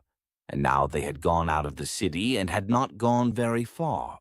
Then Joseph said to the steward of his house, Rise up and pursue the men. And when you overtake them, say to them, Why have you returned evil for good? Chapter 44, verse 5. The cup that you have stolen is the one from which my Lord drinks, and in which he practices divination. You have done something very wicked. Chapter 44, verse 6. He caught up with them and repeated these words. Chapter 44, verse 7. And they answered him, Why does my Lord speak such words? Far be it from your servants that they should do such a thing. Chapter 44, verse 8. Behold the money that we found at the top of our sacks. We brought back to you from the land of Canaan. Why then would we steal from your Lord's house gold or silver? Chapter 44, verse 9. Whichever of your servants is found with it shall die, and we also will become the slaves of my Lord. Chapter 44, verse 10. He said to them, Let it be according to your proposal. With whomever it is found, he shall be my servant, and the rest of you shall be free of blame. Chapter 44, verse 11. And so they quickly placed their sacks on the ground, and each one opened his. Chapter 44, verse 12. He searched, beginning with the eldest and ending with the youngest. And the cup was found in Benjamin's sack. Chapter 44, verse 13. Then they tore their garments, and each one, loading his donkey again, returned to the city. Chapter 44, verse 14. And Judah entered with his brothers into the house of Joseph, for he was still there, and they all fell down before him on the ground. Chapter 44, verse 15. And he said to them, What have you done? Did you not know that there is no one like me in the knowledge of divination? Chapter 44, verse 16. And Judah said to him, What shall we respond to my Lord? Or what shall we say? Or how shall we be able to justify ourselves? God has uncovered the guilt of your servants.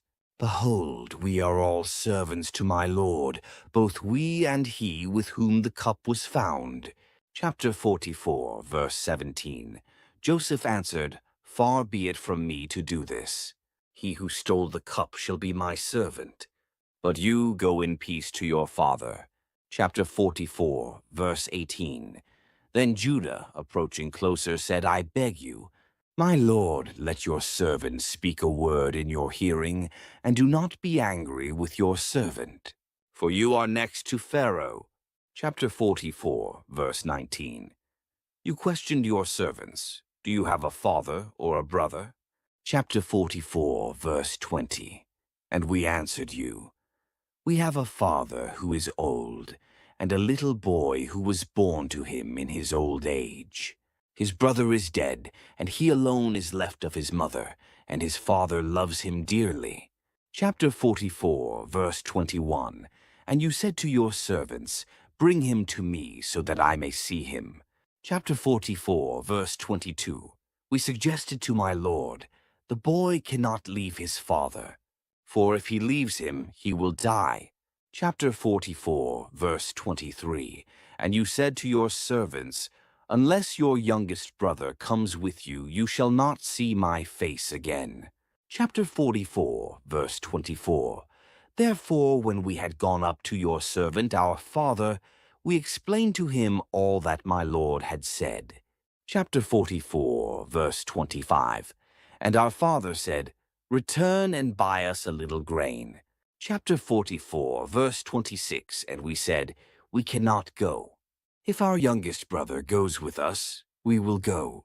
Otherwise, we cannot see the man's face. Chapter 44, verse 27. And your servant, our father, said to us, You know that my wife bore me 2 sons. Chapter 44, verse 28. One of them went out, and you said, a wild animal devoured him, and up to now I have not seen him. Chapter 44, verse 29. If you take this one also, and something happens to him, you will bring down my gray hairs in sorrow to the grave. Chapter 44, verse 30. Therefore, if I go to your servant our father,